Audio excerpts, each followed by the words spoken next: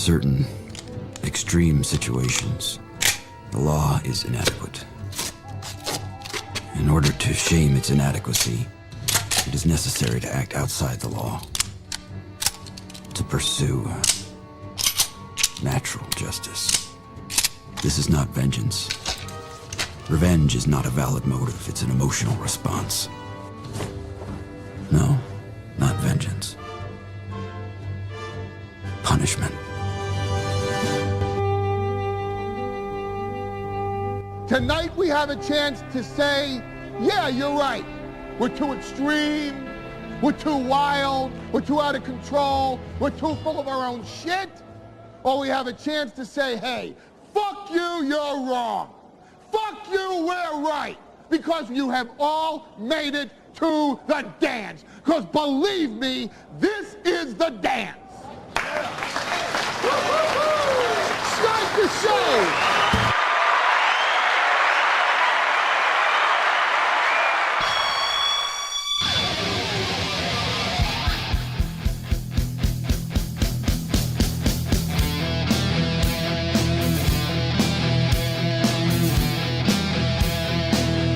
Hey, good morning.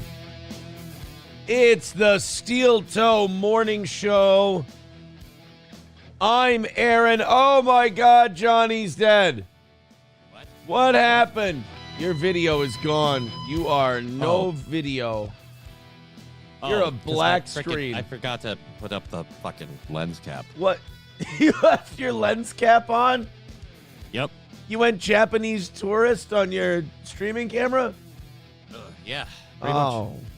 Oh, no. I have a gift for you today, young man. What's that? Well, not so much I have a gift. I'm not going to pretend I'm good at this. But Victor got you a gift. Okay. Here it is. The old days, Yeah. you told me about, you'd have just taken a telephone book to them. Now I gotta actually question people and go fucking buy the book. Right. And yes. I guess I'll take care of this here. You're gonna hit the game? Yeah. Right. If they don't beat them, who can they beat? Yeah. That's right. I'll take care of this, all right? All right. I got it. Right? Yeah. Yeah. Yeah. Right. Yeah. Okay. Yeah. Those are his 3 lines in that whole thing. Right. Right. Yeah. Yeah. Yeah. Okay. In fact, I think that last one might be ADR. Hold on. That one, they might have added that in. I could be wrong. Hold on. The old days, Yeah. you told me about, you'd have just taken a telephone book to them. Now I gotta actually question people and go fucking buy the book. Right. Yeah. Yes. I guess I'll take care of this here. You're gonna hit the game? Yeah. Right. If they don't beat them, who can they beat? Yeah. That's right. I'll take care of this, all right? All right. I got it. Yeah, I don't think that all right was Bruce. Or, like, it wasn't Bruce in that moment. They went back and added that all right later because the talk and the point is off. It's funny, but it's also sad. Oh, it's yeah, all the way sad. It's all the way sad. It's Bruce Willis clearly having aphasia. And, like, before anyone, goes like, oh, his family, but it was his idea. He wanted to try and make a bunch of money. He knew he was sick, and he wanted to try and cash out as much as he could because he knew he wasn't going to be working long. Right. And he just couldn't do much. I mean, I told you I watched that movie Midnight in the Switchgrass with Emile Hirsch and Megan Fox and all that. Yeah. And really, it's an extra dick move on your part because you just talked about how sad you're like, Aaron, that made me funny, yeah, but it's also sad. Yeah. And then you just start going, yeah, right. Yeah. Right. Yeah. I mean, I'm doing that, dude, baseball season this year and football season next year. That's what it's going to be. I'm going to be like, if they can't beat them, who can they beat? Yeah. Yeah. Yeah. That is you when I talk about sports. You're Bruce Willis in Most of the Gasoline time, yeah. Alley. Yeah. Right. Yeah. Right. I'm waiting for the earphones to tell me what to say next. You know how many of our fans are going to just do that to unsuspecting people now, like in their family at like events and functions? It's one of the reasons that I'm so happy we have that clip now. They're going to gasoline alley the shit out of people. There's going to be gaslighting and then gasoline alleying. Gasoline alleying is when you pretend to be interested in something someone's saying, but you're clearly mocking them. Right. Nobody will know until it happens. Someone will be talking about, yeah, it worked with the forklift guy. Yeah. Forklift guy was being a real dick. Right. Yeah. You know, that forklift guy, I could do his job twice as well as he could. Yeah. Yeah. And then you're just being an asshole. That's all. Look, man, we got a great show today. Hell, man, I don't know where to start or where to begin, man. I got an email before the show from Jake Hudson. Okay. You might be thinking, Aaron, that's out of the blue. No. Jake Hudson emails me all the time. Quite regularly. I never email Jake Hudson back. I never talk about Jake Hudson. I never discuss Jake Hudson because it's fucking dead end. Right. But Jake Hudson still sends me messages. And this one's a little weird. Now, I also stopped talking about Jake Hudson because compared to, like, Nobody Likes Onions fans, Jake Hudson's not weird anymore. He's not psychotic anymore. Jake Hudson's a pretty normal guy. But then you go to like the mentally ill people who have developed a psychotic parasocial connection, a one-way connection to me. Jake Hudson looks pretty normal. I did get an email from Jake Hudson today. He said, I got suspended on X. I'm working on it right now. You win. Now, I don't really know how Jake Hudson getting suspended on Twitter is another win for the toe. Right. I've never seen anything Jake's put on Twitter. I've never been upset or happy about anything Jake's ever put on Twitter. So I don't really know how Jake Hudson losing said Twitter is supposed to affect me, but I was informed this morning that I win, making that another win for the toe. So I'm very happy. I was worried there was a song involved. Yeah. I got kicked off of Twitter. You know what happens with Jake is, like, people fuck with Jake and they think they try to get him to say stuff. I'm sure somebody probably egged him on to tweet some stuff at somebody and it was against the terms of service and he did it and then he got kicked off. I wouldn't be surprised if that's how it went with old Jakey, Eggs and Bakey. But he got banned from Twitter, and I won, apparently. I don't know what I've won. But, yeah. Right. The next email will tell you. Yeah. He's still, man, I'll tell you, I haven't talked to that guy in like a year, and he still sends me links to join his stream.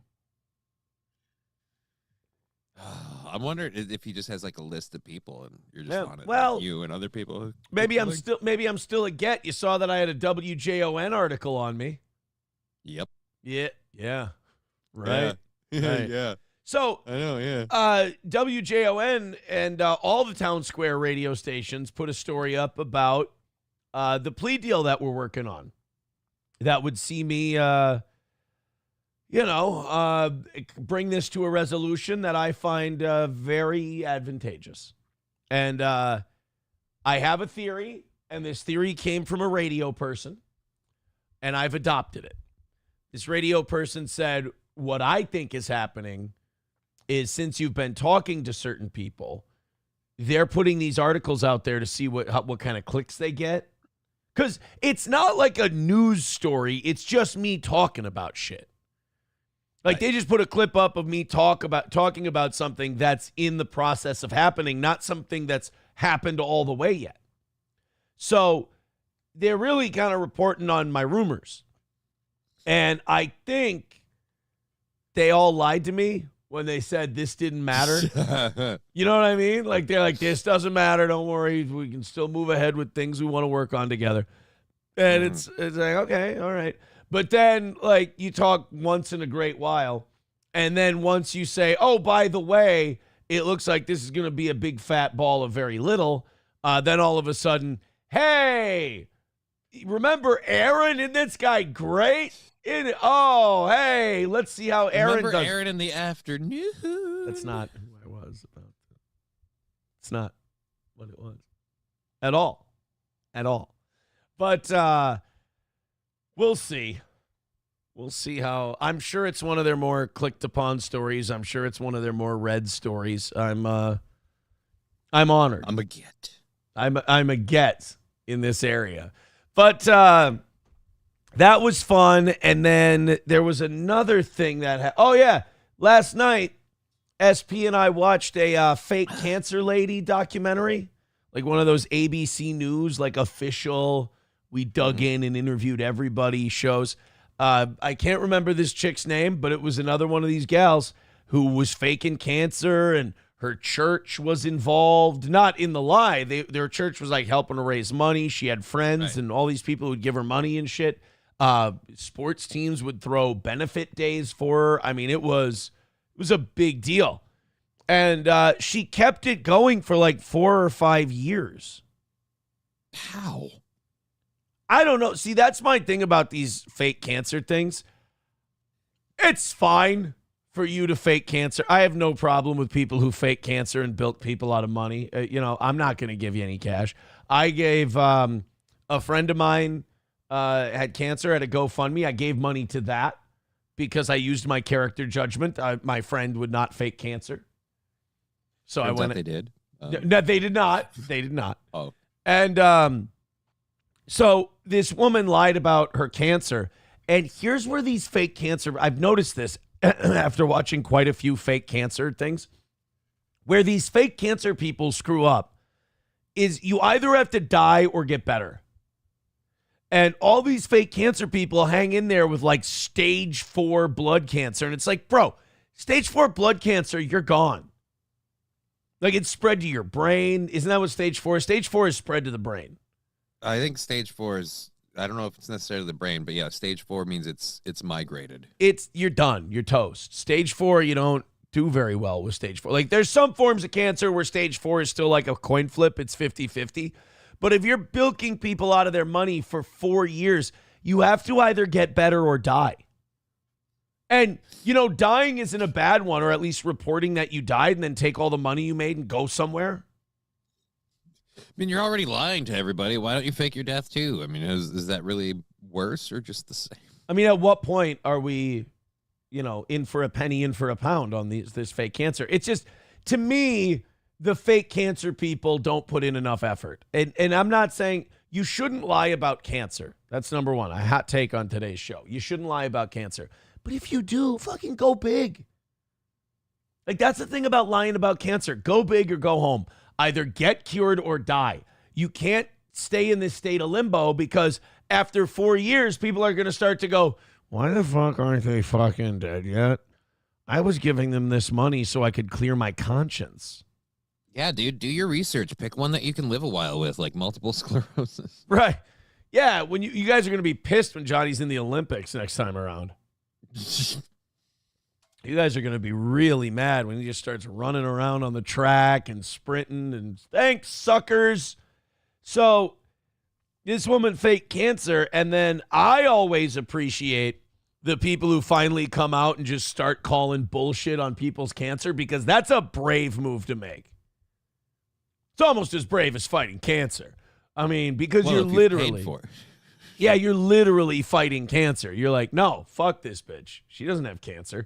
Like that, firing that first salvo, whoa, that is, like, even the woman who called her on it, what happened was she showed up. She said she was at the hospital. She showed up with a little circle Band-Aid behind her ear. And her neighbor / friend was like, hey, what's up? What's with the Band-Aid? And she's like, oh, I had fluid drained from my brain. So, but then she went swimming in the pool and was like under the water and splashing around and everything. And the woman's like, you ain't under the water splashing around if you just had fluid drained from your brain. So she started putting 2 and 2 together. And even when she was ready to call bullshit on this chick, she wrote to some TV investigator woman and she was like, I want to remain anonymous. I want you to look into this. But keep my name out of it because I'm not sure. Like, calling out fake cancer is one of the most difficult things to do because you got to be 100% sure. Well, if you're running around taking money and shit from people, you're like, yeah, I'm stage 4. I don't know. It gets pretty easy when it's like, what's with all the jumping jacks? Yeah, well, Because but I've seen a few people that have suffered from cancer. And usually when you're at the end of that, whether you make it through or not, you're not the most physically fit. You're not the most active. And yeah, so it's just kind of weird when someone's in perfect health and they're just like, oh, no, I'm stage 4. I'm sick as shit. yeah, but then, like, this woman wasn't losing any hair. You know, this There's woman, another big one. she wasn't getting rail thin. Like, and again, it's shitty. You put people in a weird position to call out your cancer because they're like, hey, look, we've noticed you don't look very shitty, and we were kind of thinking you'd look shitty after a while, and you actually look really good. I'm starting to think you're faking. Like, you go and you accuse someone of that. What if they, like, just break a tumor off out of their ear? They hand it to you. They just reach in, they I don't pull think it out. works that way. Sure. Theoretically, though, they reach in, they pull out a tumor, they hand a chunk of a tumor to you. Now, all of a sudden, you're holding their cancer after you just accuse them of faking it. Dude, it's hard. That's what I'm saying. The people who are the first ones, like the Johnny-come-latelys who are like, we can't believe you did this to us. After you already found out they had cancer, fuck that.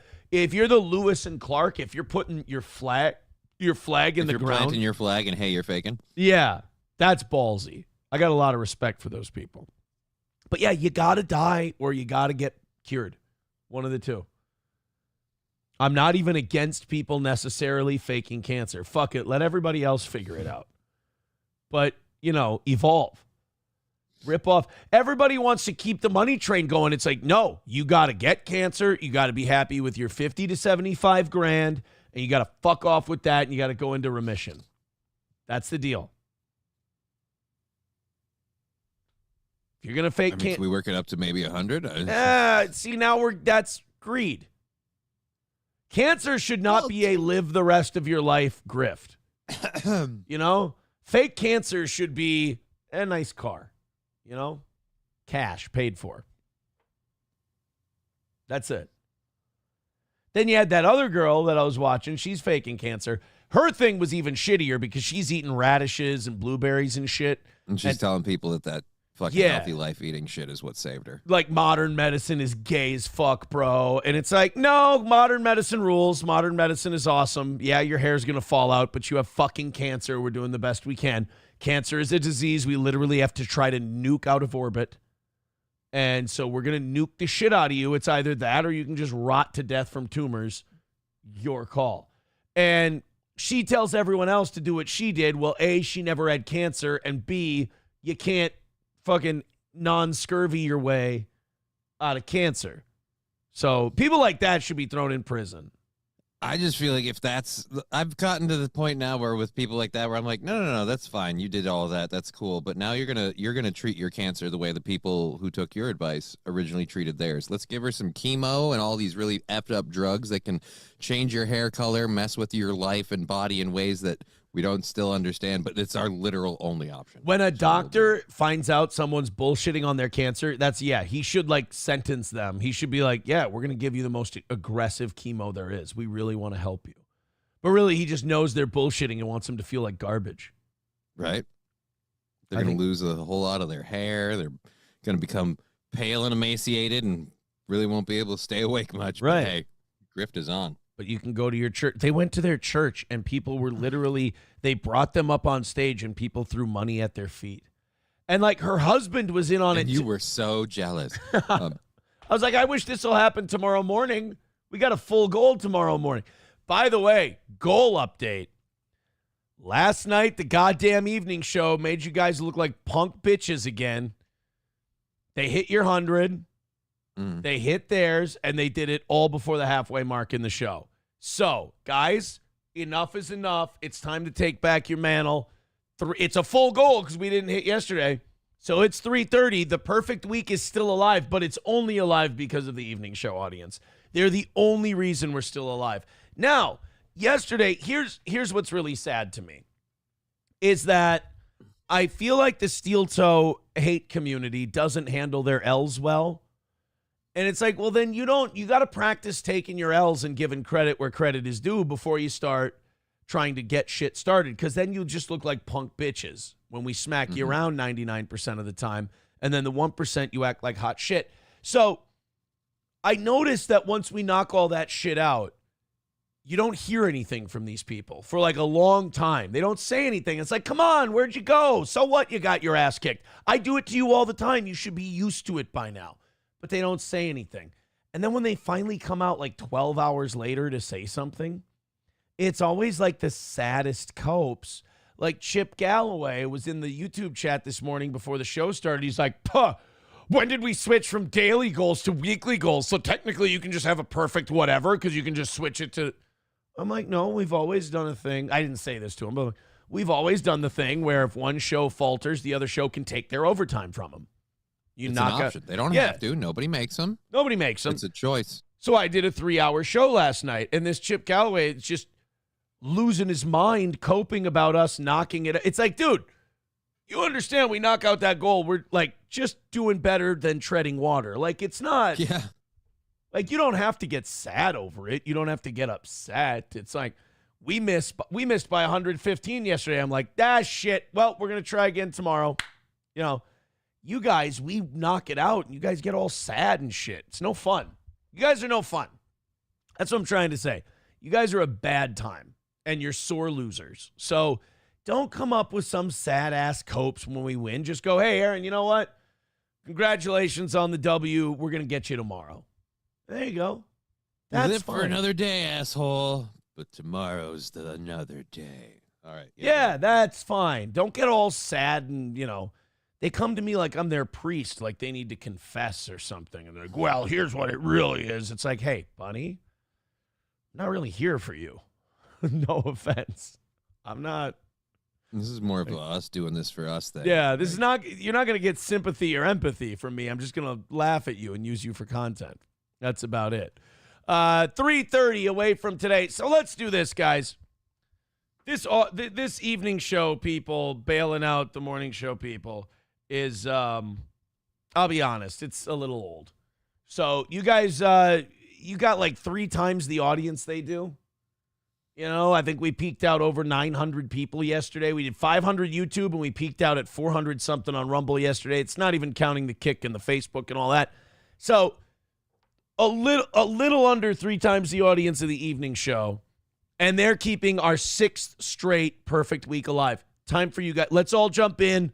$10-20 today. Let's get this thing hammered out. I mean, they can do it in their first hour. I don't think you guys can do it in your first hour, even though you can. You can't. Let's see how close we can get. Here's what the WHMH 101.7 Top Tonations board looks like. Crunchy with 210 yesterday. Jesus Christ, Crunchy. Thank you, Crunchy. Gray Duckling was 75. Stephanie was 70. Fuck you, dude, with 20. Thank you very much.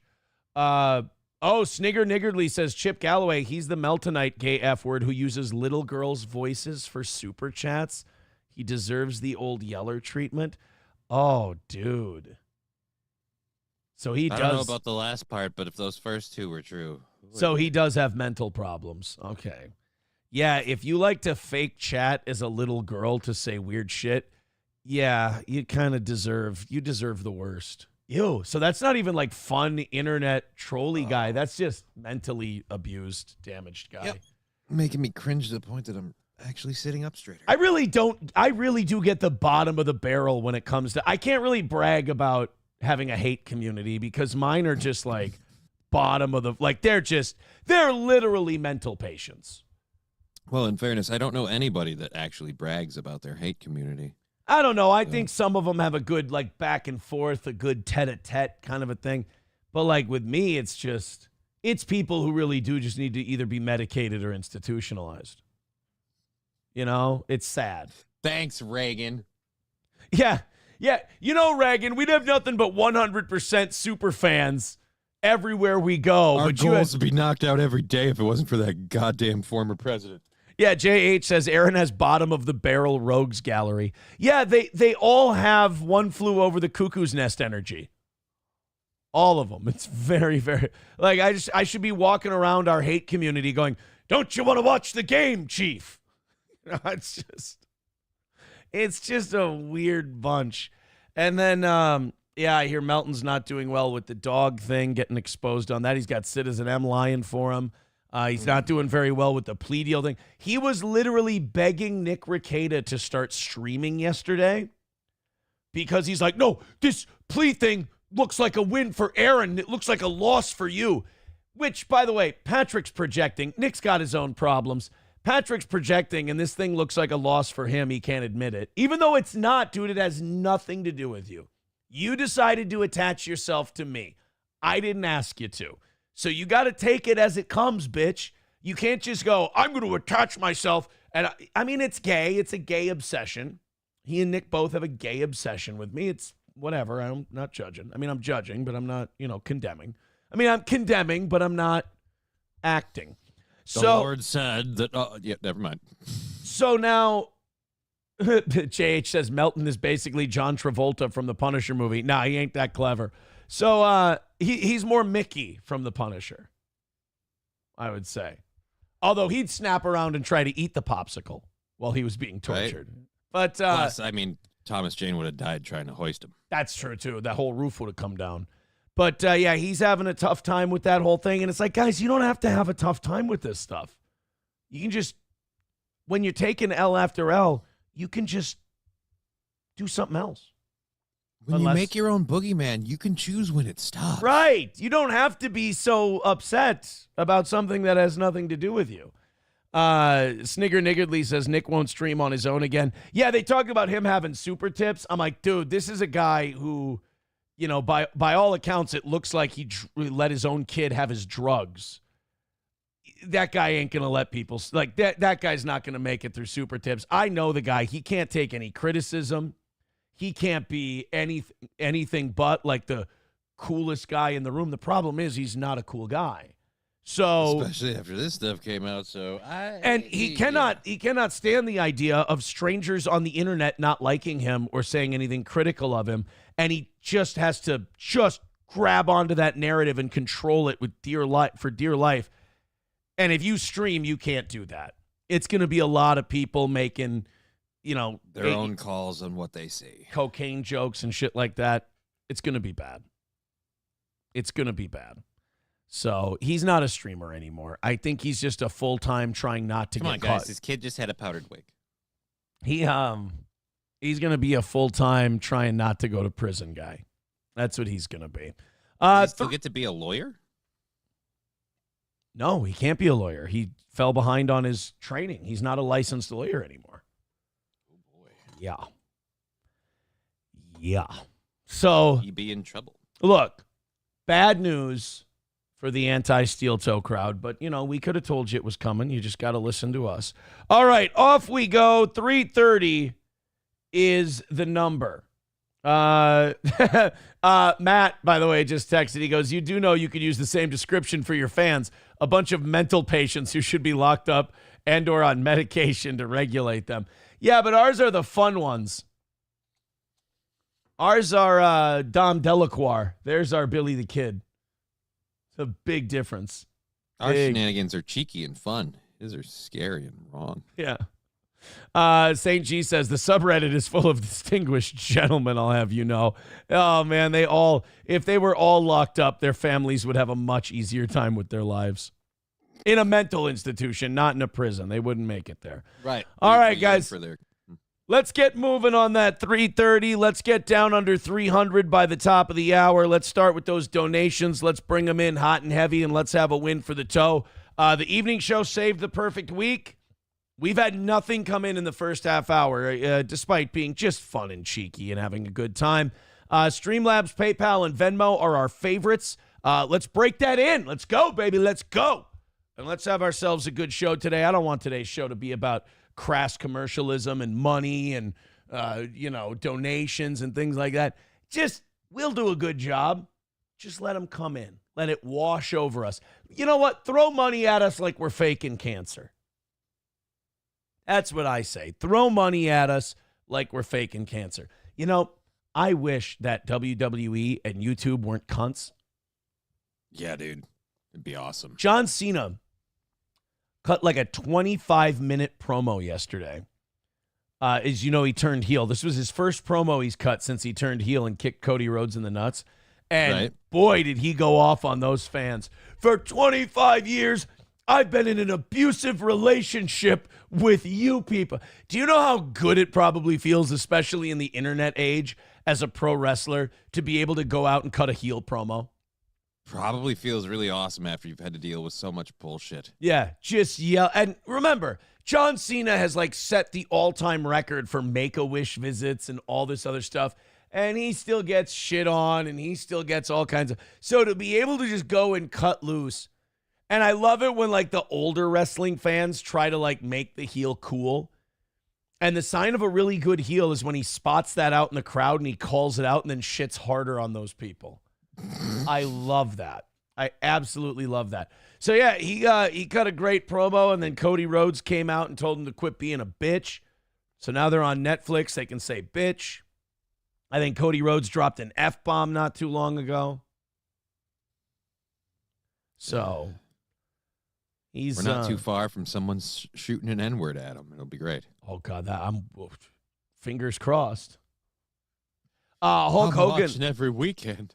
Hulk Hogan called Tony Atlas boy once in a promo. Back when he was Thunder Lips and he was a bad guy, he was working in one of the territories against Teddy Atlas, or not Teddy Atlas, that's the boxing trainer. Tony Atlas, who was this black wrestler, and he called him a little black boy. I mean, that's close. Right. Roddy Piper did half blackface.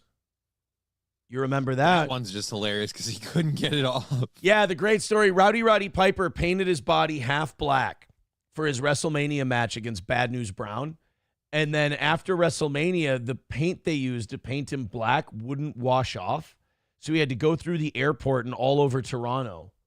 As half black man. As half blackface guy. But it wasn't blackface. It was the whole head to toe. Dude. They drew a line down the middle of his body, then filled in one side. They spray painted him. Oh, man. And yeah, he could not wash it off, and he had to walk around with that shit on him. It's, quite frankly, it's fantastic. I can't imagine how much fun the wrestling guys had with that. That had to be the only thing they were all talking about. Oh, well, at least, it's not like it was something that you could spot him in a crowd real easy to give him shit about. No, but I don't. Half a match. Oh, wait, there is an instance of WWE using the N-word. I've been waiting for you to catch it. Yeah. Vince McMahon called John Cena the N-word. You know about that one?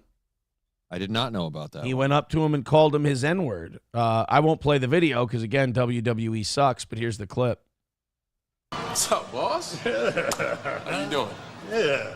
What's good in the hood? Just holding it down, trying to take care of business. Keep it up. I'm a nigga.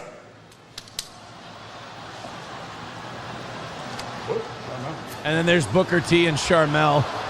Tell me he did not just say that. Tell me he didn't just say that. That'd be really horrible if you had any other clips. Yeah, I mean, Booker T is really mad when people use that word. Right? Booker T does not like it when you use the N-word. We want the gold, sucker. Hulk Hogan, we coming for you, nigga. By the way, the reason that's the most badass wrestling promo of all time is that was James Huffman. That wasn't Booker T, the wrestler. That was like if you just let the guy cut a promo, that's how he talks. That's what he would say. And like that's the most awesome part of that Booker T Hulk Hogan promo. It's perfect. I like it when he catches what he said and he's like, oh, shit. Then he puts his head in his hands, and then his manager's like, no, you're good. You're all right. Just come on. And he rubs his hands together. Yeah, I meant that shit. That's right, Hulk. That, like, to me, that's a cool moment. Like, that's an awesome wrestling moment that they should have ran with. instead of like trying to hide. It's and I'm glad that like 30 years later it's gotten its respect. You know, now people love that and it's like a super viral clip. All right, we're making dick 3:30 away. It's past 6:30. We got to get this is amazing to me. This is astonishing to me. I mean, you talk about a crowd that just has not taken hints.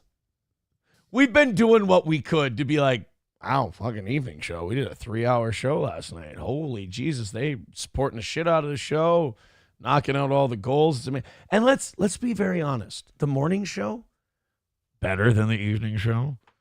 We put a little more effort into it. You know, let's be honest. You guys are getting a free ride in a fancy car. $5 from Coltrane says, stop talking about these internet retards. I wouldn't know these names if you didn't talk about them. Oh, God, I can fucking poke fun at people once in a while. Guys, stop doing your don't talk about, like, how anti-steel toe is that? Don't talk about this. Don't talk about that. I know you guys don't like it. That's why I do it for 5 minutes and I move on before you get sensitive. But yeah, I'm going to do a little strafing run and shit on people who suck. And then they're going to blow a gasket, and that's funny to me. And then they're going to do 8 weeks worth of shows about yours truly, and then I'm going to do one little shitty comment, and they're going to blow a gasket again. To me, that shit bothers the fuck out of me. That whole, don't talk about this on your show. It's like, no, we don't talk about this. I honestly, I bend over backwards to take care of the OG audience that doesn't want to hear about this shit. I make fun of it for a few minutes when they start coping, and then I drop it because I know you guys are going to get fucking pissy about it. So don't. And by the way, Coltrane, thank you for the $5. If Coltrane wasn't such a longtime fan and he didn't take shit like this personally, I wouldn't have said it. 3:25 away from today. Let's get moving. Become my favorite children again. Yes, my love is for sale, and currently it's being purchased by the evening show audience. 3:25 away. Great start to the show entertainment-wise, lacking in the goal department. So, I know you saw the news on eggs yesterday. Yep, prices are down. Holy shit. I haven't bought eggs for a couple weeks. Haven't had to. I haven't been on a big egg kick lately. But egg prices, January 21st, the day Trump came in, and that was when Biden was just slaughtering chickens every day. Mm-hmm. Just killing them, wiping them out because, you know, they were worried about bird flu. And, you know, the last time we had a disease sweep through the country and we decided to murder a lot of birds, it really turned out to be necessary. So it's just really good. Yeah, it's really good that we decided to do it again. So when Trump took office less than 2 months ago, God, it's been less than 2 months. Unbelievable. Less than 2 months ago. Longer. Yeah, the price of a dozen eggs was $6.55. Yesterday, the price of eggs was $3.45 a dozen. I mean, that's almost half in less than 2 months. A 47.33% decline on the price of eggs since he took office. That's only for $20. We ain't doing that. Dive Bar with $2 says, don't talk about bending over backwards. See? Look at that. He threw in a fun little comment and he threw money in behind it. Isn't that wonderful? What a guy. You know who does that a lot, Johnny? Who? The evening show crowd. Yeah, they call me gay, but they pay for the privilege. They do a lot of money chipping in for being gay. Or calling me gay. Whatever. Oh, yeah, and Coltrane, I'm sorry, I should be nice to Patrick Melton anyway. His boyfriend and him are butt-fucking in Las Vegas right now behind Patrick's fake wife's back, so I should probably be a little bit nicer. So gay. They're just so gay together. And imagine you're gay and your boyfriend's over, but all you want to do is talk about another man and his penis. It's like, that's got to be depressing for... what did I get dressed up for? For Sultan Marid Bey or whatever the fuck his backwards ass. Happy to say I have no clue what you're talking. Whatever his backwards ass culture name his parents gave him. Imagine that you're just trying to get your boyfriend's attention, but he's just can't stop thinking about another man's cock. It's weird, you guys. I mean, really, you got to try and rein it in a little bit. You're gay. One of you was a cheerleader. It's just weird. All right, let's go to Don Lemon and Bill Maher. I love that Bill is just Bill is not giving a shit about people's politics and what they think. He had Kid Rock on recently. And if you're a Republican and you've got Kid Rock like on your side, only let Kid Rock speak in sound bites. Don't let Kid Rock do anything long form for you. Because I was watching the Kid Rock Bill Maher Club Random episode, and Bill couldn't finish a goddamn sentence. Kid Rock. Once Kid Rock gets past the conservative talking point, there's not a lot there after it. It's a lot of and we have a clip of Kid Rock talking to Bill Maher. Would you like to see it? Great. Here you go. We should Here's check it out. Here's the clip. The old days, you told me about, you'd have just taken a telephone book to them. Now I gotta actually question people and go fucking buy the book. Right. Yeah. Yes. I guess I'll take care of this here. You're gonna hit the game? Yeah. Right. If they don't beat them, who can they beat? Yeah. That's right. I'll take care of this, all right? All right. I got it. Just Bill just kind of looking at him. Yeah. You know what else I've noticed? Luke Wilson is even talking to Bruce Willis like he's his disabled grandpa. It's kind of like in a humoring tone that he's talking to him. So Bill Maher had Don Lemon on, and one of my favorite things that Bill Maher does is he makes liberals feel really comfortable, and they're like, man, wait till I drop this take on Bill Maher. He's going to love it. I love when liberals drop a hot take on Bill Maher, and he just goes, yeah, no. Shits on it. That's not the way it is. No, I think it's something else. I don't think that's the way it is. And the liberal's like, wait, what do you mean, Bill? And he's like, no, I just think that's a bunch of bullshit. They're like, well, fuck. If Bill Maher's not going to let me come on here and spout this shit, what can I do? Your show's on YouTube. It's a now. different mechanism. It's the same thing, though. It's a Do smaller more screen. people watch you on YouTube than watch you on CNN? This is such a... This is what... If you ever ask, what's the difference between Club Random Bill Maher and Real Time with Bill Maher? It's fucking Pirate Bill with a blunt in his mouth and a bottle of booze in his hand. And just talking to you going... Well, so anyway, I want to know, CNN or the podcast... What is movies? By the way, that's why I can't suck dick, and I'm tired of everyone saying I do. I stuck this marker this far into my own mouth. See where my thumb? Just that little bit. Mm-hmm. I just gagged myself. Well, I mean, that doesn't mean you can't suck dick. I'd like to believe in you. I think it means I can't suck dick. It means at the very best I could give it a little smoocher. I could give it a smoocheroonie. That's about it. I'd be old Smoocheroonie Jones. That's all I could do. CNN? I think now, I think they do. Well, you don't know the answer to that question? No, I do know the answer to that question. I think, I won't say it. In my early days on CNN, I would say more people watched me on CNN. And then also when I was there, it was a different time. I think more people watched me on CNN. No, I don't know. I think more people. You know what this is?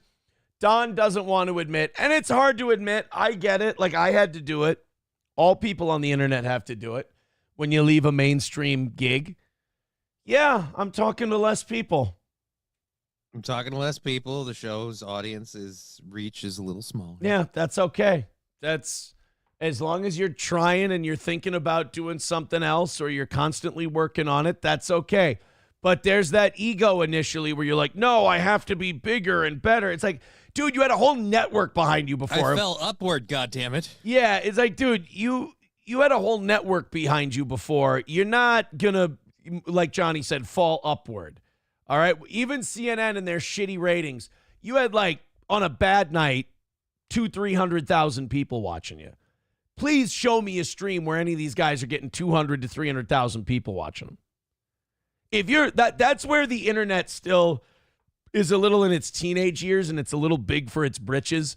They're like, yeah, this is where it's at. It's like, really? The shittiest cable news station does way bigger audiences than most of your big political streamers.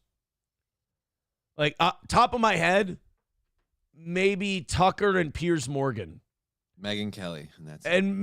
Maybe Megyn Kelly are doing better numbers. But if I go to YouTube and I go to Piers Morgan's channel, Piers Morgan, uncensored, that's what it is. Yeah, he's got 3.7 million subscribers. What's his last show do? Streamed 1 year ago. Oh, no, he posts his shows as videos, not live streams. Yeah, yesterday's show, 204,000 views. That would come in last place. Right. And when the cable news ratings come out and they say 204,000 people, that's watching at one given time. Right. That's not total views. That's not total views. Right. This one's total views. Now, this one where it's he has a Chris Eubank Jr., Connor Ben face-off, like he did a boxing special, 1.2 million views. That's pretty damn good. 581,000 the other day. So, yeah, like Piers is still getting his fucking ass kicked by Fox News. Like, they're killing Piers Morgan. And Piers Morgan's show is all day. Don Lemon would be doing his show for an hour. So and Don Lemon got himself kicked out of the Twitter treehouse when he started doing his first big thing when he came back was, I'm going to shit on the guy who's offering me a platform. That was kind of weird. When he went, it was hilarious. He did a show for Elon Musk. And it's like, Elon Musk is a piece of shit. And it's like, oh, Don, take it easy, buddy. The guy's trying to give you work. I'm going to make him smell my balls. By the way, did anything ever come of that lawsuit? I don't think so. At least nothing public, so it got solved either out of court or... Oh, you know what? You're right. They did settle out of court. Don Lemon had to give him something for making him smell his balls. He's lucky that guy sued. I mean, a lot of people just beat the living fuck out of you for doing something like that. You know? Coltrane... dudes just swing. Like, that's... Yeah. Coltrane with $1 says, for $20, you do it for free all the time. Thank you for your ball busting today, Cole. Coltrane says, $1. I just find these internet retards as insufferable and annoying. I know you'll like your victory laps. I just couldn't care less about them.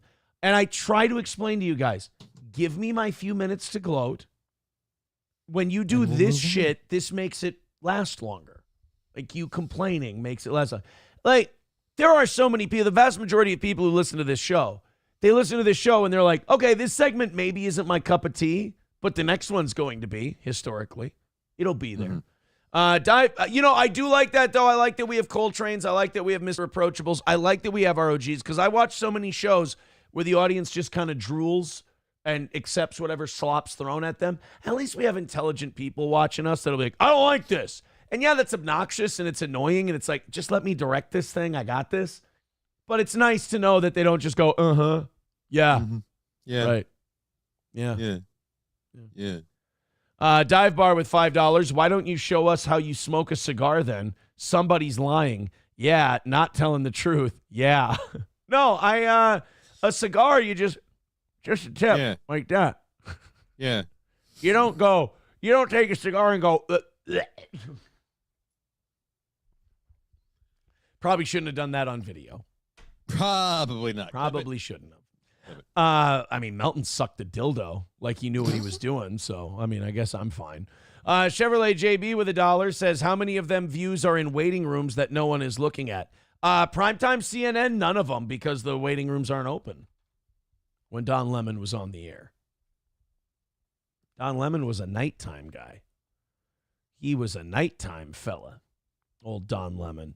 We've also got another thank you to throw out here. They're waking up. The morning people are waking up a little bit. There's Katie with $20. Thank you very much, Katie. Guys, you can do it. Katie getting us down to an even $300 for today. Guys, enough with just barely getting to where we need it to be at the hour level. Let's just go ahead and quit playing around. Let's fuck it up and let's just get it down to 0 and call it another win for the toe. Everybody all together now. Let's do this thing. Streamlabs, PayPal, Venmo, Super Chats, Rumble Rants. Off we go. Let's rally it up. Don Lemon did have an admission to make during the Bill Maher interview, and it was a good one. People watch me now. But I think the highest point of CNN was during COVID, and we had COVID and George Floyd at the same time, and Donald Trump. And that was the height. That was the highest ratings, the most profitable of CNN. And so it was amazing to be there. People watched. You know, these people just become these soulless assholes, and they don't even realize that they become these soulless assholes. Because they go out and they go, yeah, you know what the best time was for CNN? The best time for CNN is when the cops killed that black guy and that black guy died and everybody was burning down major cities and the country was going to shit. That was awesome. We also had COVID. Everyone was getting shut down and kicked out of their jobs, and that was fucking We made cool. a lot of money. Yeah, that ruled. And then like Donald Trump was president and the country was trying to dig out of a bad time. All that shit was so fucking awesome, man. These soulless cunts only see things as ratings points, and like they don't see a suffering index. They don't see a misery index. Like, no, you know what ruled? And like Don Lemon's another one of these guys who will be like, you know, Black Lives Matter, plays the black card, everything else. But then whenever he talks about George Floyd, he gets a boner because he goes, it was so awesome when that fucking black guy died and we got great ratings. It's like, well, which one is it? Is it sad when these lives are lost and Black Lives Matter? Or are you just only thinking about business and it fucking rules that this guy kicked it? Yes. Yeah.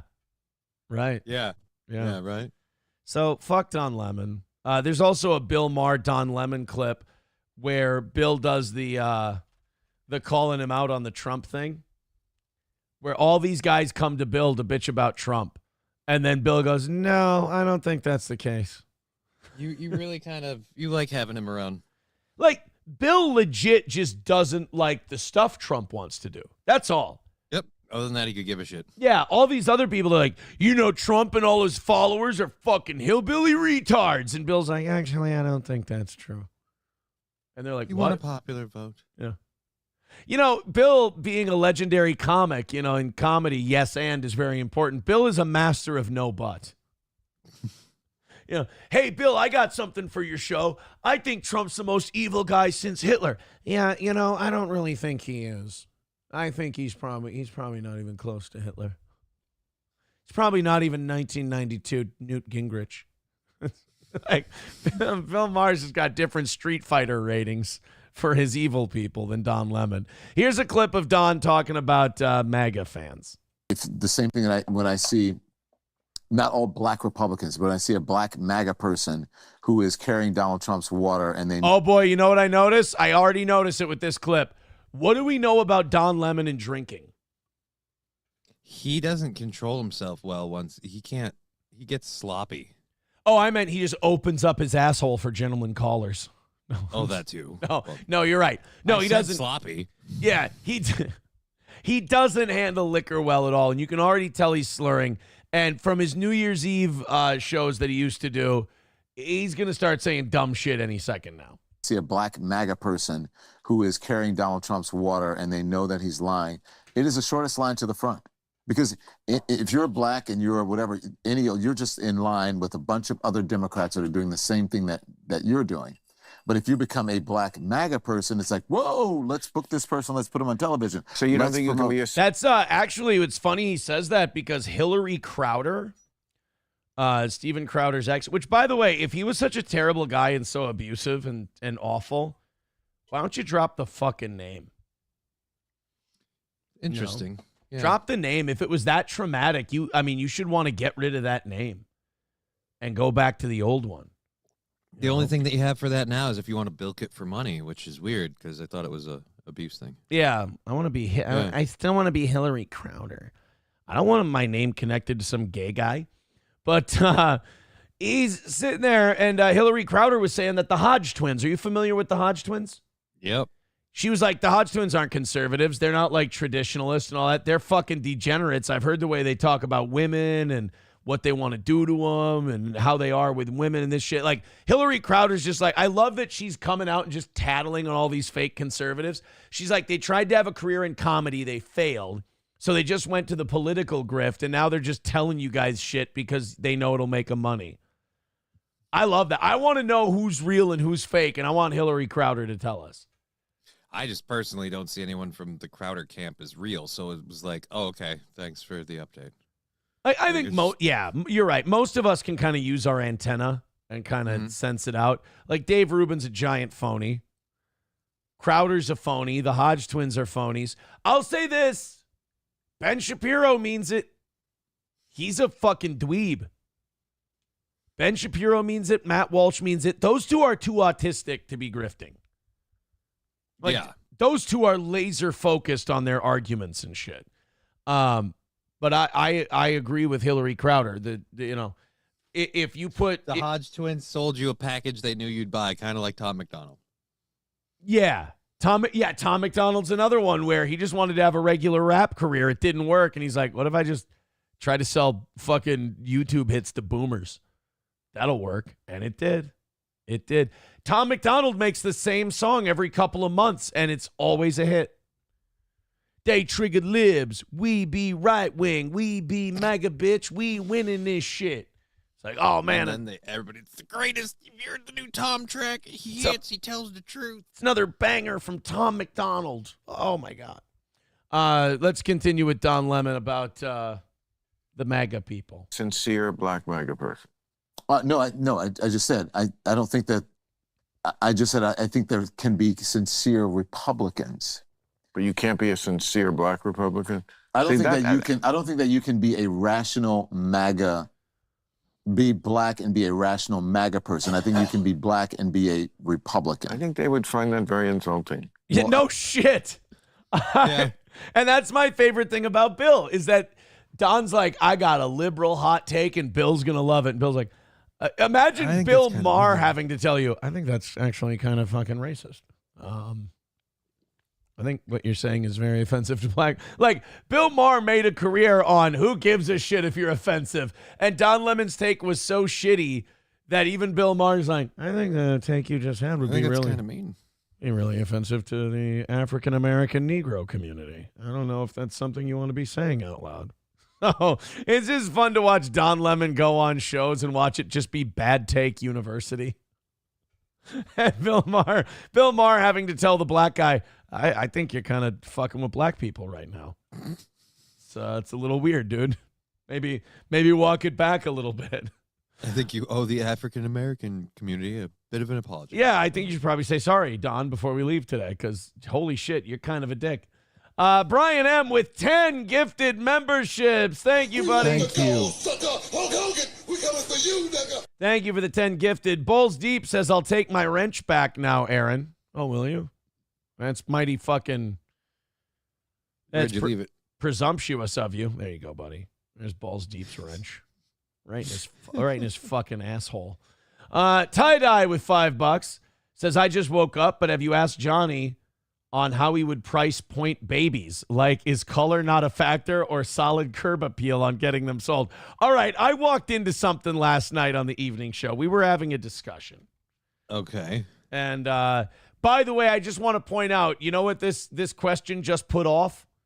What? A really fucking awesome Mike Francesa clip we're going to get to. Francesa yesterday was yelling at his staff and didn't know he was on air. Thank you, Professor Tie-Dye. Dude, I love Mike Francesa. He's my favorite sports guy out there because he's just no fun.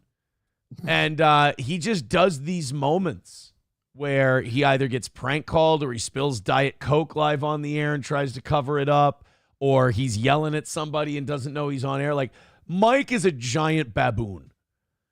And it's just fun to watch him do baboon shit on the radio. So we got the Mike Francesa clip coming up, but first, Professor Tie-Dye threw us $5. So what's this baby pricing thing? I'd like to know. Well, first of all, Nicholas, my golfing buddy, with $10. Thank you very much. Appreciate that. Balls Deep with $5 says preesh. I hate that you said it that way, but thank you. I preesh you too. You fucking half a mo. 260 away from today's goal. See that, guys? Fuck $200 by 8 o'clock. Let's just do it now. You guys are doing it. Just keep doing it. 260. And then we don't talk about it the rest of the day. Right. Yeah. Right. Yeah. Yeah. Like, because, we bring up the goal like all the time because we got to get it made, Yeah. But we make it. We don't got to do it, right? Right. And if we can't beat that, what can we beat? Yeah. Yeah. All right. 260 away from today. Thank you guys very much. Let's keep it going and keep perfection alive. So last night, we find this story of this woman who sold her baby for $50 and some clothes. And she got arrested. And my take was, why do we want to force this woman to keep her baby that she so clearly doesn't want? Right. It's going to fuck up the kid and it's going to fuck her up. So I was like, why can't we have a system? Because right now it's illegal to sell your baby.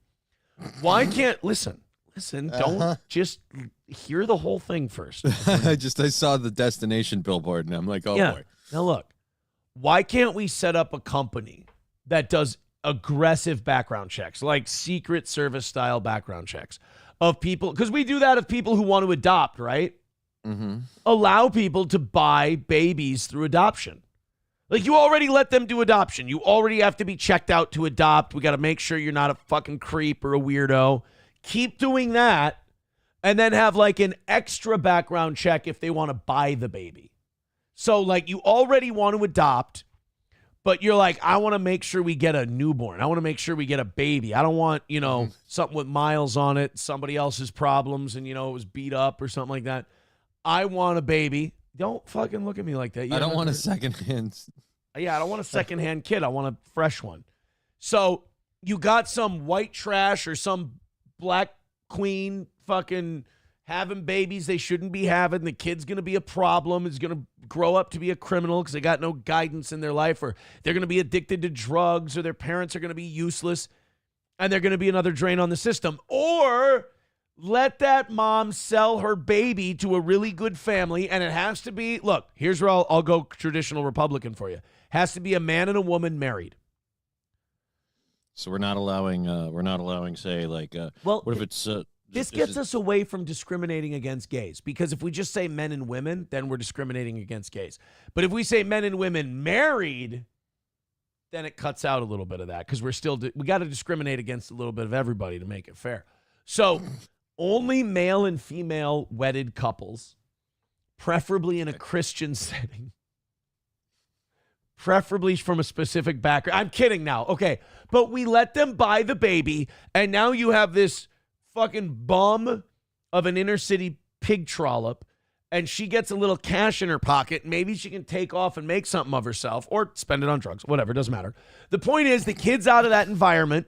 The kid's out of that situation. He's with a family that loves him, and there was some money exchanged hands.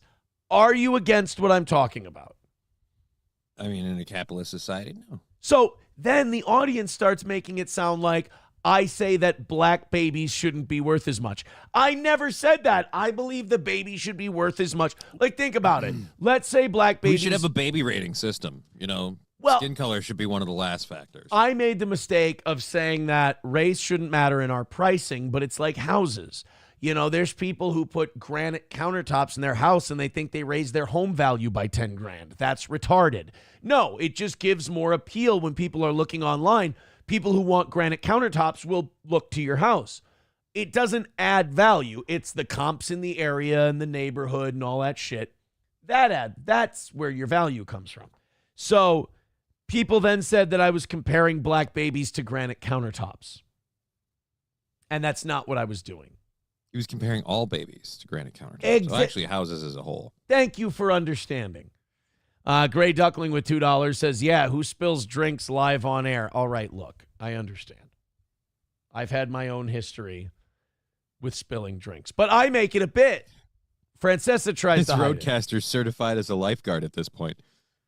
Oh, man, I got like gunk on my keyboard. I don't even know what it is. Yeah, dude, I got you a really nice keyboard and it's dead. I think you threw it out. But it's weird because, like, check this out. So, like, this part is pretty clean. Mm-hmm. This main part here. This part is filthy. And this part over here is filled with gunk. It's like crusted on. I don't know how that is. I don't know how you don't clean your desk more. You sit at it so much. I dust. Dude, I dust like every couple of weeks. Yeah, I don't know. Maybe it's because I'm a second mic every morning on your show that I'm sitting here and I'm like, well, I could clean that. Like as soon as I got a bottle of Windex in freaking hands. I'm trying to make an example and I dropped it. I hope you fall down. I got a bottle of Windex in fucking arm's reach, man. Like Windex. Wait, you use I'm Windex? Cleaning this shit. You use Windex on your desk? It's glass top. So. Oh, that makes sense now. I was like, get some Old English, homeboy. Make it smell like mom's house. What do you know about my mom? Every white mom used Old English. Oh, I thought he was going to say everybody. Wait, is Old English the 40-ounce malt liquor? Yes. No, what's the dusting stuff?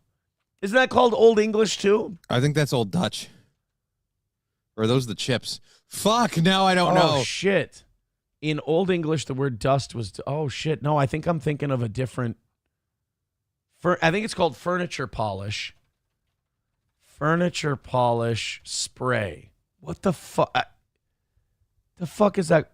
Pledge? Is it Pledge I'm thinking of? Oh, Jesus, I really fucked that up. No, I thought there was an English. There was something English. Furniture polish. Maybe it is Pledge. Oh, my God. Did I just make a 40-ounce bottle of malt liquor brand reference for dusting your shit? I think it is Pledge now that I think of it. Old English? Yes, my white mother did not dust our surfaces with malt liquor. It explains so much. I just said, don't you want your house to smell like Old English? No. No. That typically means I'm being robbed.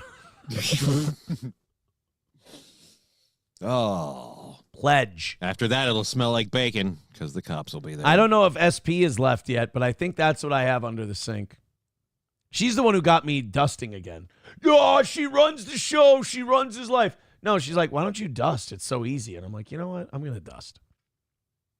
Well, you see, baby. And then I'll be honest with you. I talk like Dusty Rhodes the entire time. Well, you dust? Yeah. I'm dusting his Dusty Rhodes. Look at this, baby. I'm doing it window seal. And there's dust all over the windows. And that's the pay window, baby. And you can't have dust on your pay window. And then my kids think I'm a mental retard. It's fun. So at least they're learning. Right. It's educational. Approachable with $1 says, exactly, Aaron. I'm 100% on your side. The black babies should be the same price. They really are hard workers. It's the goddamn Jew babies. You should get a discount. No, but they always have such good negotiators. It's like good luck. Well, the Jewish babies always out negotiate you. $5 from the Zen Man. He says the baby selling idea has the same drawbacks. Some aren't wanted. Oh, no. What is this going to be? Hi. Oh. Ling Ling. Someone left another one. Oh. Coyotes, go. Get back. Back, coyotes. Ah. Get out of here. Shoot. You will not eat another baby.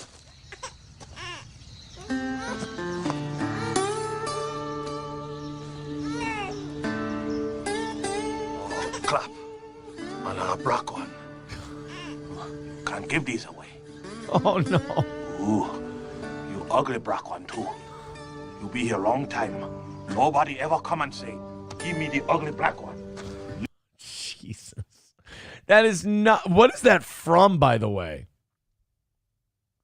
I might have a movie I need to watch. Where did that come from? Yeah, what movie is that you lunatics watch? King Kong Dong with $1 says, so Aaron's highest priced baby is from the Aryan race. Well, no, whichever one's more in demand. All right? We don't need to... Look, it's regional. In some places, yes, that's going to have a higher demand. But in some other places, like let's say the farming belt, you might find other models are more favorable. Wait, I think Approachable might have found it for me. I don't think I'm as dumb as I thought I was. Oh, JH says that was Norbit. Oh, no wonder I haven't seen it. All right, look, it did exist. Old English furniture polish. So this isn't what I used for dusting. but I knew this existed somewhere. I know I've used this product before. Why is it spelled less fancy than the malt liquor? Isn't the malt liquor, jeez. Hello, Freud. Did you slip? Malt liquor. If you might drink malt liquor. There was, isn't the Old English 40 ounce, isn't that OLDE English? I think so.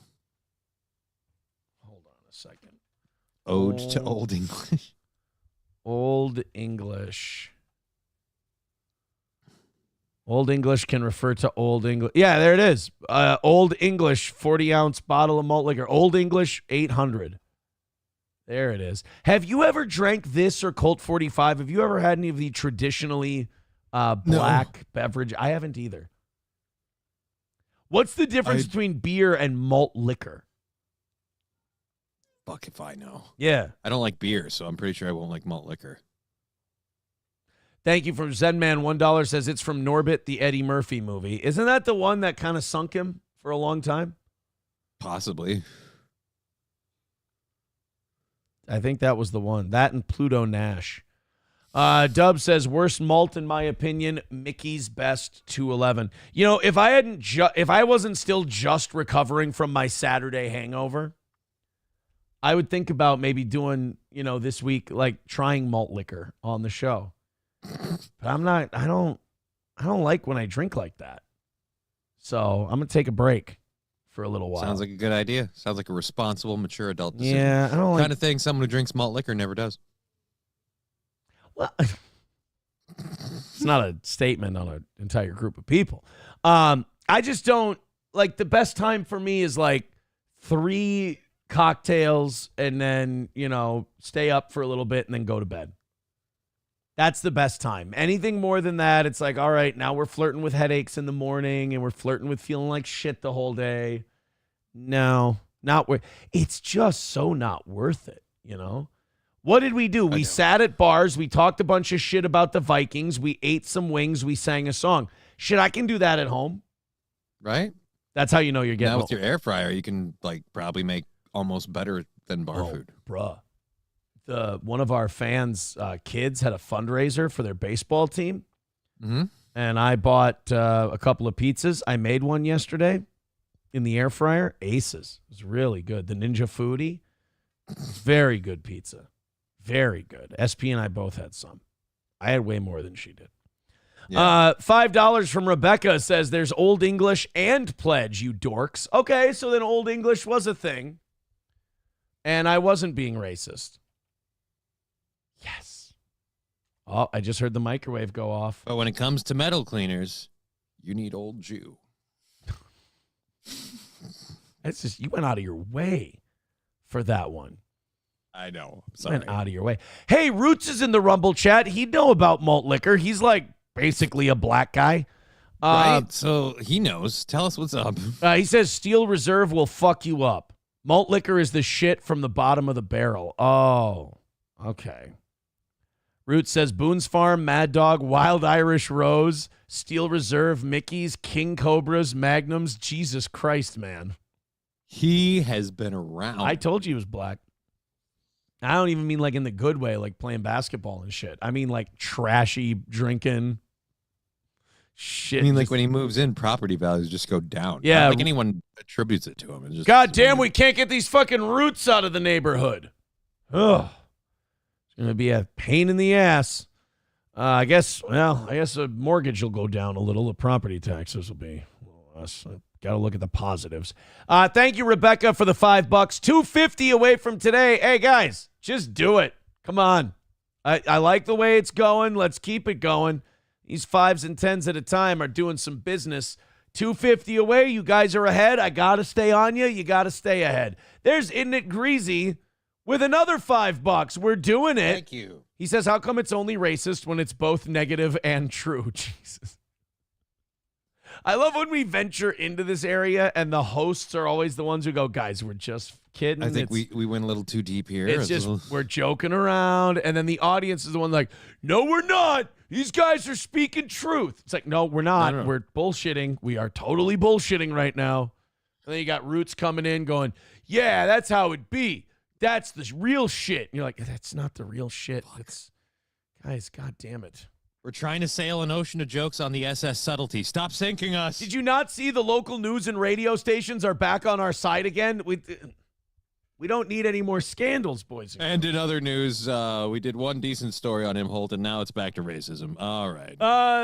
Former local radio host advocates for the sale of babies. It's no, that's not the full. It's not totally what I meant. I wasn't advocating for the sale. I was just saying in certain situations a sale might be advantageous. Right. By the way, people are just sending me. I'm getting so many people just sending me old English bottles now. It's like, it exists. It exists. Thank you. Pistachio with $1 says, Johnny, you are on fire today. Keep up the jokes. Yeah. Yeah. Right. Yeah. Yeah. Right. In the old day, you could just hit them with a book. You know, I gotta follow the rules now. Yeah. Gotta go fucking by the book. The old days, you told me about, you'd have just taken a telephone book to them. Now I gotta actually question people and go fucking buy the book. Right. Yeah. Yes. I guess I'll take care of this here. You're gonna hit the game? Yeah. Right. If they don't beat them, who can they beat? Yeah. That's right. I'll take care of this, all right? All right. I got it.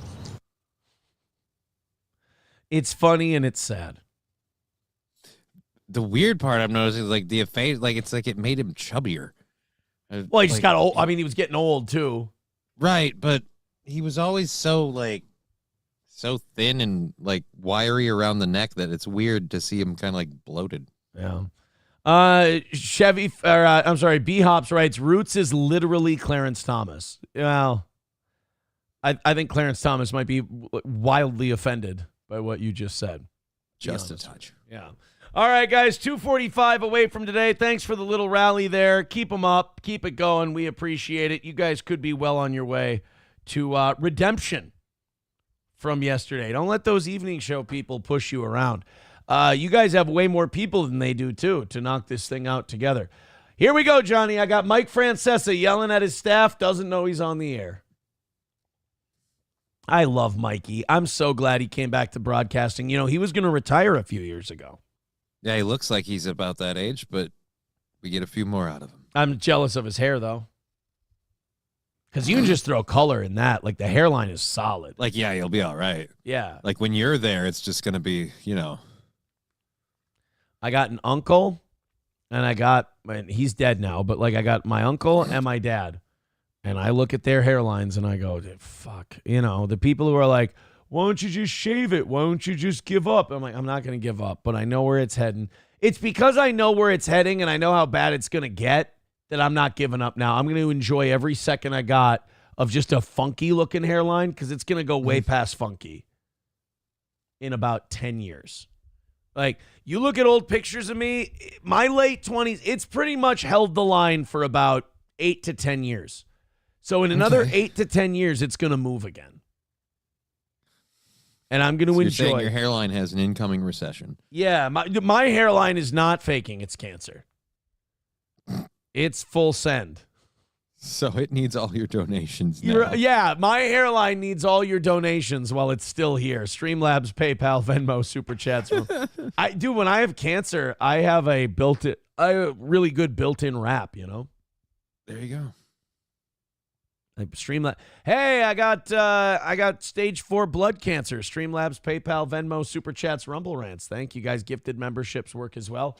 Although those don't get to us until the 21st of the next month. And let's be honest, I don't know if I'll be here.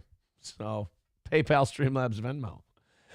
Isn't it Greasy with $2 says your jokes work like an old gun on a new neighbor. All right. So Mike Francesa didn't know he was live. Yeah. And he starts yelling at his staff and then realizes in the middle that he is live. This is peak Francesa. Like the kid still got it. Like he ain't old. He ain't washed up. He's none of that. He's still our big Mike Francesa. And Mike Francesa is known for having like a lot of people, they'll have fuck ups off the air or they'll have fuck-ups on the air, but it's like the Hannity thing where they'll rip the vape out of their mouth, throw it to the side, and just continue on with the show. Mike Francesa has these big, prolonged, like, poetic fuck-ups that everyone but him is aware that's happening, and then he catches it, like, way in the middle of it, so it's so much better. He's always the last to know. Mike is always the last one to know he's fucking up. So let's watch Mike Francesa yell at his staff while not knowing he's on the air. They have, excuse me, who's correcting me? Hello? Stop. Break the tape. Who's correcting me? Oh, boy. You know what? Now I'm on Mike's side. You don't fucking correct Mike Francesa. Mike Francesa. Well, he said break the tape. If we're live, there's no breaking a tape. That's the thing. You know what this is? This is the Bill O'Reilly hard copy bit. This is the I'll write it and fuck it, we'll do it live. That's what he's having. So he doesn't like that someone's correcting him because he's Mike Francesa, and who the fuck do you think you are? I've been making sports takes while you were banging waitresses. Cheerleaders, sorry. Who was that? Who said that? Who was talking to me? Mike, you're on the air. Well, what were you guys talking about? Because I heard it in my headset. I thought you were talking to me.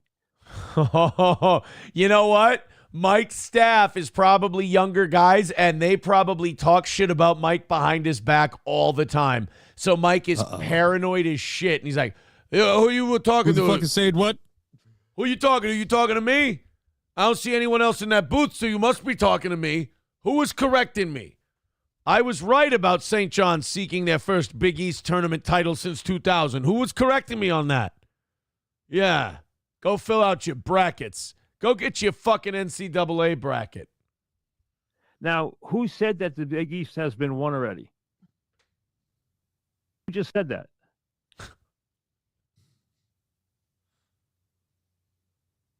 Yeah, but who said it? Okay. You name names. I will not put up with this bullshit in my operation. I like this fucking I am Spartacus shit that Mike Francesa's staff is pulling on him too, because they ain't giving up who said it. They're like, no, I can't. I got to protect him. I don't know who it was, Mike. Yeah, but who said it?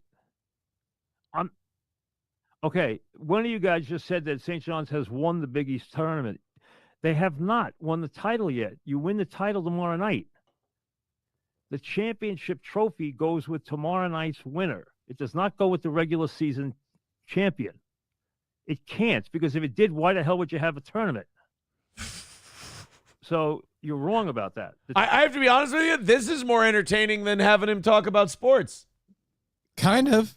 The only He's thing calling somebody out about how it works. I mean, it seems fairly obvious. Why would you have a tournament if it's already decided? And by the way, I know you guys are like, why are we just watching his podcast? No, you don't understand. He doesn't know that he's live right now. Mike Francesa desperately wants to be liked by his audience. But yet he keeps doing this behind the scenes shit live on the air that makes him look like an unlikable troll person. You know, like he makes mistakes and he doesn't admit it. He falls asleep on the air, and then when people make fun of him, like one of the things that's made me endearing to my audience is that when we do fuck ups on the show, they become a running gag and we laugh about them. Yeah. Like I had a disaster of a life experience a little over a year ago, and people make jokes about it, and it's funny. It is. I even got a guy who goes on talking, making shit up about my dick and making up lies about my consumption. But do I sit here and go, no, I play along with the joke. I go along with it. I co-opt it. I make it my own. I'm the king of that shit. Shaped like a crazy straw. Exactly. I got a fucking weird bent. I got a dick like the hook at the Apollo. Same color and everything. But it's like, Mike Francesa has this inability to just go with the joke. Like, yeah, I fell asleep on the air. What do you want? Instead, he chastises people. Or like this, somebody said that somebody won the regular season Big East, but they didn't win the tournament. And Mike's having a conniption over it. And he doesn't even know he's on air.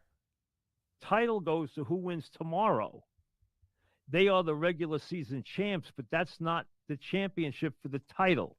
The title, the trophy, comes to the winner of tomorrow night's game, no matter who it is. They have to do that because otherwise, why the hell have a tournament? If St. John's had already won the title, what are these 4 days for? And also, I don't mean to say that your podcast is the driest dog food sports podcast out there, but if this is like a big conversation topic, you're running low. That's boring, man. Jesus. But he's obsessed. You know, I will say this. He's doing the show he wants to do. He's obsessed with the little minutia of sports. And to his credit, he's very, very good at it. And he also doesn't realize he's on air right now. And he doesn't know. How long does Mike think a break lasts? I mean, geez, no idea. He's been going off for a minute and a half already. Mike, we got to get ready to go here.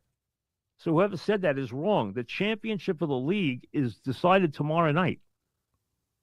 That's the title. That's who holds up the trophy. Whoever wins tomorrow night cuts down the nets.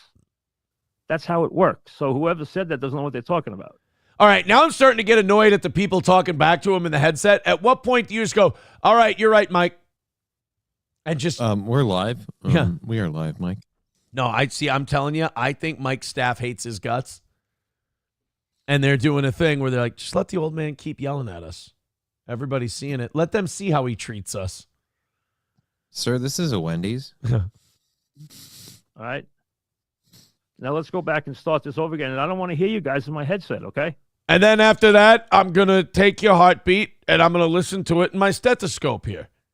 And I'm going to make sure that your pulse is steady. So whoever's bleeding through, knock it off.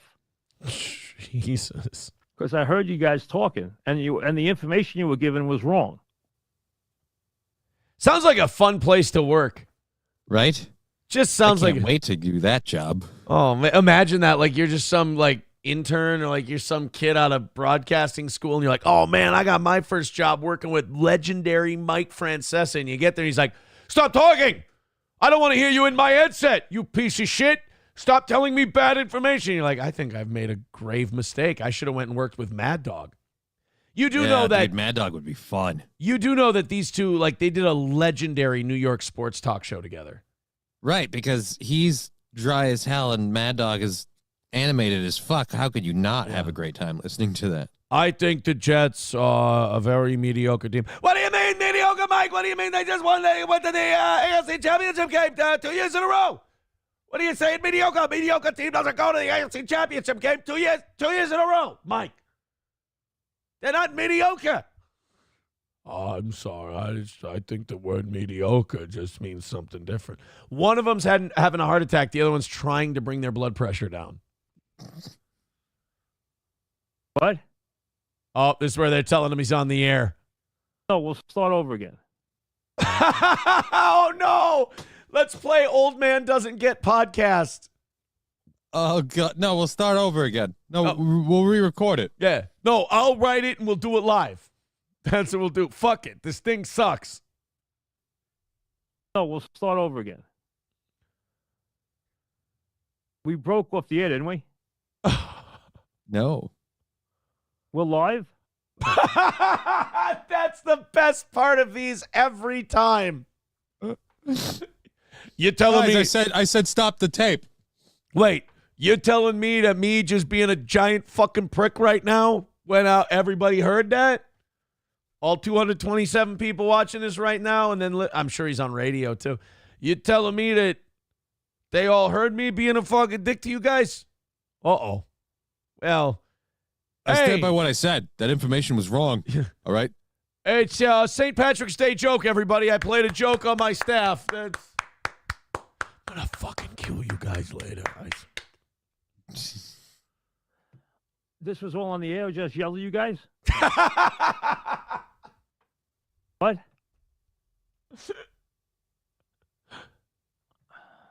You got to be kidding me. Please tell me he blames someone else for this. Please tell me he takes no responsibility for doing this live. So. I mean, how hard is it to just have like a light that you put on when you're broadcasting or something? If you're using the team like this, somebody just flips this. It was literally the first thing that was created when broadcasting became a thing. Yep. Was a light that blinks red and says you're on the air. You guys have got to be kidding me. All right. I apologize for that outburst, okay, folks? All right? That's I an didn't realize outburst? we were live. I thought we were. Hey, that's not an outburst, Mike. I'll show you an outburst. An outburst is when you scream like a lunatic about the smallest thing. That's an outburst, Mike. People say that decaf coffee is better than regular. I have an outburst. We're taping this. Okay, that's my mistake. I didn't realize that. Now, so this is going to go viral now because I yelled at you guys. You realize that. But the championship goes to tomorrow night's team. But Yeah, that's we know, not Mike. the point. We know, Mike. We got it. Mike, we know. We're aware that the champion. We've got. You know what?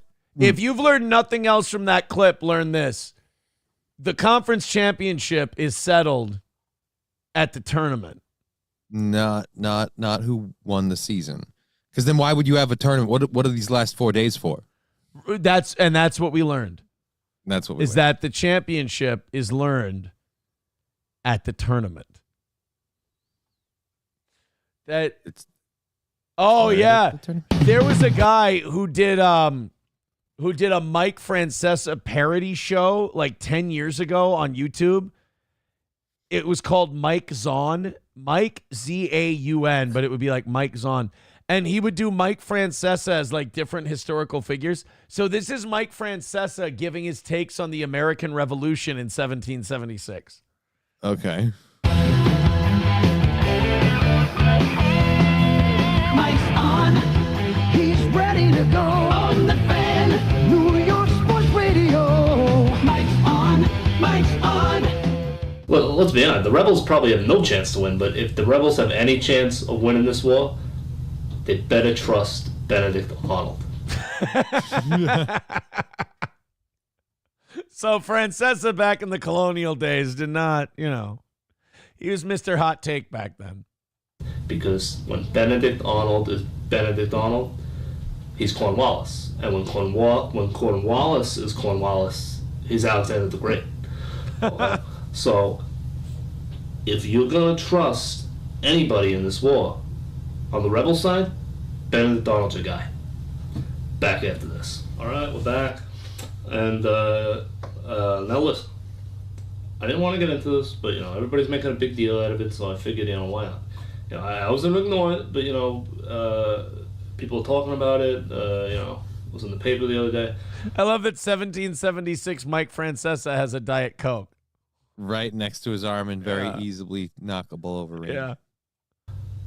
This idea that, and listen, I don't like him, and I don't support him. But this idea that Thomas Jefferson is sleeping around or fooling around with one of his slaves, I mean, I know we are joined by Commander and Lord and General, all the titles you want to give him, because, he's great. He's one of the best.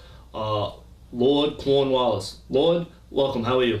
By the way, you can totally tell which of us, this guy's age and our age, you can tell who learned their Revolutionary War history by watching The Patriot. Yeah. It's like, because if you were a Revolutionary War guy, you'd be like General Burgoyne, General Gates, or not General Gates, I'm sorry. Burgoyne and fucking the other Northern general. Oh, God damn it. Now I just fucked myself. Because I know. Yeah, you did. Because I know Cornwallis. And to me, Cornwallis was Tom Wilkinson. Like, that's just who he's Carmine Falcone. That's who, that he looked like that and he sounded like that. Welcome, how are you? Doing great, Michael. How are you? Now, listen, I don't want to bother you with this, but, we got to address it. Because, people like to make a hubbub about this, and I know you're a decorated war hero, and, this is kind of a joke to you. But do these rebels, do they worry you at all? Are you worried at all about, George Washington, any of these guys? All right, we're going to go to Henry in Long Island. What's going on, Henry? Yeah, I was wondering, do you think the French might help the rebels out? No. No chance. Because they don't care? Why would they care? You just don't want them to win, Mike. Well, That's why you're so negative about this whole thing. Yeah, but Mike, you just want the rebels to lose. That's why. Yeah, but the French, wait a second. The French hate the British, Mike. Wait a second. The problem is, and this is what has to worry you if you are supporting this rebel cause, where are you getting your ammunition? Where are you getting your support? You don't have these things. You don't have the resources of a British Empire, of a King George. You don't have the resources of a King George, because when King George wants to do something, he's going to do it. I mean, when King George wants to crush a rebellion, he's going to crush it. I mean, it's as simple as that. All right, we're going to go to the phones now. I want to keep watching because I want to see if he spills his Diet Coke. I know. That's what I've been waiting for this whole time. I assumed when it was sitting right next to his arm that he was just going to knock it over and start cursing. Just want to see if Redcoat Francesa spills his Diet Coke. John on the farm in Massachusetts. What's up, John? Hey, Mike. How are you? How you doing? Good. Good. Yeah. Yeah, I was just wondering, did John Hancock sign that Declaration of Independence? Let's see, I believe he did, yeah. Yeah, John Hancock. John Hancock signed it, I was wondering, out of all the people who signed that, who do you think has the biggest cock? All right, well, that's folks, we're in a time of crisis, I guess, so, people want to act like clowns, I don't think the Diet Coke's getting spilled, dude. God damn it. Colonial Mike doesn't spill his Diet Coke, unfortunately. Yeah, there's a Mike Zahn 1862 where he was he was a Confederate. He was a Confederate sympathizer. Just a little bit outside what's eventually going to be the battlefields of Antietam. And listen, it's probably going to be a small skirmish, not a big deal. That's why we have the studio set up. Wait a second. If he's so smart, why is he trampling on the Constitution? Just because you don't like the guy, Mike, doesn't mean he's a bad president. Mike, listen, you don't. Just because you don't like the guy. Wait a second. Wait a second, Mike, Jim. Don't yell. Let me get my point in, Mike.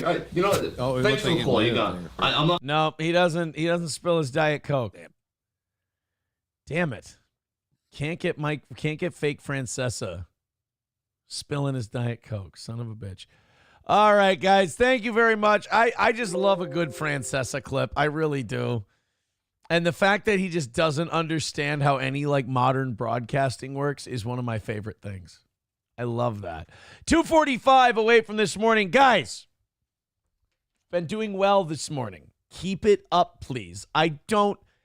My morning audience, like a dog that I just want to pee outside, I don't want to get mad at you guys.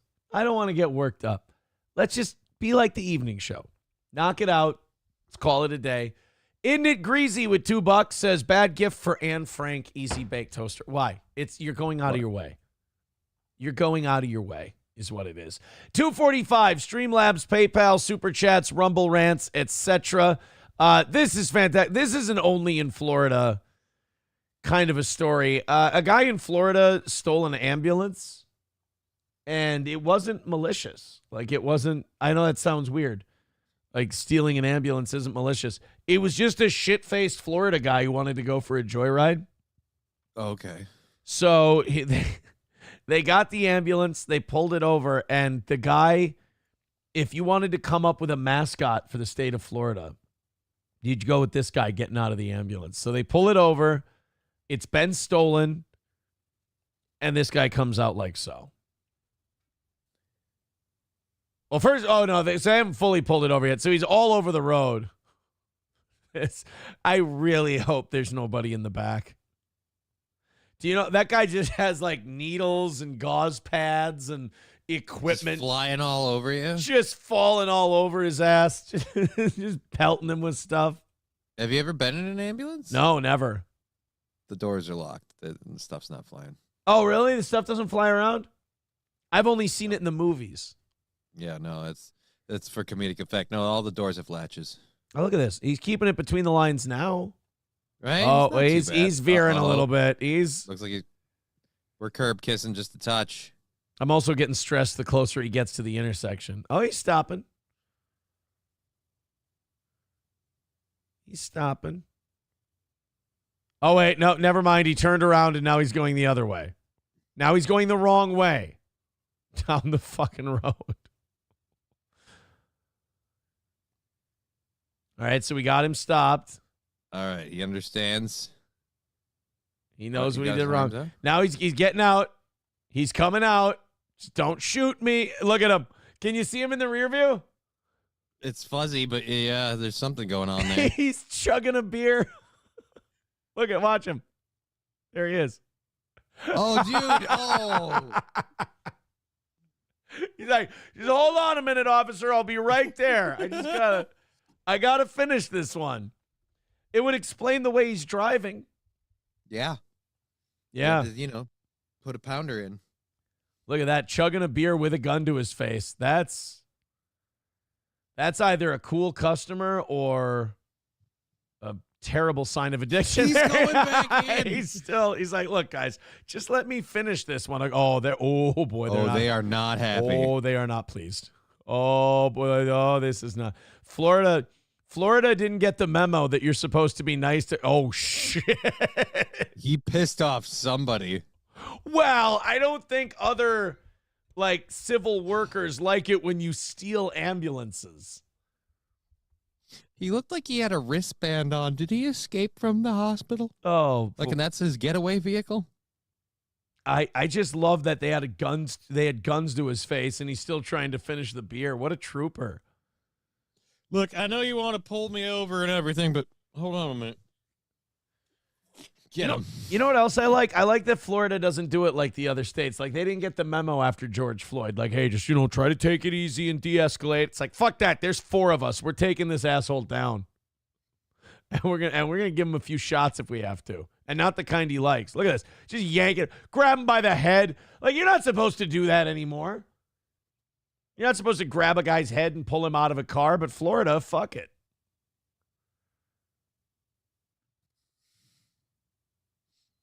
And they're all... Yeah, dude, I think he escaped the hospital. They all know that they're being recorded because you can see them, pulling... they want to punch him. Oh, yeah. They want to beat the shit out of him. They're pulling back a little bit. I want to see if I can see the wristband you're talking about. Oh, yeah, look at that. I think you're right. I think he was either in that ambulance or he escaped from the hospital and took an ambulance because that is 100% a hospital wristband. Well, it's the fact that he's not wearing any shoes where I was like, duh, he's totally in the hospital. Oh, I didn't catch that either. When they yank him out, he's not wearing shoes. Yeah, watch when, pay attention to the black guy that starts kneeing him in the ass particularly hard. You'll see his feet fly. How was I not staring at his ass? I have no idea, man. By the way, kind of you were looking there all the time. Kind of looks like that's our hero. Kind of looks like me a little bit. The hairline, the glasses. We don't need another hero. Oh, you're just jealous of his hairline. A little bit. Here we go. Okay, so he's not wearing any shoes? Yep. Wait. Oh, yeah. Oh, look, he's barefoot. He's barefoot, Boy, which makes me think he was in the hospital. This story just keeps being more and more Florida, doesn't it? Jesus. I mean, that is... Day One Salt says they can't hit him with DUI now. Oh, the fuck they can't. Did you see the beginning of that video? Here, let's go back to the beginning. If you weren't aware. You tell me if they can't charge him with DUI. The guy's just getting his swerve on. Yeah, I'm pretty... Oh, this is Tampa? Oh, they're having a good time. We need to see if Chad Zumach recently had any sirens going off past his stream.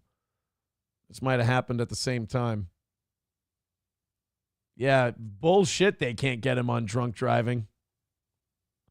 I don't know what you're watching, boy. Dr. Silverwolf with $5 says stealing an ambulance is instant 3 stars. If he stole a tank, it'd be an instant 5. Yeah, you got to do some damage to get to a 5. You run over enough people.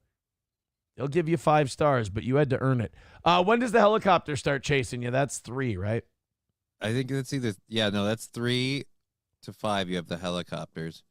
I haven't played Grand Theft Auto in a while now. It's hard to remember. When people our age reference Grand Theft Auto, we're all referencing 3, right? For me, it's 5. I played a lot of 5. Oh, really? I have 5, and I didn't play it very much. Dude, that's the thing. 5's multiplayer went on forever, but for me, 5 was the best just for the story because you switched between the 3 characters. They all had multiple storylines going at once, and one of them is a freaking cracked out junkie that you just wake up on a beach with just carnage in your wake, and I'm like, oh my god. The I fifth wanna know what he one did before. The fifth one's the one with the Eastern European guy, right? Or is that 4? That might be 4. Because the fifth one is where you're like the New Jersey like East Coast bank robber who's living in California, and then you've been retired, but you come back for another gig. And I might have 4. You might have 4. Hold on. GTA 5. Yeah, I have no fucking idea which game I have. GTA 4. Oh yeah, I have GTA 4. 2008. Oh, so I really didn't. Oh yeah, dude. And 5 was like what, like 2014, 2015? There was some black dude, right? Well, there's 3 characters, but yeah, one of them's a black dude. Okay. Let's go to just listening to yesterday's show now. This is for the Obama Big Mike bit from yesterday morning's show. 'Twas hilarious. Thank you, Justin, for the $5. I appreciate that. When you guys like something, you throw some money at us. Silverwolf with $2 says, if he escaped, where'd he get the beer? I think he might have stolen the ambulance and then went to a liquor store. Got himself he could have pulled off any number of things to get the beer. Isn't it Greasy with $2 says GTA 4 was the best story, Serbian war vet. Yeah. I didn't play GTA 4, so I can't really judge. My buddy got me into GTA 5 for the multiplayer, and then we were doing heists was the fun thing for me. I like the idea of like setting up, getting all, because that was the big thing about GTA 5 was the whole heist mechanic system where you set up and you do the heist. Like you have to do prep work to do the heist, like get the gear and stuff. Okay. Nico, that's the guy I'm thinking of. Nico is the Serbian. Okay. Thank you, guys. Appreciate it. 2:35 away from today. Streamlabs, PayPal, Venmo, Super Chats, Rumble Rants. We like being at 200 by 8 o'clock. Help us out. So as far as this Florida guy goes, the pursuit started around 8:40 p.m. Saturday. They got an alert about a Tampa fire rescue ambulance being stolen from the South Tampa Hospital. Police say troopers found the ambulance about 10 minutes after the call came in and attempted a traffic stop. The driver fled. Law enforcement says the 43-year-old Tampa resident Michael J. Esquilin was the driver, and he was arrested on charges of burglary of an emergency vehicle, grand theft of an emergency vehicle, fleeing and eluding, driving while suspended, resisting arrest, and DUI. Esquilin told officers he had been drinking alcohol for the previous 2 days and stole the ambulance after first responders denied him a ride home. Well, that should fucking teach you. Init Greasy with $5 says, played GTA SA for 21 years now. The game can drink in October.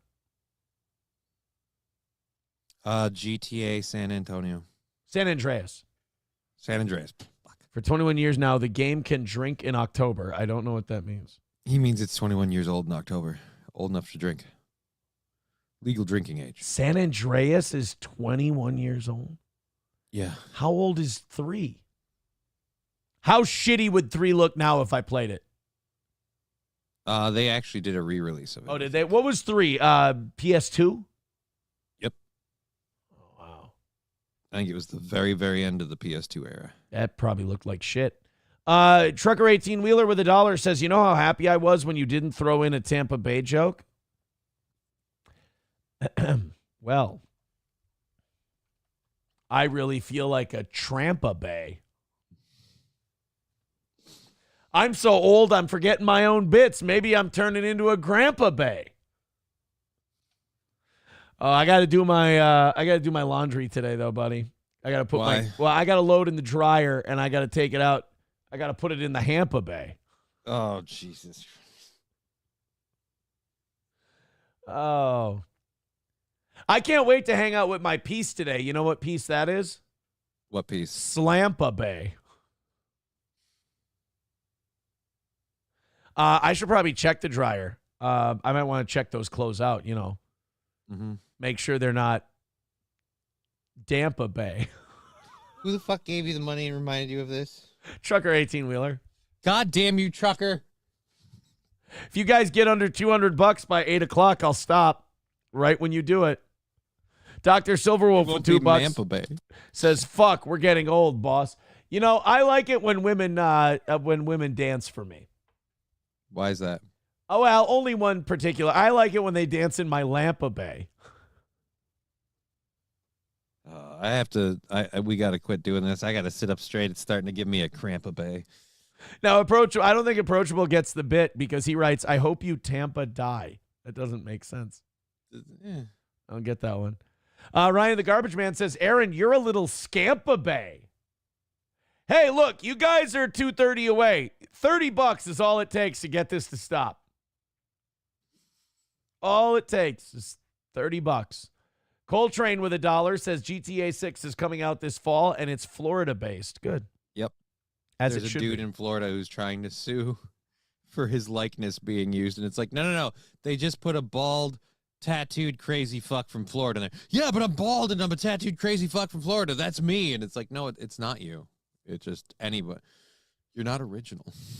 By the way, somebody said that Red Dead Redemption, new Red Dead Redemption is coming out. I don't see that.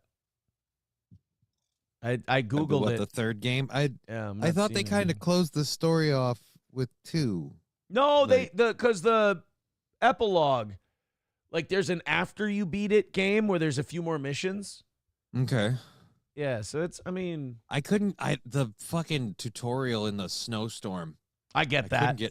I tapped out and I was like, fuck it. I'm going to go play something. It takes too fucking long. The tutorial is way too long for that game. It's what always stops me from starting the game back up again. It's because you got to get through that fucking piece of shit first, and then you're like, all right, nah. Just want to skip the stupid cocksucking tutorial. I really do.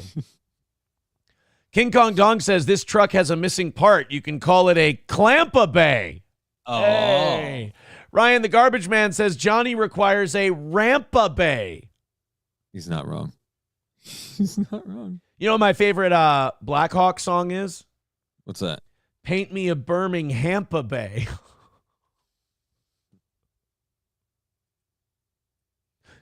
Paint Me a Birmingham. That's the name of the song. Hey, you know, Johnny, Easter's coming up.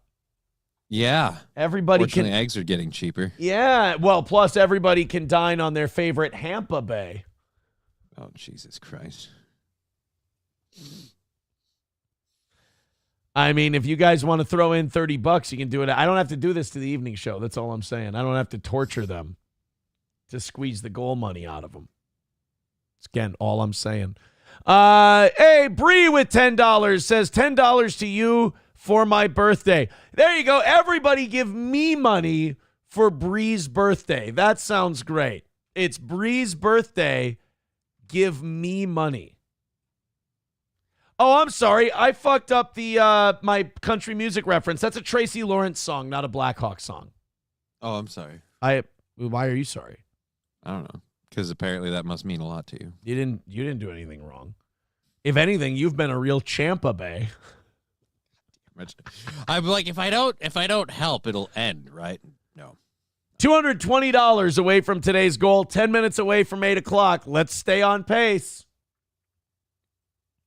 Let's stay on pace. By the way, Johnny, I need to send out a couple of things of stamps today. I need to send out some letters. Mm-hmm. I got bad news, though. What's that? I'm out of Stampa Bay.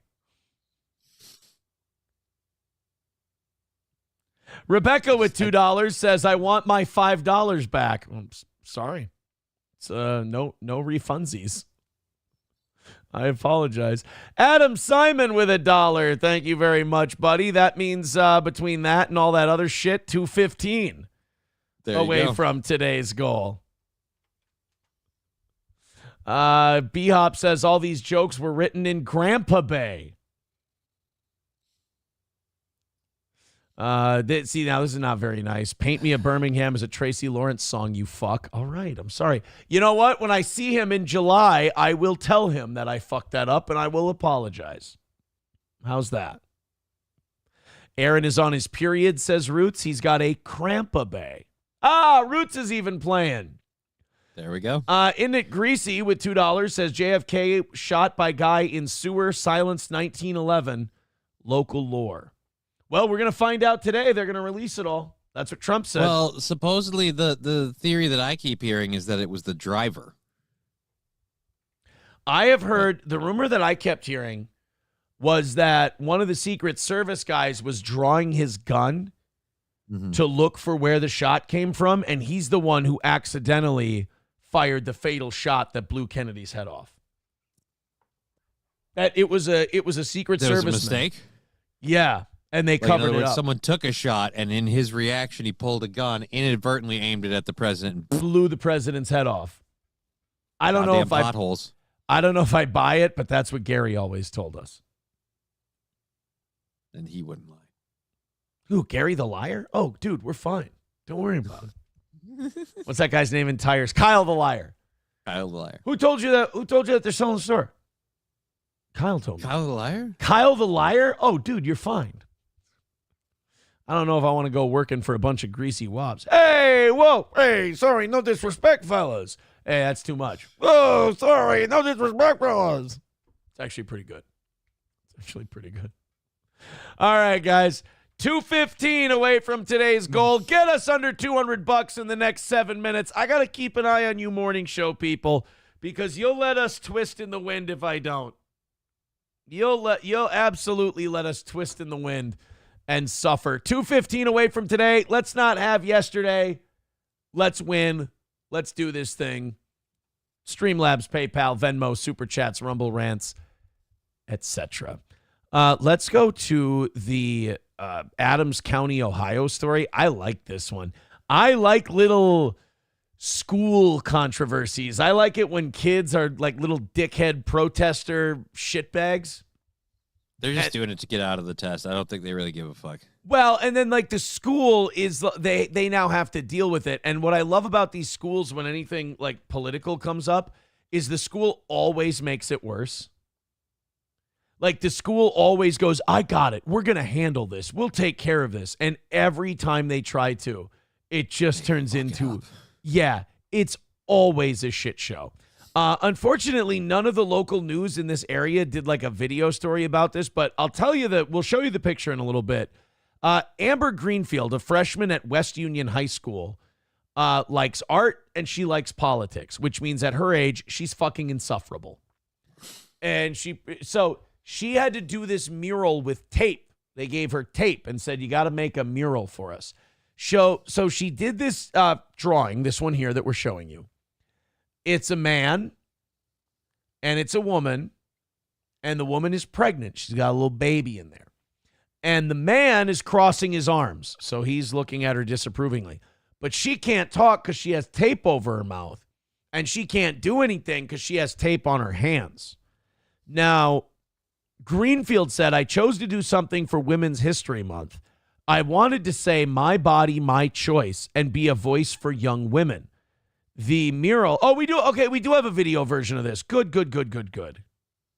Here we go, guys. Let's let her tell her truth. An extreme makeover for less. I don't want to fucking listen to an extreme makeover. Gee, I forget now. Even local news, even when you have an ad block on. That's actually really smart. So what this news organization did is they embed their videos. And they just make the ad part of the video. That's brilliant. That's really smart. All right, here we go. You're going to play after this? Yeah, we're going to get it right after. Home improvements. Here we go. Created for a class at a small Adams County high school is sparking some controversy. WCPO 9 News reporter Marlena Lane speaks with the student behind the artwork about her message and to school officials about why they consider it inappropriate. I like this for a couple reasons. Number one, it makes the school really uncomfortable after they asked this girl to do an art project.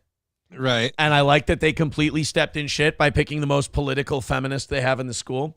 And number two, I love it because it makes this girl look so shallow, and it makes young high school girls look like such bitches because she's like, oh my God, the worst possible thing could be having a baby, and my arms are tied behind my back and my mouth is shut because you won't let me kill it.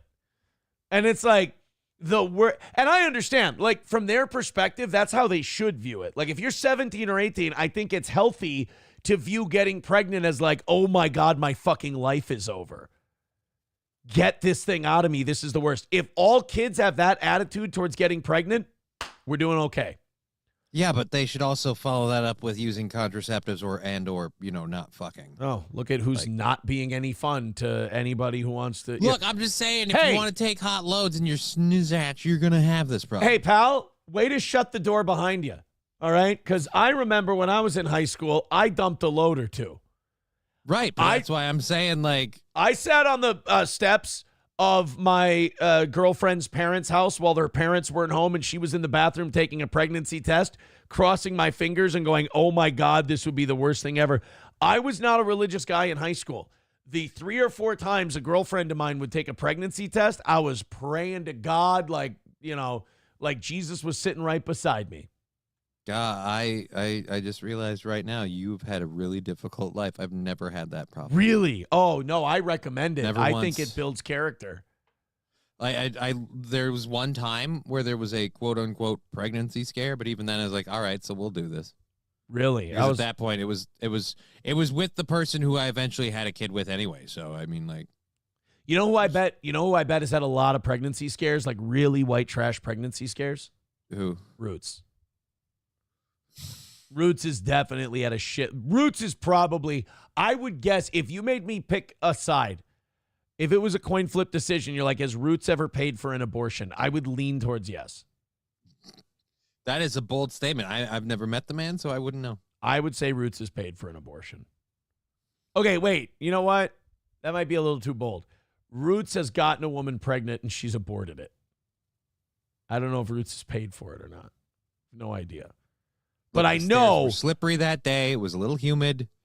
Accidents happen. I guarantee Roots has had his share of pregnancy scares back in the day.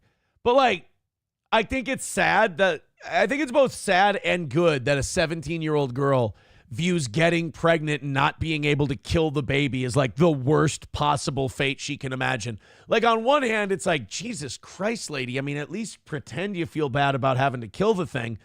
But number two, it's also, I'm glad that you girls see this as like the most life-ruining, shitty thing that can possibly happen to you. So I can't be too upset. Plus, you made your school remarkably uncomfortable, and now they have to run cover for it, and that makes me happy too. So I think you love all the wrong parts. I get it. Yeah, I think I'm on the obnoxious feminist side on this one. Amber Greenfield is a student at West Union High School who has an interest in art, and I'm really big on like political issues and standing up for people. Which is, oh God, could you imagine how insufferable she is to hang out with? I'm really big on political issues. So then what's this whole thing about? Because I don't know if you know or not, but that's not really an issue. Like, there's no movement or traction on that. There's no side doing anything. I'm just really big on politics. Have you guys heard of Hassan Piker? Oh, fuck. Actually, you know what? Young people don't watch Hassan. I'm getting old. Hassan's for like dumb 30-year-old socialists who haven't understood that communism is gay. This is why when her art class was assigned to create a mural inspired by Australian artist Buff Dis, who creates murals out of tape, I don't like Buff Dis, by the way. I'm not a Buff Dis fan. Really? Yeah. I love Finn Dat.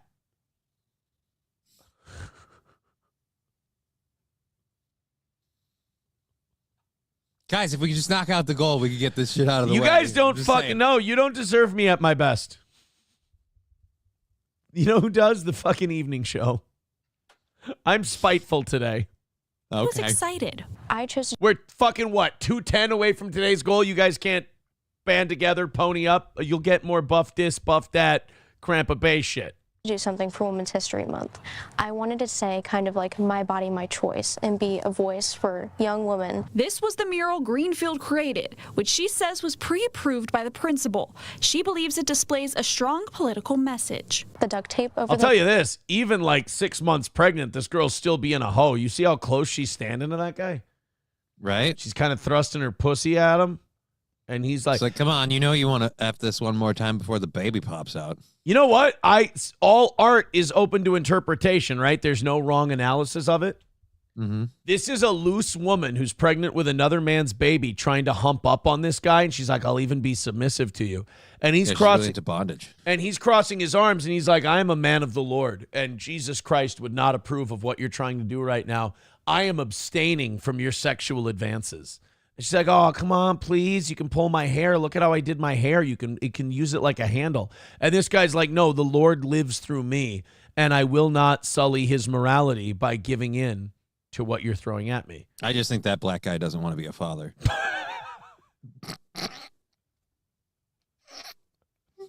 You know what? I'll admit it. I missed that part. Oh, wait. We're missing the very obvious part of this story. Someone has cut this poor man's head off. This is a story about a woman getting a man beheaded because he was trying to stop her from killing her baby.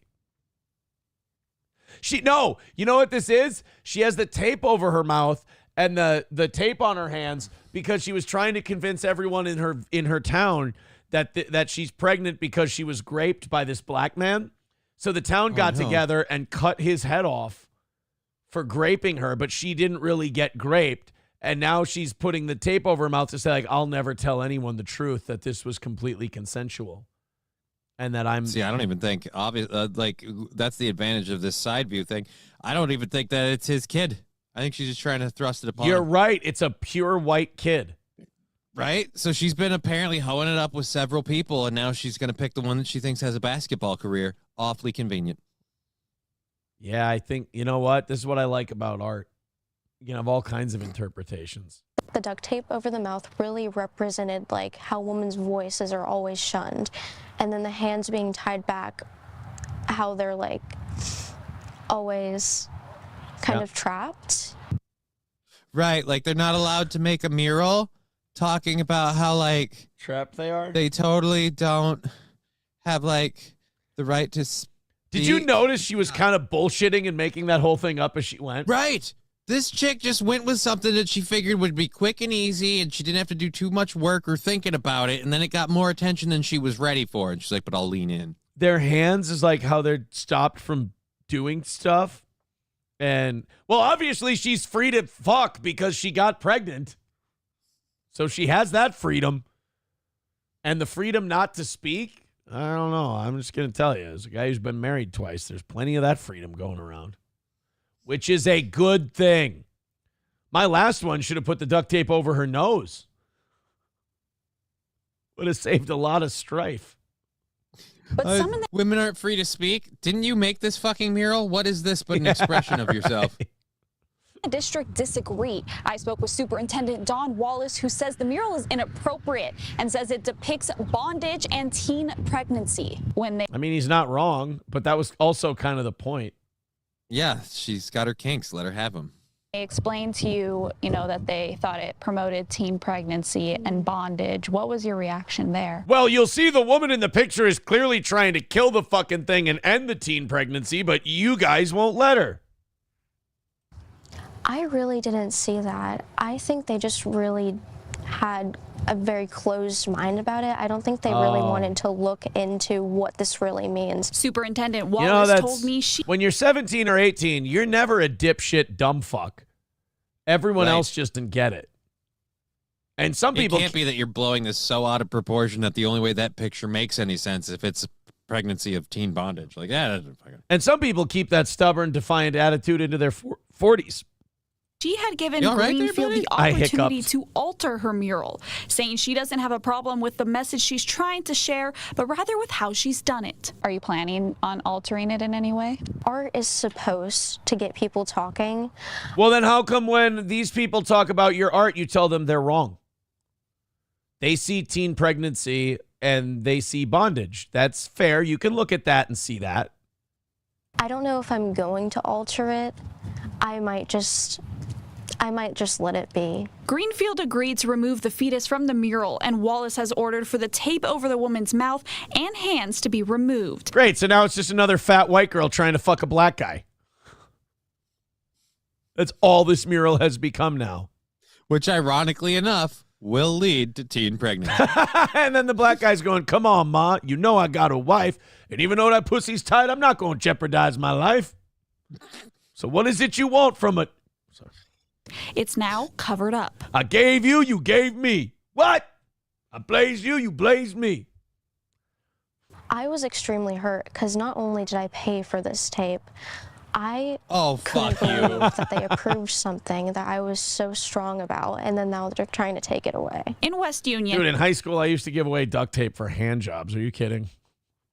Kind of a weird exchange, but women loved it at the time. Dude. Apparently, they needed a shitload of duct tape. How was I to know? I know, man. I like that the school had to be put in that position. Like they gave these, we'll let these kids express themselves. We'll let these people express themselves like artistically, and then they do. And the school's like, what the fuck are you doing? Are you out of your goddamn mind? I love that the principal like approved it, and then the district or like the whatever district person above him is like, no, that didn't. No, we're not doing this. Right. Trucker 18-wheeler with $2 says, I spilled my pop, and the kind of rag I needed to wipe it up with was a Dampa Bay. Oh, no. Thank you. I appreciate that. $5 from Dr. Silverwolf says, after hearing that interpretation, you heard Imholt to the principal's office, please. Imholt to the principal's office a lot, didn't you? I mean, my share. I did my part. You know, I fought the good fight. All right, guys. Fucking morning show, right? Yep. It's 8:08. We're 210 away from today's goal. Why don't you guys just throw in $40-50 all together, and we'll get back on track so we don't have to do this fucking thing again. Streamlabs, PayPal, Venmo, Super Chats, Rumble Rants. Let's go. Let's get it done. Let's call it another win for the toe. Let's make it a good day. And also take some pressure off that fucking evening show, because it's like it really is. Like I'm starting to feel bad at how generous they are. So everybody throw in a little bit. We're 210 away. Honestly, with the amount of people that watch this show on a regular basis, that is a nothing number. We can get it done. Just do your part. Hey, you read about Donald Trump trying to get rid of the Biden pardons because of the Autopen thing?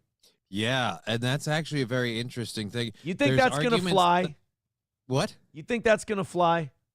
I don't think they're going to get rid of it, but when you look into the whole Autopen thing, it starts getting real interesting. It's not really Joe Biden's signature compared to any point in time in his life. Right. And right, yeah. And then all the people, like, because if you remember, Joe Biden just started throwing all these pardons out at the end. It was really, really weird. And so the working theory is that some people, like, say, Liz Cheney and the J6 committee, may have just kind of, printed their own pardons to make sure they don't get held accountable for all the stuff they did. Maybe, but, like, is there any history of, like, other presidents using Autopen? No. Oh, really? Most of the time, most of those things are signed by hand, but even in the case, like I said, the Autopen, there's now the question of whether or not that's even his actual signature. And it's just like, well, these can, because then at this point, it's literally click, copy, and paste. I mean, technically, if you had the access to the right computer in the White House, you could have gotten yourself a pardon. And the other argument for a lot of this is, why are we pardoning people for crimes that haven't been convicted? Like, it's unheard of to pardon somebody before they're convicted of a crime. Okay. Otherwise, we could just pardon everybody for what they might do. All right. I mean, could you imagine, like, did they find out which pardons were signed with it? Like, I know they said the Biden family one was Autopen. I'm pretty sure all of them were. Oh, like even Fauci and the J6. Like, for the last few years, President Biden's just been auto-signing everything to the point where people are questioning whether or not he's been doing anything. Well, I think a lot of us kind of had the suspicion that he wasn't running the show, that he was, just mentally decomposing. But it would explain, like, because we've never seen this massive amount of pardons, and some of the most crooked and corrupt people got pardons. We're like, why are you pardoning these horrible people if unless you want to just torpedo, like, the Democratic Party? But but then again, if you're the Democratic Party and you're about to run out of power and you got favors you got to pay back quick, like, it was, I thought, kind of weird that on Anthony Fauci's pardon, there was ANT and then it was scribbled out, and then the Joe Biden Autopen. I thought that was kind of a weird. They probably shouldn't have allowed that. This is Trump talking about the Autopen situation. Yeah, I guess, man. I don't know I don't know how the rules work. We'll see. To follow up on the Biden Autopen, are those executive orders, those pardons from the former president now null and void? Well, I think so. I that's not my decision. That'll be up to a court. And we all know that Donald Trump listens to those courts. Oh. It is, or if you hate him, we all know that those courts do whatever Donald says. No, they don't. It is kind of weird that, like, you just can do that. Like, Donald Trump's like, I'm deporting all these Venezuelans. And the court goes, you can't do that. He's like, watch me. And then he did. Like, the court told him he couldn't. He just fucking did it anyway. I would say that they're null and void because I'm sure Biden didn't have any idea that it was taking place. And somebody was using an Autopen to sign off and to give pardons to, as an example, just one example, but the J6 Unselect Committee. They gave, think of it, they gave pardons with an Autopen. I don't think Biden knew anything about it. And what they did is they deleted and destroyed all of the information that took them over a year to get. And the reason they did that is because the information was very incriminating about them. Yeah, the rumor goes a lot of the January 6th stuff that January 6th committee got rid of was the shit that those guys did to stop security forces from getting there and to stop people from getting into the Capitol and what the number of informants they had pushing stuff around. Yeah, the FBI assets that were getting the whole thing stirred up, what Ray Epps, role in the whole thing was. Yeah, I mean, is there any way to get that? There's no way to get that stuff back, though. I mean, they deleted half of their digital files, like completely wiped hard drives and stuff. It's just to get literally, and this is the worst part because it wasn't like done in private, like cloak and dagger. We know for a fact, we don't know what was in the trash can, but we know for a fact that it was like when it was time to hand over the evidence, that's like, all right, here's all this evidence that makes all these people look like shit, and then here's this garbage can on fire. Yeah, shame. Well, remember when Tucker Carlson got a hold of a lot of the body cam and the security footage, and we found out that a lot of the January 6th stuff was bullshit, and even the cops were on camera talking to each other going, I think we're being set up. When we really looked into, and we've already proven this with certain people, like, for example, the QAnon Shaman. Everyone was like, oh, he was a tyrant. He was leading the charge for this, that, and he's getting people worked up. And then when you watch the video, no, the dude's literally being led around like a guest on a tour. Yeah. And he's not doing anything. You know what? I'll be really fascinated to see. I think it'll depend on how hard Trump pushes it, but maybe there is something to this Autopen thing. Honestly, from the number of people that we saw pardoned in the end there, like, and some people like white collar criminals that it's like, all right, why are we pardoning these assholes? Like, why do they deserve a pardon? Well, and so at the end it just seemed like people paying favors. At the end of every president's term, they pardon a shitload of people. And, like, that part's not abnormal. The Autopen part, I guess, is kind of abnormal. Because, like, you see Trump sign all those executive orders. He's got the really cool, loud pens, marker pens. Yeah, he's got the big fucking Sharpie markers. Yeah, it's weird. I think that's one of the reasons he does that, though, too, is you can't argue that it's not his signature.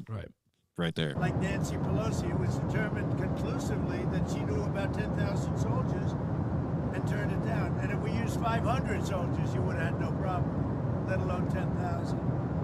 The young lady that said that I grabbed these powerful young Secret Service agents by the neck, okay? That was a big hoax. It was a lie. And she admitted it. And they deleted everything. So, what they did is criminal. Right. Like, why did all these January 6th Select Committee members need to be pardoned in the first place? Well, the professional stories, they need to be protected from, being pursued by Trump in a vendetta. And isn't that amazing? I love that part because you get to create this narrative that Trump's going to go out and wage a vendetta against everybody, and Trump's going to go after everybody who wronged him. So then when you lose, you can take the thing that you created and then use it to justify the weird shit that you want to do. Exactly. That is something else, man.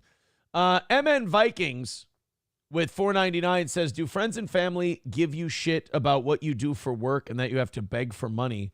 Do they even know you beg to feed your kids? I mean, MN Vikings kind of going hard in the paint, kind of a big fan of the show. I don't think anybody cares. I think the only people who care are the people who don't like me. Like, the only people who the people who don't like me give a shit because they need something. It's not even genuine because is pretty common amongst internet shows. It's really just something that you decide you hate me first, and then you need something because otherwise it just looks like irrational hatred, so you go with that. Other people don't really care. To the rest of us, the goal is just kind of something we kind of try to involve in the show and like make fun of and give you guys shit for and everything else. So no, nobody, I'll tell you, outside of the steel toe hate community, MN Vikings, nobody really fucking gives a shit, to be honest. Coltrane with $1 says they shouldn't allow pardons after the election. They should need to be done by the day before the election. Well, I mean, I agree with that. Then you know who you're supporting and what they're doing, but it's still not going to. It's not going to change the fact that they do this shit and that they'll cut. Like I said, the case of the Biden one, it's not like it meant anything. Wasn't going to change anything if they had done it before. Right. Yeah. I can't stop fucking doing it. I can't. I know. Every time I say I'm like I have to fight it. It's so damn difficult. All right, guys, finally at an even 200 away from today's goal, but we're still behind. Get us to a hundo by 9 o'clock because we have a bad history of not being able to rally in the mornings. A really bad history of not being able to rally in the morning. So help out now, help out often, throw in your money. Let's do a little something for the steel toe, and let's make it happen. Sam Show says, without pardons, those J6 people would still be locked up. How badly do you want to lock people up? Not the people that Trump pardoned. No, they're talking about the Biden pardons. Those January 6 people would. No, I'm talking to Sam Show. I'm saying Trump's talking about the January 6th. Yeah, Trump's talking about the Biden pardons. He's talking about the committee that locked people up. The other people were freed by Trump, so I don't think that would be undone by that. Yeah. It'll be interesting because, a president really shouldn't need to use that Autopen. Here's my take on the Autopen thing. If you've got so much shit to sign that you're using an Autopen, then our government's doing too much. Right? And if you can't sign all of those forms by hand, because again, how do we know that was the president? I'm not watching Joe Biden 24/7. I don't know if he knew what the fuck was going on. He could have been watching cartoons, eating vanilla ice cream the whole goddamn time, and the government's just, again, everybody else going, all right, yep, nope, we're going to do this. All right, sign it. Biden signed it. I wonder if you bring in Biden and he has to, testify about this, if he would even know the answers. He can't. We already found that out. They already during the first shit with the Hunter Biden stuff. They said that our president was too senile to stand trial. That's right. He got to stay in office for another 2 or 3 years. They investigated the classified documents that they found in his garage next to his car. And they said, normally we would prosecute for this, but we believe that his mental faculties are so diminished he didn't know he was doing anything wrong. Don't worry, guys. He's still the president. And he was still president after that for 2 years. Yeah. Which is why when you come back with this whole, hey, it turns out that, almost everything signed in the Biden administration was done with Autopen. It's so Biden didn't do anything. Yeah. Right. I agree with, this is something I have to say on this show. I agree with Ned's rusty taint. He says specific forms should need to be signed for real. I agree. Could not agree more.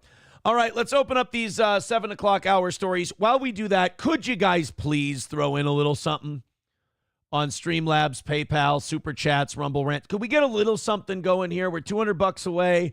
It's kind of the same old story for the mornings. It's we have been pretty conservative about asking for this for the spot we're in, but let's get going, man. Let's have a nice, easy morning show like the evening shows are. Let's get this thing done. We've been really, again, I hate to brag, I hate to say it, but it's almost automatic, the quality of these shows. Throw in a few bucks. Let's do it. Streamlabs, PayPal, Venmo, Super Chats, Rumble Rants. Let's go to the people who pay all the time. All Care Towing, 320-253-5203 for our friends at All Care. It's getting warm, then cold, and warm, then cold, and wet, and frozen, and melted. And if something happens out on the roads, you know you've got a pal in All Care Towing. That's All Care Towing, 320-253-5203. They're looking for drivers. They're looking for help. If you're looking for a gig or maybe a change of scenery, go work for Tim and my friends at All Care Towing, 320-253-5203. Midland Armory in downtown Foley, Minnesota. We got a story that might very much interest Derek and Tracy. If you're looking for what you need for home defense, personal protection, carry, if you're looking for something that you might need for, sport shooting or anything like that, our friends at Midland Armory can take care of you. They've also got knives, optics, parts, and gear, and so much more. That's Midland Armory in downtown Foley, Minnesota, midlandarmory.com. Again, midlandarmory.com. And Stoney's in downtown Rockville. Stoney's on Broadway. Check out our pals at Stoney's. And look, you're talking about bike night coming back pretty soon. You're talking about that patio opening back up. Big things happening at Stoney's Bar in downtown Rockville, Minnesota. Go visit Cheetos and the gang at Stoney's. We're going to be announcing some stuff for the anniversary show coming up very soon as well. That's Stoney's Bar in downtown Rockville, Minnesota. Flinty Gecko answering the call. Thank you, Flinty. You're the man. 10 gifted memberships from old Flinty over on YouTube. Thank you very much, sir. And of course, we want the gold, sucker. Hulk Hogan, we coming for you, nigga. That's going to put us down at 175. Now let's go. Let's go, the rest of you. No excuses. No excuses. Keep perfection going. The evening show saved perfection, saved our ass in perfection. Last night, we want to do 6 straight weeks. We need your help, morning show people. We need your help. Andrew's son is really not happy with you. This never is. What the fuck else is new? This is becoming a psychotic episode, I think. Smoke drugs on your own time, says Andrew's son. Johnny, you useless waste of skin. If there was a problem with Johnny and drug consumption on the show, Andrew's son, I have this is something my parents used to tell me when I'd complain about my sister. If there's a problem with it, I'll handle it. If I'm not handling it, Andrew, I don't need you to handle it. We're good. Everything's fine. You know me, I hate that dishonesty where people just don't like someone and then try to find something after that. I hate that. There's something really dishonest about it. Someone was also saying earlier that Melton was having a hard time and he was going after Crunchy last night. Like he was criticizing Crunchy. And Crunchy's crime? Giving steel toe money. Oh. Imagine being so salty and just so obsessed and so laser focused that if someone you know what? I couldn't tell you one person who gives that guy money for watching me. I couldn't tell you one person who gives that channel money for enjoying my program and using him as a pass-through conduit. I hate to bust your balls on this. That's not a fair comparison. Because you're doing a show about whatever the fuck we're talking about. That's true. Sometimes it's making fun of me, making fun of you, making fun of the news, whatever. That person's literally doing a show about your show. It's really easy to keep track of who's donating to your show because his content is putting your show up on his screen and then reacting to the super chats. And so it's not a fair comparison. And I think not getting daddy's love and attention is bothering him too. And I know that boy, he was projecting on Nick yesterday about how much he's upset about this deal we're working on. He's like trying to beg Nick to start streaming again. He's like, it looks like you're taking an L. It looks bad. It's like watching this guy use Nick as his lol cow and like not give a flying fuck about him is very fascinating. And I think it shows Nick's depleted mental state that he can't see that Melton's using him as a lol cow. At this point. And he's like, you should stream because, it looks like you're taking an L. Not like, hey, are you okay? Hey, it looks like you're heading for a really hard time these next few years. And everything. Are you sure you're doing what's best for you? No. Or Nick, I'm not owning Aaron. I can't just get the upper hand on the guy. Would you fucking help me, please? Sad Nick, state if of you affair. don't do this, I become this. A cell phone. I got bad news for you, Pat. You've been a cell phone for about 20 years now. Let's go to Trucker 18 Wheeler. He says, in fairness, Crunchy is drunk every time she donates. Yeah, but we love Crunchy. And Crunchy likes helping out the show. So as long as she's doing well, all is good. Yeah. Byron with $5 says, I try to only take a toke when Johnny does. If he could step it up a bit, that'd be great. Now, see, I consider that to be mixed messaging. Right? It's weird. I'll say this. For all the people like, oh, you smoke. I've cut out every other medication except my antidepressant and the marijuana. Like in the last several months, I've managed to get rid of all my other medications, stretching exercises or whatever. The marijuana in particular is for getting my legs loose in the morning, because I don't know if people can tell, but my body is involuntarily spazzing me out of the chair at points. Like anytime that I grab like the bottom of the chair and I do like one of these numbers really weird, like it's like my body is going against. Oh, I always thought you were coming. No. I'm sorry. I apologize.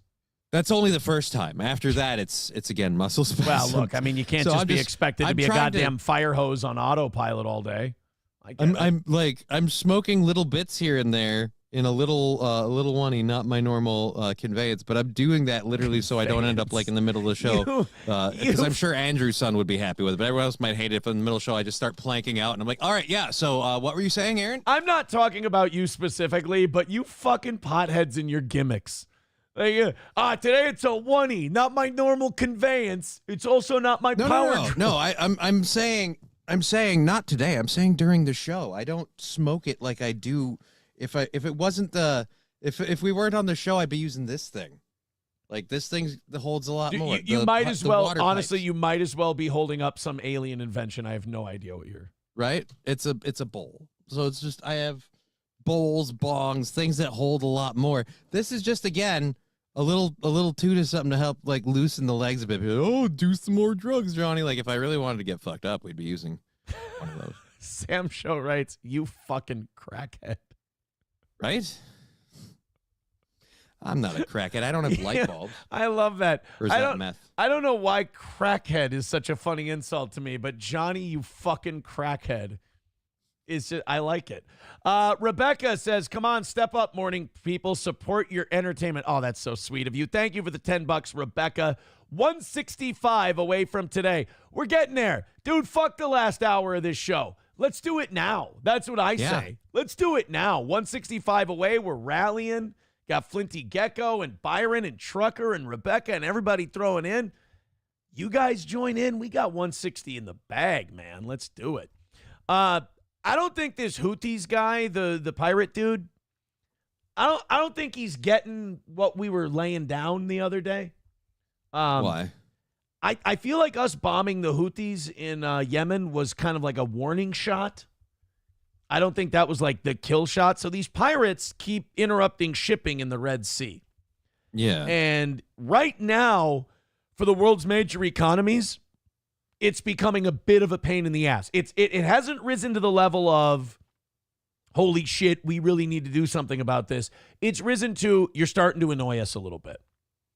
So Trump decided a little shot across the bow, a little bombing run. You know, we'll do one bombing run, and then hopefully you guys get the idea. Well, the leader of the Houthis responded.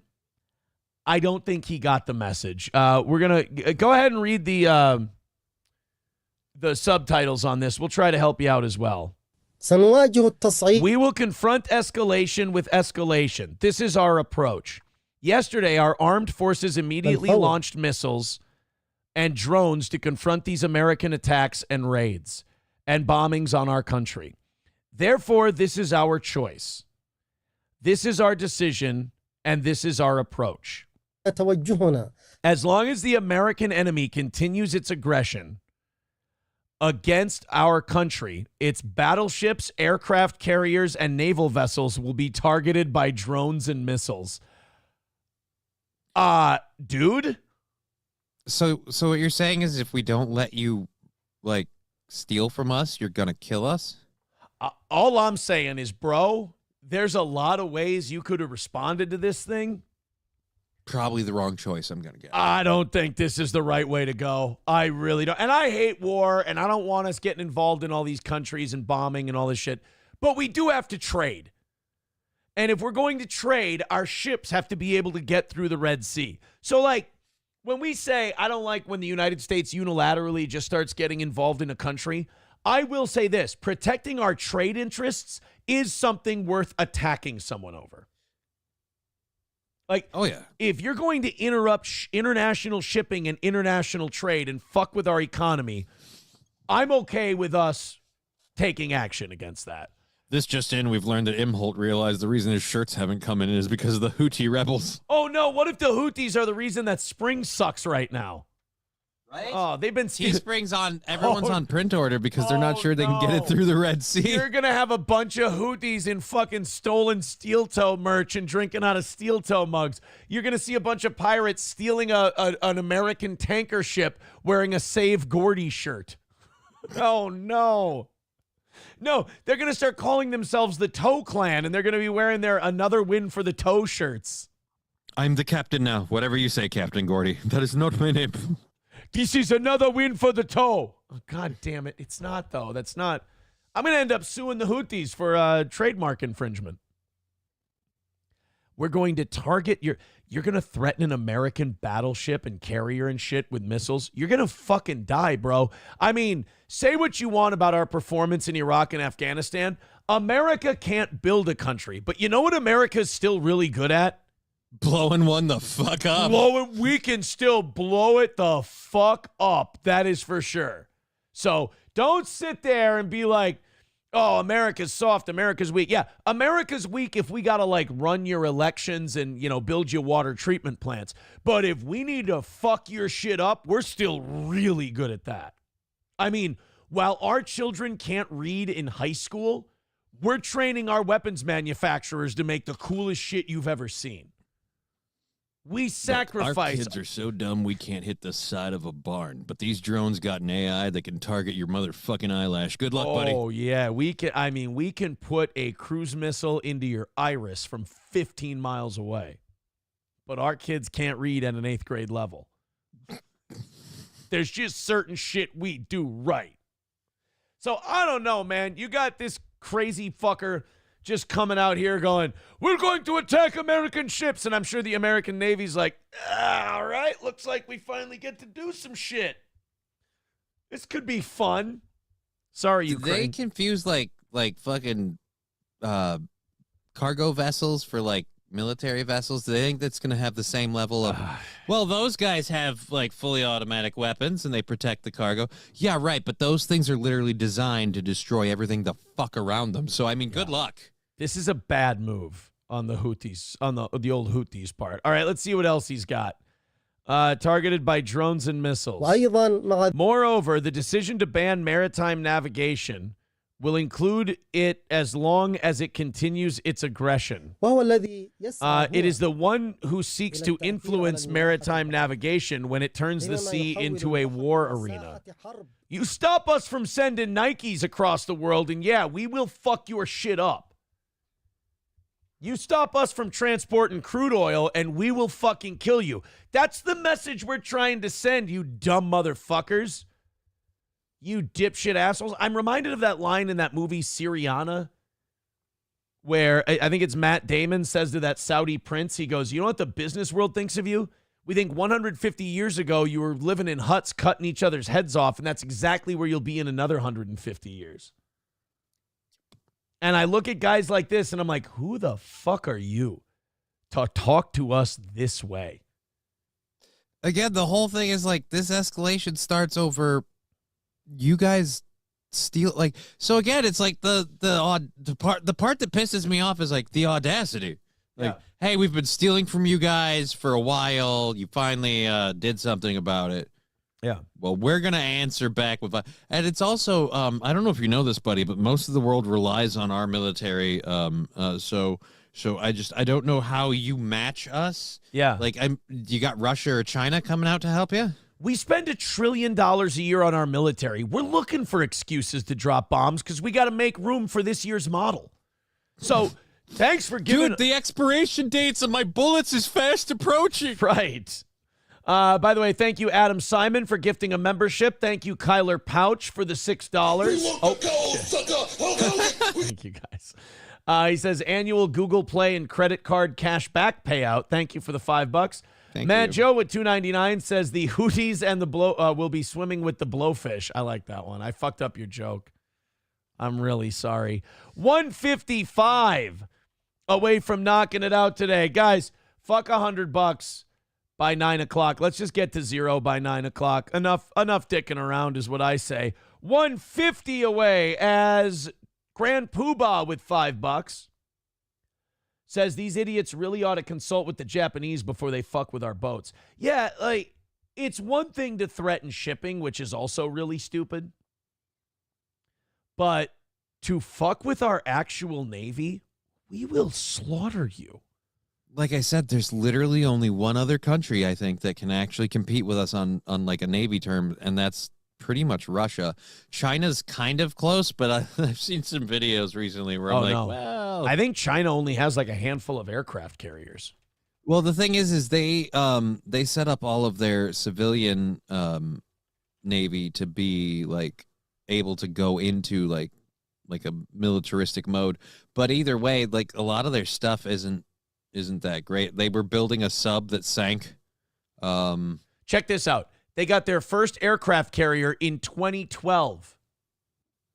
They got their second one in 2019. They got their third one in 2022, and it's still currently undergoing sea trials. Yeah, and they have two aircraft carriers. They have two aircraft carriers. Their big cutting-edge, top-of-the-world sub sank. And so it's just, like I said, China's not that close to being able to fight us in a Navy sense. So really, it's just kind of Russia. The U.S. Navy, known for its powerful and technologically advanced fleet, currently has around 300 deployable combat vessels and about 4,012 operational aircraft. It boasts 11 aircraft carriers, the largest military vessels in the world, and is the third largest of the U.S. military service branches in terms of personnel, with 336,000 on active duty and 101,000 in the ready reserve. Bro, we'll fucking kill you. Yeah. One of our carriers is a floating army. It's a floating air force. So how many aircraft does just the Navy have? 4,012. Russia planes in Air Force. Their entire Air Force. What does Russia have? Doesn't give me a total number here. Yeah, it doesn't say Russia plane number in Air Force. 809 fighter aircraft or interceptor aircraft. They have 4,255 total military aircraft in Russia. We have that many in our fucking Navy.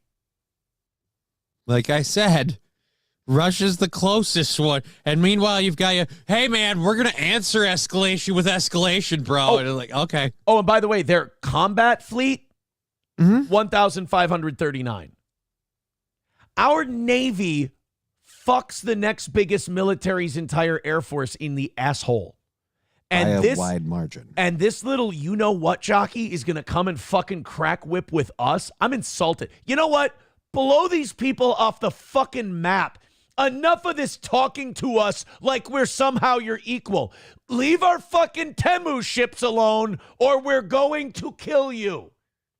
Your life is not worth a fucking Wayfair order. Do you understand me? If a fucking Amazon truck gets pulled over because you dickheads are fucking around, you all die. That's the rule. Act accordingly. The world belongs to us. Leave it the fuck alone. I'm tired of us. No more nice empire. Either be an empire or fucking don't. Let's either bring all our shit home or let's not tolerate any of this fucking obstinance. We're going to attack your ships. I will kill your fucking family. Do you understand me? I'm tired. We will parking lot your country. I turn it to fucking glass. Enough of these people. Been dicking around with them for 25, 30, 40 years, trying to negotiate with them or make sense. They're bugs, Wyatt. Ain't no living with bugs. We're better than you. Shut the fuck up and get out of our way. All right, I'm sorry. Let's continue on with the Houthi guy. Maybe he'll be reasonable. Wouldn't it be funny if he just went, just kidding? Nude boot goofing. Nude boot. It is he who affects maritime navigation. Our decision was clear. It concerned the Israeli enemy only. Oh, okay, another rant coming. Enough getting in fucking wars trying to protect their warmongering ass. Fight your own fucking battles. We have a world to run. Our problem was with Israel only. All right, well, then you guys sort it out. But we're going to attack your ships and your other shit. Then we're going to fucking bomb the shit out of you. How about that? But our problem is only with Israel. Then leave our fucking battleships alone. No. All right, you got to die. And the American will be included in the ban if aggression continues. But the American turning of the sea into a battlefield, this actually affects international navigation. Your people, the Houthis, have been seizing ships. And again, your life is not worth a sneaker. And you're claiming the only person you're going after is the Israeli enemy. But if you view anyone who makes money as part of the Israeli enemy, now all of a sudden you've got a much wider net. If we're trading with them and you view that as like, hey, that's going to Israel, but that's trade with Israel from America, we're not cool with that. You're still attacking our ships. I have terrible news about capitalism, sir. We don't care about people. We care about commerce. And as long as people help commerce, we will care about the people tangentially. We don't give a shit about the value of your human life in capitalism. Are you getting in the way of commerce? Your life has now become worthless. We will do business. It is the duty of all countries to know who poses a danger to navigation. We don't want to burn shit for energy. We win, you lose. We will do things our way. We are not going to burn turkey shit to turn on a light bulb. Figure it the fuck out. Who poses a threat to maritime navigation and the movement of ships? It is America. America. We buy all the shit that they're shipping. The American and the Israeli are the source of evil and danger, to which Sam Show says, half right. On the global level and on the level of the entire region. Well, sorry, champ. Them's the breaks. We're in charge. You're not. Evil, crime, aggression, and tension in the general situation in this region is from them. Oh, okay. So in other words, leave us alone to steal your shit, and none of this would happen. Eaton Clam says, relax, Mr. Toe. It's just a movie. What if that really was a movie scene and I got had? Right? That'd be horrible. I just yelled about fucking... This is why we can't go to the theaters anymore, Aaron. I just yelled about genocide, and it turns out that that's actually Pedro Pascal in his newest movie.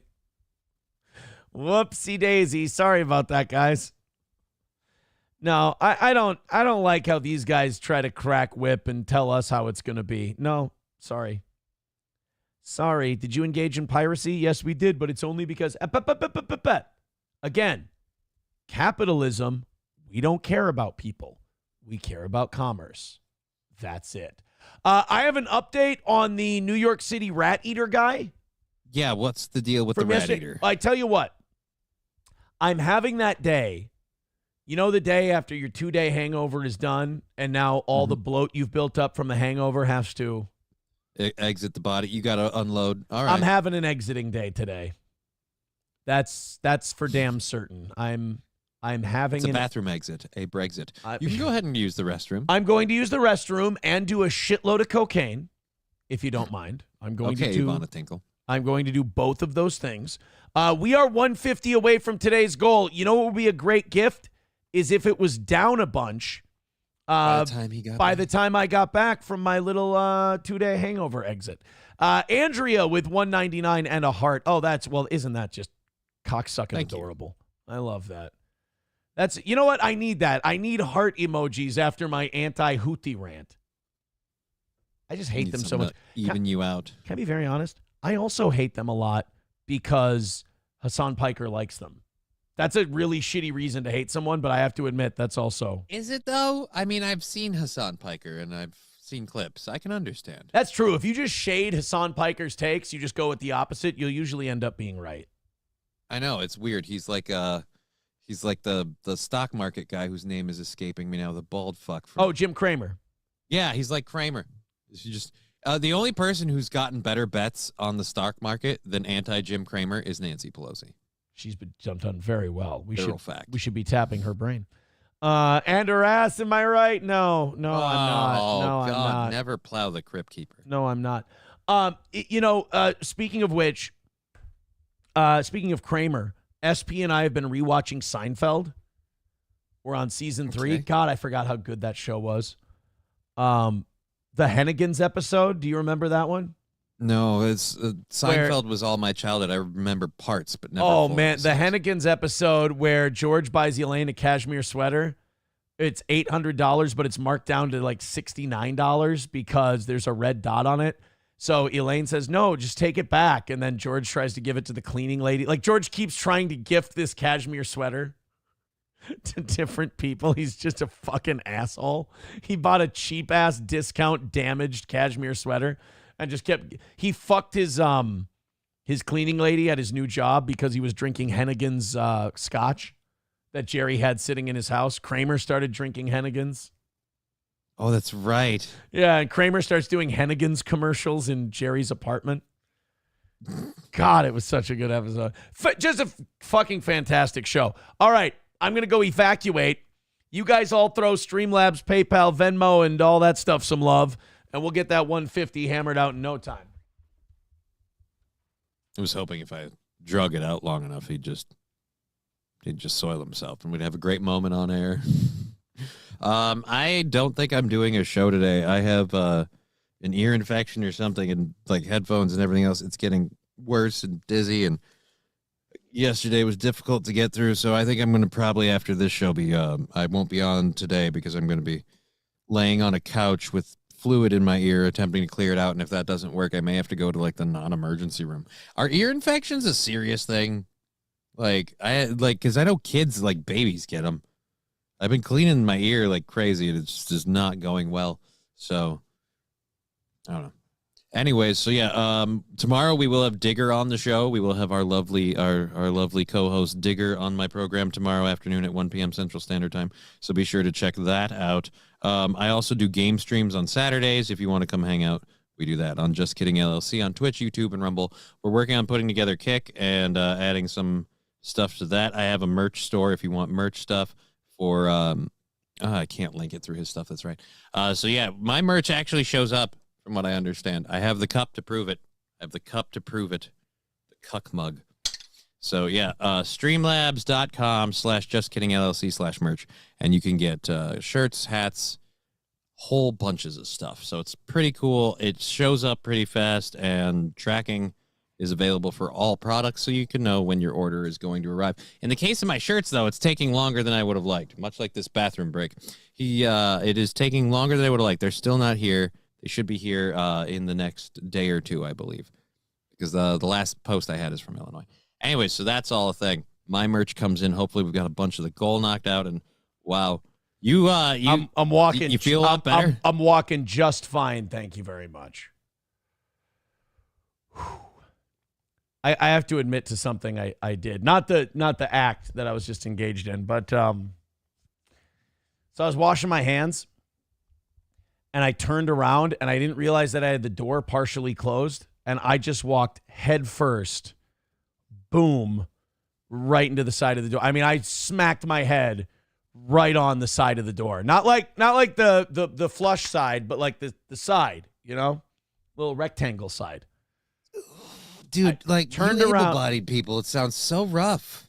Damn. Just bam. And it's one of those things that nobody saw, but I felt like I had to tell people because it was so retarded, and nobody was around to see it. So it's funny when you do dumb shit like that, and then you still look around to see if anyone caught you. Nobody's around, but you're like, I even said, I went, ow. I hit my head. I went, ow.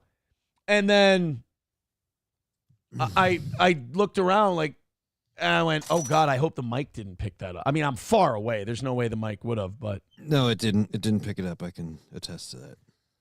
Yeah, I just turned around and fucking bashed my head into the door. Pizza shit with $1.99 says ear infection chat. Heck yeah, great content. Ooh, did I miss ear infection chat? I don't know if I have an ear infection or what, but my ear is my right ear is, I've had trouble hearing out of it for a while, and So I've been putting stuff in it to like clean it and shit, and it's not going the greatest. And so I was just telling people that it's really hard to wear a headset and do a show. And so I'm probably not doing a show today because after this gets done, I'm going to be laying down with my head on my side so the stuff can dissolve whatever's blocking my ear canal. Breaking news, Johnny with the ear infection. Holy shit. Something. Dude, it's bad. I have the volume on this really, really low, but when the right noise comes through and pops, it fucking hurts. Jesus. Bo Beardington with $2 says, hi, I'm here for the e-begging. Thanks. Thank you for being a fan, buddy. Guys, let's not let Bo down.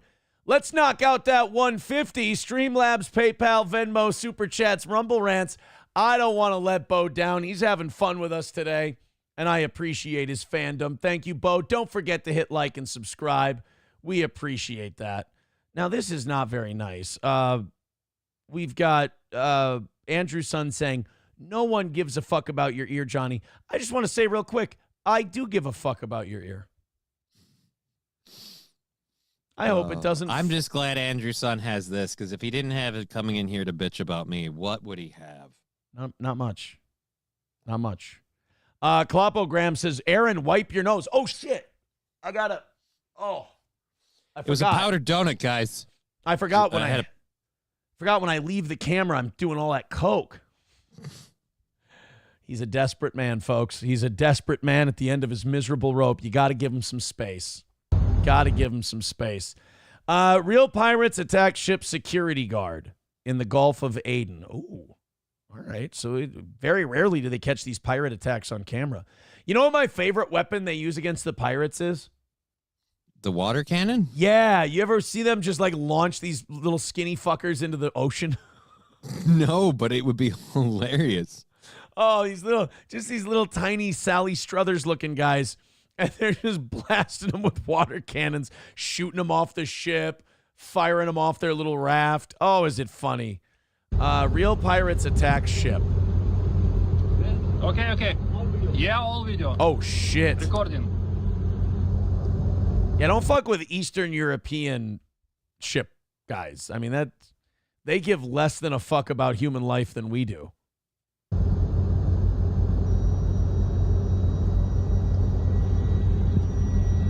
Are they going to use the water cannon, or? That guy looks like he's got a cannon. Yeah, it sounds like we're going to be firing off a few real shots. How do they even actually take these ships over? I mean, they spot them from a mile away. They're armed to the teeth. And you're so much smaller than they are.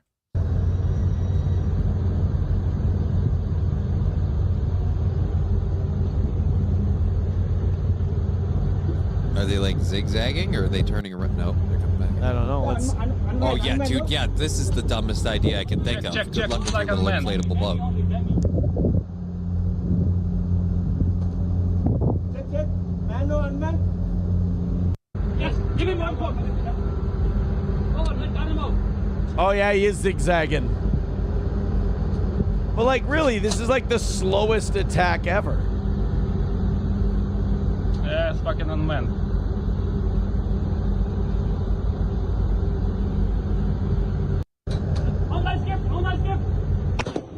Oh shit, here we go. Uh-oh.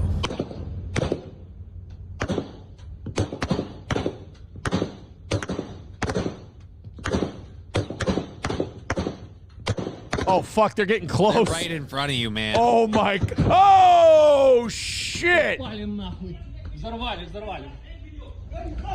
That'll do it. And ladies and gentlemen, I believe the winner of this match, and still.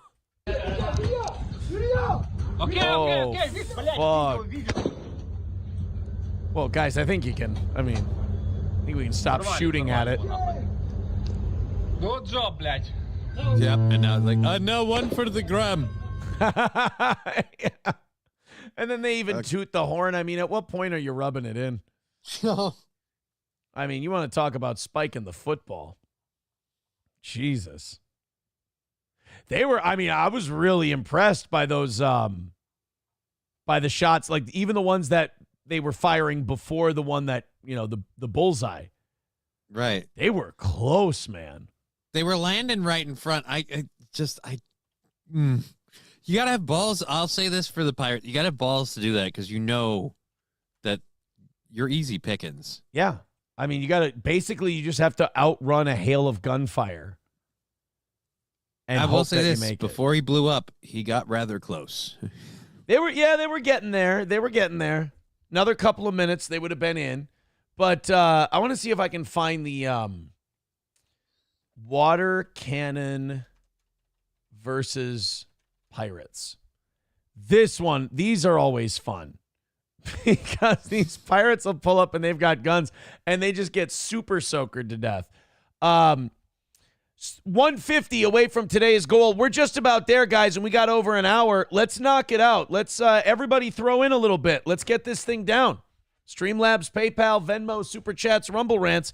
We got all the links in the chat, 10 or 20 at a time, and we'll be done in no time. Thank you, guys. Let's get those in. I appreciate it. I'm talking to you. I'd love it if you just knocked it out now. Here we go. All-time best Somali pirates versus ship security compilation.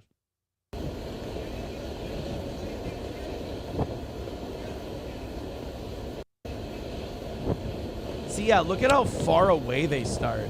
This guy's got like a bag of rice or something that he's resting his gun on. Give the code, Pat.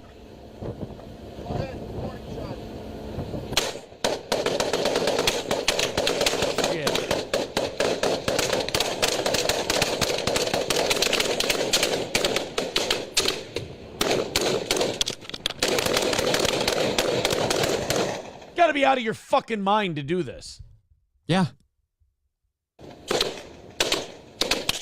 Because now you're just sitting there parked, and you've got to now climb up the ship while these guys are unloading on you.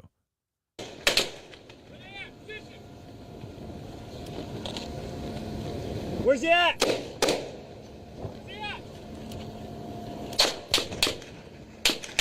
all the way aft! All the way aft! Oh, there they are, right there. And now you're just trailing behind the boat. Yeah. And now it's turning. I think it's turning the fuck around. Or they're all dead. Tipping over.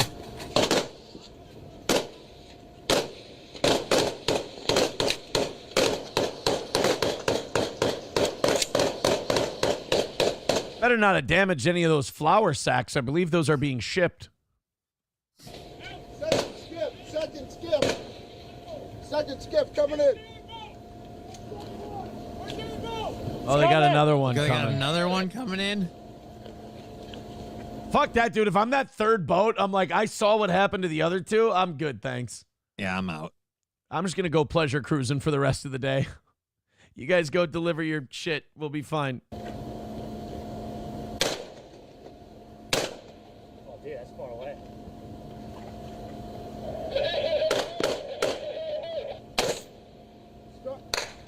Dude, that was close.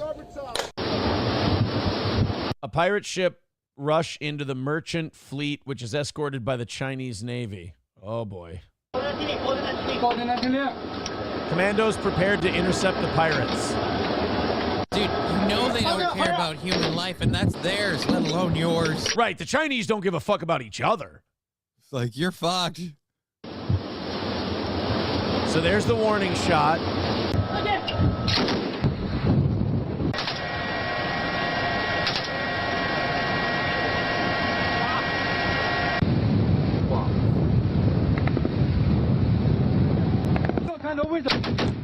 Oh, oh, fuck.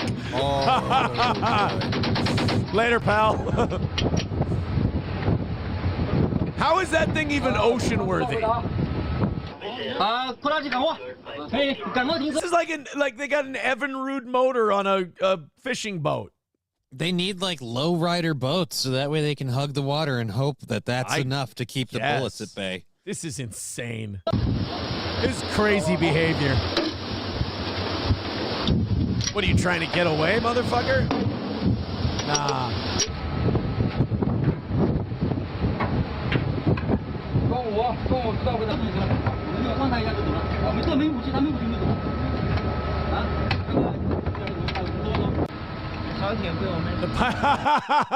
Why?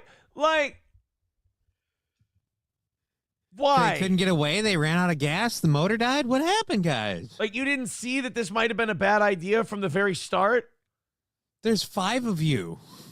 I feel like In if a you dinghy. if you decide to go pirating, I feel like that's a kind of a suicide mission, isn't it? You kind of agreed before you left, like this is fucking insane. Jack Sparrow is a hell of a recruiter. Well, they none of those people made it. Oh man. That fucking Maersk, Alabama thing, that got everybody right in line. Like, we're going to put a few guns on these ships. We're going to put some water cannons on these. And that's all it took. Just a few guns. And then we're going to tip over your fishing boat. Oh, guys, 150 away from knocking it out today. Streamlabs, PayPal, Venmo, Super Chats. We're down to our last hour. Let's get this thing taken care of. Enough already. Let's get this done. Throw in the cash. Streamlabs, PayPal, Venmo, Super Chats, Rumble Rants. Evening show saved the perfect week. We appreciate that. Now you guys hold up your end of the bargain. Let's do this thing. 150 away. Let's get it taken care of. Click one of the links. Let's do it. Hey, Sabrina Carpenter, isn't that the chick you like now? Is that the girl you were looking at? Was Sabrina Carpenter? Which girl when? Yesterday? No, I don't think so, but let me check. She made news today. Sabrina Carpenter introduces new 3-way sex act on stage. Fans fall in the... Oh, Jesus. This isn't a new sex act. It's the fucking, what do you call it? The Eiffel Tower. That's not... Yeah, dude, I don't know why you're... Dude, I thought you were talking about Sabrina Carpenter yesterday. I don't think I was talking about Sabrina Carpenter. If I did, I might have said she's a pretty lady. That's about it. I don't recognize her at all. There's some chick you were going gaga over yesterday. I thought it was her.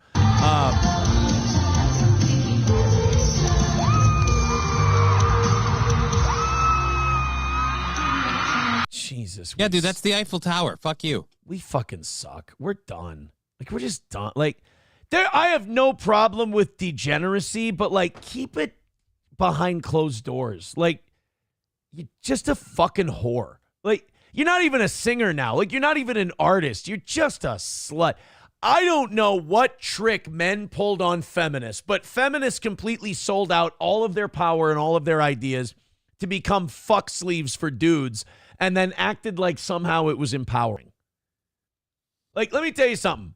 In this situation, take the people out of it. In this situation, these two don't look at you as an empowered woman. They look at you as a fuck doll. They have zero respect. They can't look you in the eye again after this. They don't want to. No, you're a dirty, filthy whore bag. They want to blow loads and go home to the nice girl they met. Oh, but, you know, back in what, the 80s, Madonna was, you know, classy. No, she wasn't. No, nobody looked at Madonna and was like, yeah, that's who I want my daughter to be like. Right, but somehow all the people that wanted like a short track to fame are like, hey, if I just go blonde and have an hourglass figure and let everyone treat me like a whore. Yeah. Huzzah. Oh, my God. Just do me a favor, guys. Teach your children. All right? Teach your children that is a skank. Nobody's going to respect it. Nobody's going to love it. Everyone's going to use it. And she's going to end up. That's how you end up with 45 and cats. And no kids and no family and nobody to mourn you and just done. Because you got used as a fucking cock sleeve for your 20s and 30s. Because it was empowering, right? Ugh. Well, cross Sabrina Carpenter off the list. Although Klopogram does say, might try my hand as a backup dancer. You know what? It would be the worst thing to learn a few moves. And that's the thing about modern feminism is modern feminism, ironically, became give guys whatever the fuck they want. Yep. You know what we can do? We can just fuck a guy and we'll just fuck him and then we'll just leave and we won't even talk to him again. I'm like, oh, you mean make his dreams come true? That's like everything on my bingo list. Are you reading my Christmas wish? Congratulations. You gals are so empowered. It's I mean, feminism just got duped and they got tricked, and it was fucking easy. It was easy to dupe them. Marketing, commercials, celebrities. That's all it took. Coltrane says, feminism made dudes' dreams come true. We made them think that indiscriminate fucking of dudes was empowering to them. LOL, women are dumb. Yeah, we said, fuck. Feminism got sold to them as fuck whoever you want. And even if you get pregnant, take your prodigy, take the thing that's going to give you meaning for the rest of your life and a legacy, fucking kill it. So you can go out and fuck some more. Yeah, so you can go out and take some more dick and take some more loads. And then when the guy worries because he got you pregnant, just fucking kill the thing. I mean, sure, it's the only thing that's going to give you any kind of validation over the next 20 years of your life while all these guys go find younger whores to fuck. But hey, you're empowered. King Kong Dong says, Happy Gilmore 2 trailer is out as of 2 hours ago. I want you to judge it. Well, then let's knock out today's goal. I'll do it for overtime. I don't like it when the morning show audience goes, I demand this of you. And it's like, well, we're 150. Hold your horses. What?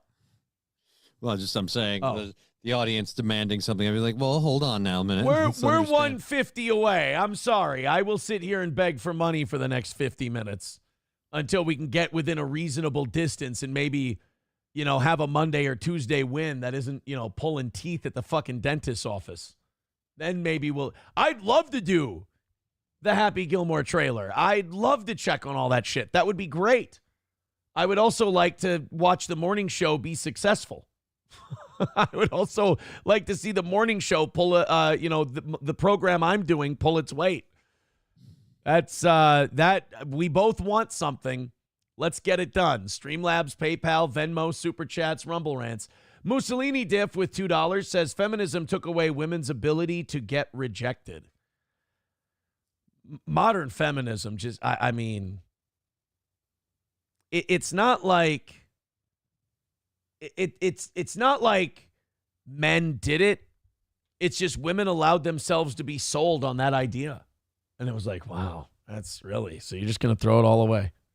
Look, I'm posing in an Eiffel Tower. Like, there's no dad who sees that and isn't like, oh my fucking God, I failed. Right. Oh, it doesn't matter how much money you make doing it. Right. Just, oh no. Like you see your family members see that and they go, oh, Jesus Christ. Oh, there ain't enough money in the world that's going to make me feel good about that.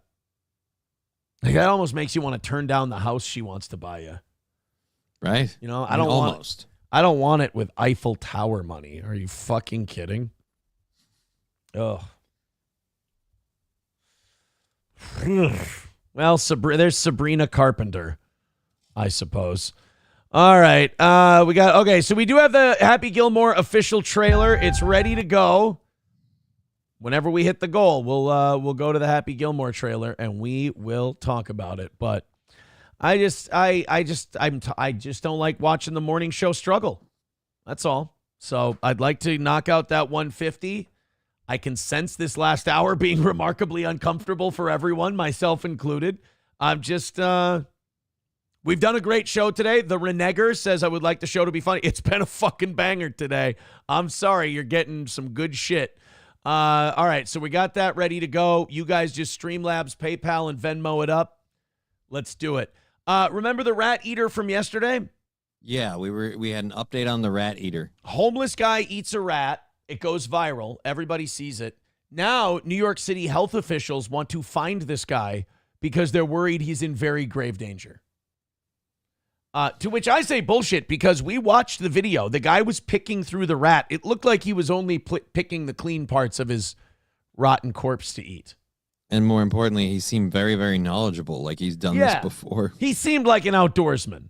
So I don't think we really need to worry about rat eater guy. I mean, I certainly don't want anyone getting close to him. That's not something we're looking for. Let's need someone to rat him out. Let's go ahead and take a look at, let's remind you guys. Let's do a little refresher. 149 and 3rd Avenue. I can't.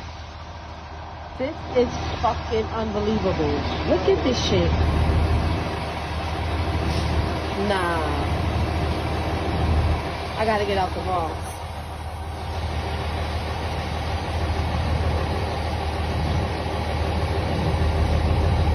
I got to get out the Bronx, as if the other boroughs aren't suffering from the same fucking problem.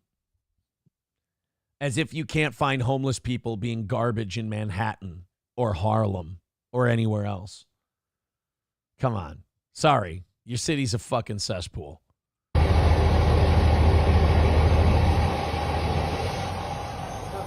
What is he gonna do next with this rat?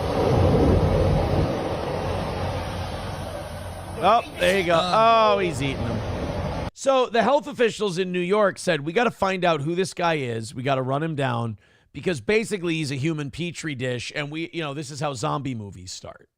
Right. I'm gonna wager that person might not be a naturalized citizen. You don't think so?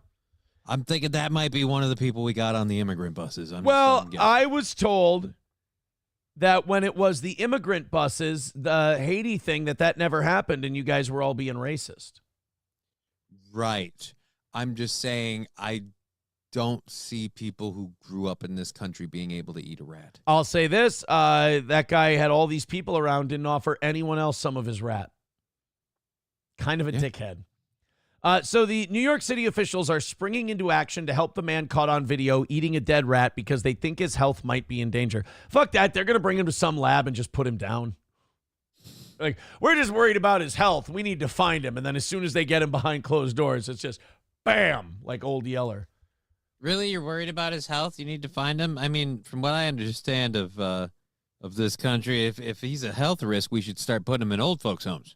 Right. If Cuomo was running the city, if Cuomo wins that election, they would have just stuck this guy in Shady Acres. He would have been fine. A spokesperson for City Hall in Manhattan says they're reaching out to the health department to help locate the unidentified man. What do you got? Well, I got a homeless black guy in a coat. In New York City? Oh. I'm glad you decided to drop that needle in our haystack. That's we'll be on it. We'll find him right away. Don't worry.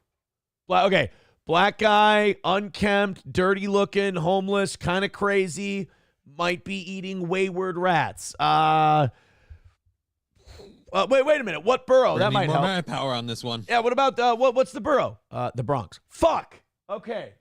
This is gonna be bad. I have an idea. Hear me out. Let's just round up all the black people in the Bronx. No, we're not. Okay. All right. Look, I was just trying to make this a little easier. But, Jesus, Todd, that's always right where you go. Round up the black people. I'm just trying to save time. This sounds like a ticking time bomb situation. I don't want to see bubonic plague grab the city. That's all. But I understand we can't. This is how we breed new diseases, by the way. Some guy just eats something that nobody else eats, and it cooks up in his system and releases something new. Because after all, that's how we got COVID, was all those damn Chinese eating the pangolin. Oh, yeah, of course. It couldn't have been that they had a sophisticated biolab. They had to be a bunch of dirty rat eaters. Marble Arm says rat pox coming soon. Yeah, it'll be interesting to see in the next 6 months which pandemic this starts in the Bronx. We'll just call it the Bronx flu. Still $150 away from today because, of course, we're 150 away. We were looking good in the 8 o'clock hour. We were getting it down there. And now we're just the morning show stalling out again. And it's going to be 45 minutes of Aaron just going, hey, can we get it to zero? Like finding which magic words cause people to go, hey, I can get this to stop with my $5 or $10 or gifting a few memberships. I can get him to stop doing this because we've got about 3 hours worth of content we could still go to. Thank you very much to Trucker 18-Wheeler for $1. He says, behind in chat, but my generation is fucked. That whore Sabrina Carpenter is my age. Also, on a side note, Mersh likes her. That makes sense. That makes sense. All right, guys. Streamlabs, PayPal, Venmo, Super Chats. Let's try to have some fun today in the last 45 minutes of the show. Hit like, hit subscribe. If you're broke and you got no money, we still appreciate you contributing in the free ways. That helps us a ton, grabbing new people. But if you got a few bucks to throw at us, stuck at 150 again, kind of like always in the morning. We can't count on the evening show to bail us out of everything. Let's keep it up because we've got a hell of a streak going right now. This is our 6th week, if we can complete it, of making it perfect. And we're wasting a lot of content time asking you guys to chip in. So let's rally up and see if we can knock this thing out. We did the whorish Sabrina Carpenter thing. We got, this one was close to home. So there was that St. Cloud State student who was being detained or like under house arrest. Yeah. Because they think she might have had something to do with this missing woman. Did they clear her? Or did they find out she had something? Well, it sounds like. So the guy is being held in the Dominican Republic as a key witness in the disappearance of the St. Cloud State student. And now he's not being accused of a crime, but they're still not letting him go. And he's now asking to be released from house arrest after they found some details in the case which show that he probably didn't have anything to do with it. Let's get caught up here. This is a fascinating story. Top story tonight is one we continue to follow out of the Dominican Republic. A St. Cloud State student is still a key witness in the search for 20-year-old Sabrina Carpenter, who... I had it right the first time. My bad. It is the St. Cloud State student that is being looked at. Vanished while on spring break. The St. Cloud State student is believed to be the last person with her 10 days ago. Fox 9 So Young Kim joining us in our newsroom now. And So Young. Thank you, Thermodyne Diesel, for 10 gifted memberships. I'm stopping the show for that one because it's needed. We want the gold, sucker. Hulk Hogan, we coming for you, nigga. Thank you very much, Thermodyne, with the 10 gifted memberships. That's going to knock us down another $25. Thank you, pal. Guys, we got to follow that up. Let's finish this fucking thing off. I hate these morning goals. They're the worst. And you're 125 away. Finish it off, cut its fucking head off, and let's just do a show. Let's wrap this thing up. Enough is enough. We're right there, 125. Let's do it. Knock it out. Call it a win for the toe. You had a full goal today. It'd be a huge win. Here we go. His parents are speaking out through their attorney at this point.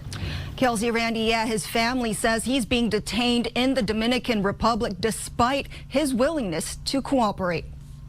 This surveillance video shows what authorities say are 20-year-old University of Pittsburgh student Sabrina Carpenter and 22-year-old St. Cloud State University student Joshua Reeby. Of course, our guy just looks like an absolute fucking rube. It's just... Who's he cheersing? What's with the arm up? He's just a drunken redneck from central Minnesota. By the way, the name Reeby, that's a very central Minnesota name. I didn't realize that. I know quite a few Reebies. Actually, my ex-wife's mother's side of her family are Reebies. Believe it or not. And I knew one of them for a long time back when I was doing radio in Litchfield. I had no idea they were related. He owned the local video store. And I would go there. And I would, back in 06, 07, 08, you were still renting, DVDs and shit and video games. So that was the only place you could go in town. That was just before Walmart opened. Litchfield didn't come into prosperity. Now they've got a street light. It's civilization over here. They've got motor cars. I saw an automobile once as a boy. However, the world went and got itself in a big damn hurry. Thank you very much over on Venmo for the $5. Adam, he says, look up Findom. All right, we will do that as soon as today. I'm taking all your guys. We want the gold, sucker. Hulk Hogan. I'm taking all your guys' requests once that goal's knocked out. I'm listening to everything you got to say. But right now, we got 40 minutes left and we're 120 away. And unfortunately, I'm sorry, morning crowd, I got to keep an eye on you guys because it's been 2 days a week lately, 2 to 3 days a week. It's been a fucking struggle bus. And let's get this knocked out. 120 away. Go, get it. Let's do it, especially if you never contribute to the show and you watch it all the time.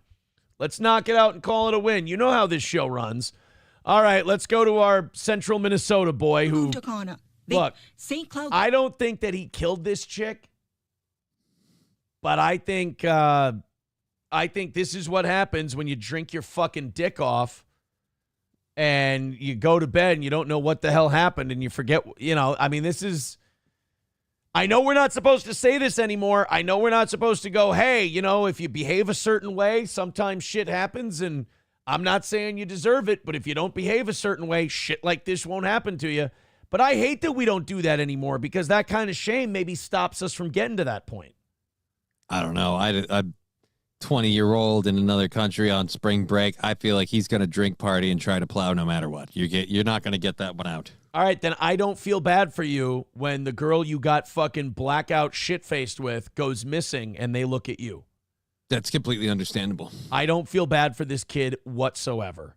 State University student Joshua Reeby in Punta Cana. They can be seen together on camera not too long. And I'll also say, no poor kids go overseas for spring break.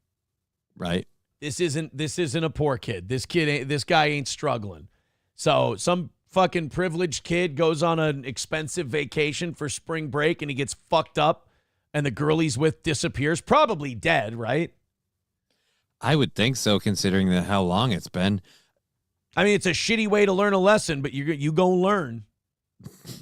Before she vanished in the early hours on March 6th. Dominican Republic police say Reeby is considered a witness as the search for Kananki continues and say this is a missing person investigation. How much do you want to bet these cops have been like, this worthless fucking drunk better remember something? Probably. Just frustrated. This the worthless fucking Elkie better fucking have some info for us. Your last lead keeps puking, talk about how great her tits were. Awesome. Right. Great. Awesome. Helpful. Good job. Thanks, buddy. No, your rich parents can't get you out of this. Case at this time. Now, his parents are speaking out through an attorney saying, quote, despite his full willingness to cooperate, Josh has been detained under irregular conditions and subjected to extensive questioning without the presence of official translators or legal counsel until Wednesday, March 12th. All right. Well, this is kind of like the kid who got caned for spray painting in Singapore. It's like, yeah, you can't pull that shit. Or like Brittany Griner in Russia. Don't go to other countries and fuck around. I hate it when Americans go, oh, our little boy, he's a good boy, and they're treating him this way. They do that on purpose. That's like to teach you a lesson. Yeah, it's like Ace Rothstein in Casino when he goes, tell your friends you don't fuck around in here. They don't want Malaysia or wherever this is to become like this haven for college kids coming and acting retarded. So when they come there and cause some trouble, yeah, we're going to treat them like absolute dog shit. And also, there's that second or third world country attitude of like, we're not going to let these fucking Americans think they're better than us and they can come around here and just walk all over us. I don't feel bad for this kid. I really don't. They also say he has remained in his hotel room under police surveillance. They don't know if this kid's telling them the truth or not, and he was the last person to see her. So, yeah, they're going to keep an eye on him. He can only stay in his hotel room, guys. They won't let him use the pool or the exercise room. He only has basic cable. Look at the fucking resort he's at. They only let him stay in his hotel room. Oh, poor kid. According to a police interview transcript obtained by Fox News, Reeby says they met that night, then made their way to the beach. She went out into the ocean, and to this day they claim that if you go down by the water, you'll see your footprints in the sand. I mean, because every night she walks them beaches. I thought we could get away. Escape. Every night she walks the beaches. Shine. All right, I'm done now. Before we finish up this story, I do want to stop and break and thank Flinty Gecko for another 10 gifted memberships. Thank you very much. We want the gold, sucker. Hulk Hogan, we coming for you, nigga. That means we're now $95 away from today's goal. But one thing I know about the morning show crowd is that is no gimme anymore. $95 away. I hate to do it to you. Finish the story. Finish it up. Thank you, morning show people. Streamlabs, PayPal, Venmo, Super Chats, Rumble Rants. Let's get this thing taken care of. No more interruptions. We can have all kinds of fun. $95 away. I got 6 weeks. We're going on 6 weeks perfect. I let it go yesterday. I'm not letting it go today. $95, 510 away, 510 away, 510 away. Let's do it. Two were talking in the water when a big wave hit. He struggled to help her ashore. Then at some point, he threw up and passed out. Yeah, fuck him then. Fuck you. Yeah, dude. So she's in the water somewhere. This chick barely got back to the shore. And by the way, do we have to believe him? A big wave came by. I'm willing to believe it washed her away and she died. Yeah, and he didn't realize that until he woke up and realized she wasn't there. He puked and passed out while she got swept up by a big wave. Now, don't get me wrong. She was probably getting all fucked up, too. They were both probably super drunk. So, terrible accident. I don't think the kid should go to prison. I don't think he killed her, anything like that. But you know what? You guys got really fucking hammered. Both of you could have died, and one of you probably did. I don't mind that they're scaring the shit out of this kid for a while. Yeah, maybe he'll think about maybe easing it off on the drinks a little bit. Not only that, he's embarrassing us. Like, this is a Reeby from central Minnesota, I'm guessing, who went to St. Cloud State. You're fucking humiliating us, dude. They all think we're a bunch of alcoholics already. Thanks a lot. Several hours later, he returned alone to his hotel room. His family also asked Yeah, I mean, why check on her, right? Not worry about it. Why look around for her? He never, you know what? I have a call to make. He never brought her back to the beach. That wave came by, swept her away, and she was gone. That's my guess. Yeah. He saved his, here's what happened. Big wave came by. He ran to shore, saved his own ass. He Chappaquiddicked her. He Teddy Kennedy'd her. And he just ran off and left her to the big wave. And this little, probably 100, 120-pound gal got swept out into the ocean and she died. His hero story of, I brought her back to the beach. No, you didn't. No, you didn't. You didn't bring her back to the beach and then puke and pass out, or she would still be there when you woke up from passing out.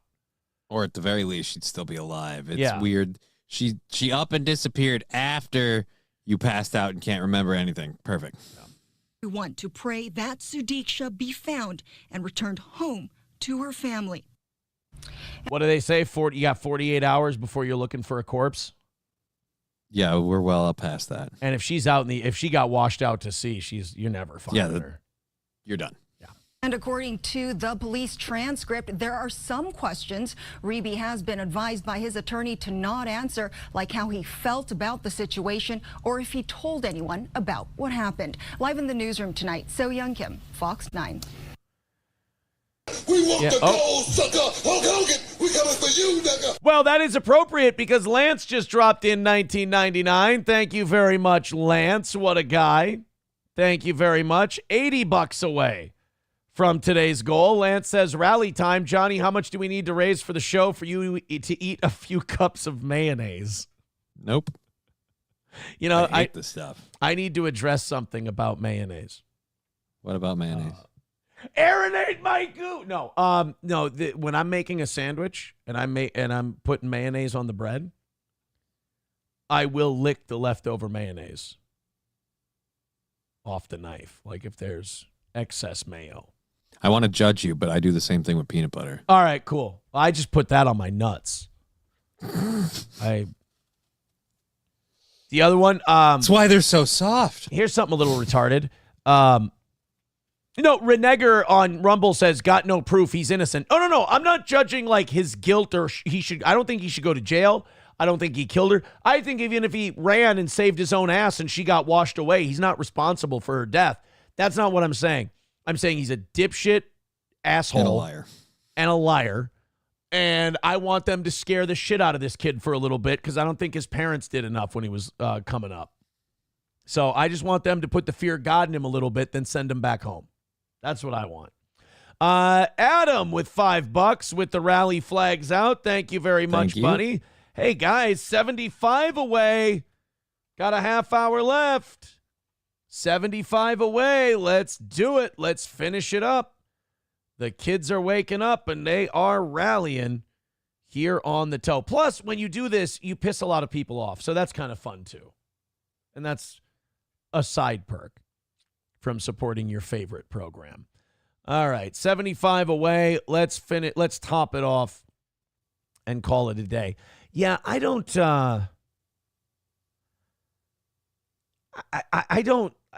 think the guy should be arrested. I don't think the guy should be in jail. I just don't think he brought her back to the shore. No, I think he's completely full of shit. Also, I want to go back to the Mayo thing for a second, because of course I do. Mad Max Mardigan with a good point. Rich in central Minnesota don't go to SCSU. They go to St. John's. Yeah, but if they're dumb, they go to SCSU, even if they're rich. If they're really stupid, you go to Mankato or St. Cloud State if you're in Minnesota. You know what I like about Mankato, by the way, when I was in my 20s, is they kind of took up the mantle from St. Cloud State and said, if you don't want to be the retard backup party school, we'll be. Yeah, we'll take that enrollment. Potato Head Case says he's from Iowa. Wow, a Reebie from Iowa? Okay. Well, either way, he's making us Midwesterners look like shit. He's a Reebie from Iowa. That makes him a real Reebie. Retarded. Never mind. You should have given it a little more air before you explained it. Right. We kind of wanted to sit here awkwardly for you for a little bit, but you had to go and just wreck it. Right. Sorry. Away. Thank you. The Mayo. Back to the Mayo issue. So sometimes I will make my own. I'll make my own tartar sauce. This sounds gay as hell. When I have fish or anything else, I'll make my own tartar sauce. I have sweet relish in the fridge, and I'll combine the sweet relish with the mayo, and I'll put some other things in there, and I'll make a tartar sauce. When I scoop the mayo in with the spoon, this is disgusting. Scoop the mayo in with the spoon. Whatever's left over on the spoon, I don't want to dip it in the sweet relish with the mayo on there, so I'll get all the mayo off of there. I'll eat that. And then I'll dip a little for the sweet relish, and then. But you don't? Do you wash off the spoon afterwards? Right. I mean, you would think that. That's gross, man. Like your saliva and stuff. Like you don't want to get the mayo in there, but you're gonna. Right. Why don't you just spit in the thing? I'm the only one who eats the tartar sauce. Yeah, but I'm talking about the sweet relish. That's my sweet relish. Ain't nobody else eating the sweet relish. Well, then I guess it doesn't fucking matter. That's what I'm screaming. All right. Fanatical Bucks fan says, what brand of sweet relish? Well, hold on. I'll go grab it real quick, and then I'll do some cocaine while I'm gone, and then I'll come back. We'll knock out this $75. We'll call it another win for the toe. I'm gonna go ahead. Let's put some wagers down. What brand of sweet relish? I'm a pretty, basic guy. I'm gonna say it's probably Vlasic. Probably. Let's go to the ghost of Johnny Rock for $1. Says Vidam will be pissed that he was race mixing. Vidam's not. No, Vidam's fine with that, ghost of Johnny Rock. Vidam is on my side. Vidam is okay with race mixing. He thinks it's fine, and everyone should be able to love who they want. Isn't that right, Vidam? Streamlabs, PayPal, Venmo, Super Chats, Rumble Rants. Let's get that last 75 hammered out. I'm going to go find out. Do I bring the thing down here? Or do I just look and tell you? Cooking with Aaron? I don't really. Bringing it down would be proof. I got to have proof. All right. Play a clip. Totally looks like the sweatpants is weird. It's a morning show. I get it, but a little. What are you gonna do? All right. He's gonna hopefully be bringing that back. If we can knock the goal out, we can go till 10:30. That would be sweet. If we could go for another hour and stuff. Plus, I believe we have the Happy Gilmore 2 trailer. I haven't seen it, and I believe the whole cast except Chubbs, I think, isn't going to be back for obvious reasons. Chubbs is dead, bro. Yeah, that's why I said for obvious reasons. Oh, I didn't hear that part because I don't have my headphones in. Right? It's all good. We got Vlasic or... Never heard of this brand. Great Gherkins. I love that name, though. Great Gherkins sweet relish. Huh. That was uneventful. Yeah. It's extremely anticlimactic. MSO says, hey, Johnny, after this disaster, we need your afternoon show. This has been a fine show. I've been all worked up and fired up. It's been a great show. I have to, the only reason why I'm not doing a show today is because I'm going to be doing all my prep time is going to be laying on a couch treating my ear. And if it doesn't get better, if it gets worse than this anytime today, I might be going to the non-emergency room. So what's the non-emergency? Kind of keep the afternoon. What's the non-emergency room? Non-emergency is when you need to get seen, but it's not like you're dying. So usually you call ahead, like urgent care. They tell you urgent care. There you go. Okay. Urgent care. Hey, boys and girls, $75 away. How about a little charity? We knock this thing out, call it another win for the toe. This I've been saving for towards the end of the show today. You know anything about shotgun axe? Shotgun axe? You know about shotgun axe? I want to axe you about shotgun axe. I don't know about shotgun axe. What the fuck? It's a creation of a man with far too much time on his hands that should probably be on an FBI watch list, and we should probably be taking a look at. This is, I want to say this might be the first person to ever think of this idea, and the first person who ever thought of this idea acted on it. Shotgun axe guy was cutting wood one day. He was splitting cords of wood, and he said, you know what would be great is if while I swung down at this piece of wood to split this log, a shotgun shell exploded and came out of the front of the axe so that I could simultaneously chop and shoot this piece of wood. What the? Yeah, I don't know. Like, have you ever, back in your leg having days, did you ever split logs? Yeah. It's fun. It's a good time. You take an axe. Yeah, usually like a hatchet or an axe. Shotgun seems like overkill. You take the axe, you sink it into the log, and then you have a big log below it, and you wham, and you split the fucker, and you got perfect firewood. It's great. It's a lot of fun. You trick yourself into exercising, basically. So this guy decided, in the words of Emeril Lagasse, he needed to kick it up a notch when it came to his axes. Bam, literally, here we go.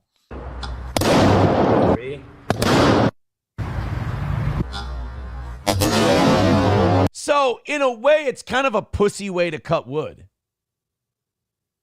Yeah. Like, you're kind of being a bitch because you could just take the axe and you could swing it and you can just break the wood like a normal person, but this guy's got to use a bullet. This guy's got to slug his way through the wood. I don't like that. Plus, who wants to be wearing protective headgear when you're chopping wood? Yeah.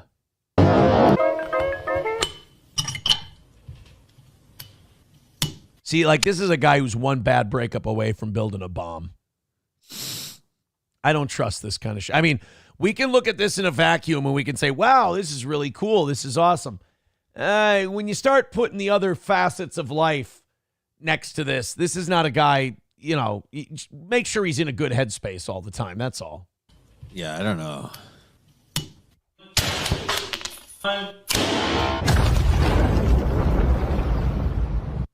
So we're just firing shotgun shells into wood. I don't know. It's kind of ingenious though. It's got the vent holes in the side there. Oh, it's cool as shit. I'm just saying, like, the guy who makes something like this, I don't trust him to stay cool. Right. I don't trust him to stay cool, but I do want that axe. This guy plays around a lot. He's going to blow up half of his neighborhood one day because he's going to be like, oh, no. Because a guy like this is like kind of an adrenaline junkie. He's going to need to step it up. And the next invention is going to need to be like a lawnmower that can shoot Roman candles. Or, you know, it's just, he's going to keep stepping it up, like a refrigerator that can make pipe bombs. And eventually it's going to kill the neighborhood, a neighborhood dog or kid at some point.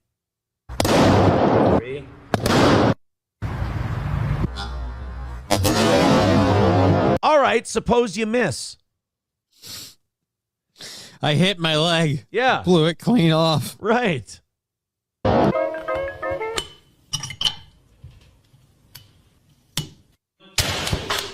Again, this is the coolest thing. I kind of... We want the gold, sucker! Damn it, I'm so bad at that. It's not an uncool invention. I'm questioning the usefulness of it. I think it'll be really hard to keep changing them shells out. It's going to be a lot of work. I don't know. It's not worth. Just use a regular axe with some weight. You'll be fine. Yeah, you know what? Fanatical Bucks fan. Someday he's going to try and make chainsaw bazooka. This guy's going to swing for the fences one of these days. I say, hey, man, if he keeps hitting until he misses, let's see how far he goes. Oh, yeah. Then there's that guy who made the plasma cannon. Did you see the black guy who keeps shooting off his plasma cannon? I've seen a couple of videos about people making a plasma cannon. I don't know. I've seen one about a black guy that keeps shooting off his plasma cannon. Yeah. They're going to make nukes in their backyard soon. There's going to be a day where we're heading towards supervillain territory. Yeah. The Manhattan Project is just going to be literally some guy in Manhattan in his backyard just making a nuke. Zen Man with $1 says, Johnny, get some sweet oil, heat it up, and stock it in your ear and put some cotton behind it to hold it in. Save yourself some money. CVS sells it. I already have some like peroxide stuff. It has to sit in there a while. So I did it for the recommended time yesterday, and then I looked into it, and it's like if it's a really serious impaction, I might need to double it. So I gotta lay on a couch sideways for an hour, and then I gotta flush my ear out, and that might, if it's like last night, make it even worse. In which case, if it gets worse after that, and I don't really get anything out, I'm probably gonna have to go to like I said, urgent care to make sure I'm not fucking up my ear. Jesus Christ. I got enough health issues. I don't need to break something. So this is I'm sitting on it. I'm not going to the hospital every time I have a boo-boo, but this has been a problem for the last 4 days. So we're going to give it today, and we're really going to make sure we got it locked down. And one way or another, we're going to get taken care of. People are sending me a lot of shit now. There's a kid in Michigan who built a nuclear reactor. We're going to have to get to that. Guys, we got a lot of shit to do today, and we got 15 minutes left, 10 minutes until I got to beg you for money. We need that half hour. Come on, people. We're $75 away from today's goal. Can we just, this is child's play in the nighttime, but with you guys, it's been rough. It's been really difficult. Let's get that 75 knocked out. Let's just get it out of the way and call a win for the toe. $75. Let's do it. Andrew says, blast the infection out with a shotgun, Johnny. Oh, yeah, but then you might die. Yeah. I feel like we will get the issue, whether it's an impaction or an infection, but it'll probably take everything else with it. So probably, you'll probably it would probably blow your head off. I got my ear canal cleaned. What did it cost you? Everything. I'm just waiting for our paperwork to all come through on the thing I've been talking about, so I can just look at everyone and go, all that for a drop of blood. You couldn't live with your failure. And where did it bring you? Right back to me. All right, let's I have learned that just from doing a show, I have become a lot of people's Thanos. So really? It's kind of fitting, yeah. Big, scary. Should have aimed for the head. Lorentz plasma cannon. Let's throw in a few bucks while we're watching this. Let's knock out that last 75 today.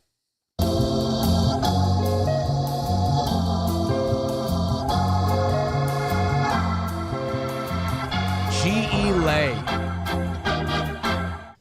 Have you ever wanted to throw Okay, this guy's a lunatic.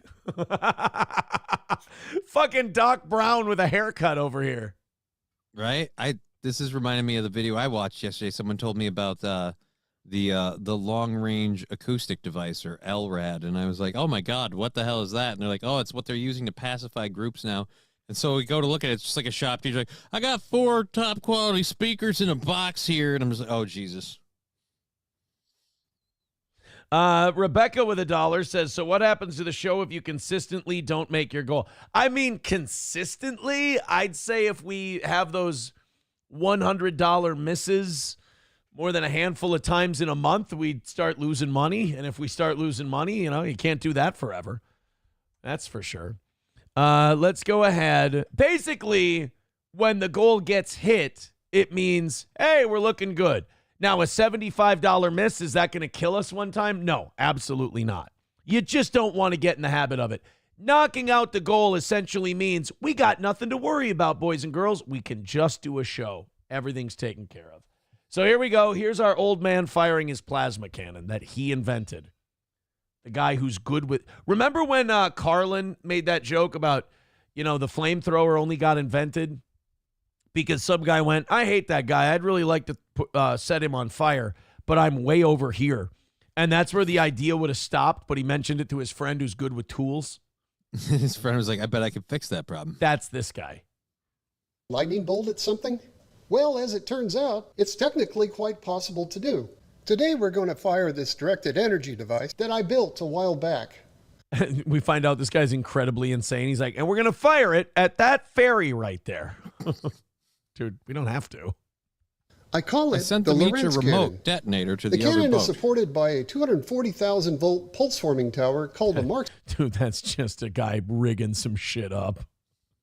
That is Spank, which delivers an electrical power pulse of several gigawatts to the 30-barrel armature gun mounted. You think it's at least 1.21 gigawatts? I think so. Okay. He said gigawatts. I don't know if that's quite a gigawatt. That's not how Doc Brown told us to say it. He said gigawatt. Top. The gun then initiates a plasma channel through the air at current levels found in natural lightning and can direct this plasma channel towards any grounded target. Now you might be wondering why. Actually, I'm wondering one question right now. Fucking why? Again. Give me back my goddamn barbecue set, Tom. I want to hit that guy with lightning, but I'm too far away.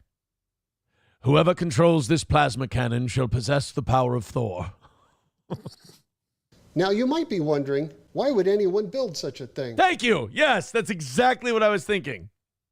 Well, back in the day when I lived at Survival Research Labs, my task was to make electrical devices that could somehow interact with the Thanks. I like to play. machines. But these machines were often quite violent. Jesus. And unpredictable. And they were usually loaded with weapons and explosives. Jesus Christ. So how could you arm an electrical device? This is a fucking fever dream these people worked at. It's like... I kind of want to get an application. It's fucking Wicker Man meets BattleBots. All right, guys, so I got a whole bunch of shit here. Just put stuff together and make it blow up. Yeah. Fuck yes. To survive in such a hostile environment? The answer? Use pulsed power. And if that doesn't work, use more pulsed power. Now, capacitor banks are a cheap and cheerful way to blast objects with hundreds of megawatts, or shower large areas of machines with molten metal. But to blast an object with capacitors usually involves running very heavy cables, and dragging these heavy cables up to a fast and mobile machine would... All right, can we just watch this motherfucker shoot his plasma cannon? Yeah, let's get to the part where things go boom. Yeah. ...condensator upwards a bit. Target attachment at 6,000x. At this energy, the shock wave easily rips the target away and leaves a bit of a flame.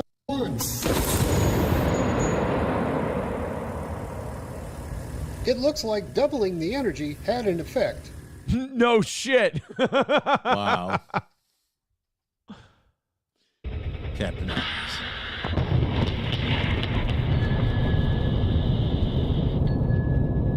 No offense, sir. I'm not trying to shit on your creation. It's really great. There is no reason for this to be built. Nope. There is no decent reason for this to be built. I'm sorry, is that thing plugged into like 4 different outlets? Oh, yeah. He said they're running really heavy cable to this thing to power it.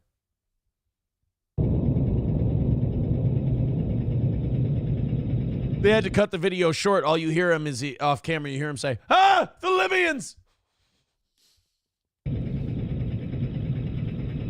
They had me committed.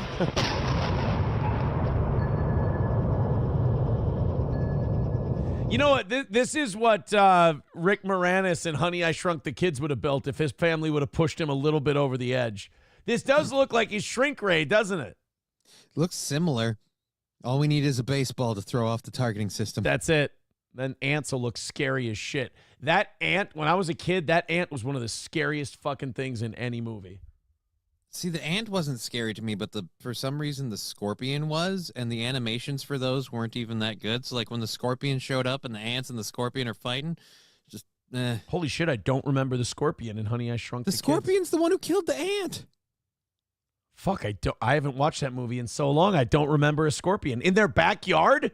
Yeah. Shit. And then how does it end? He almost eats the kids in his cereal. Yep. Yeah, that was fun. As we can see, the target has now achieved a high state of division. But how did this happen? We A can crazy discover man why by launched slowing fire down at the video shit. about 6,000 times. With double the energy, the shockwave has Is he launching at a TV now? Yep.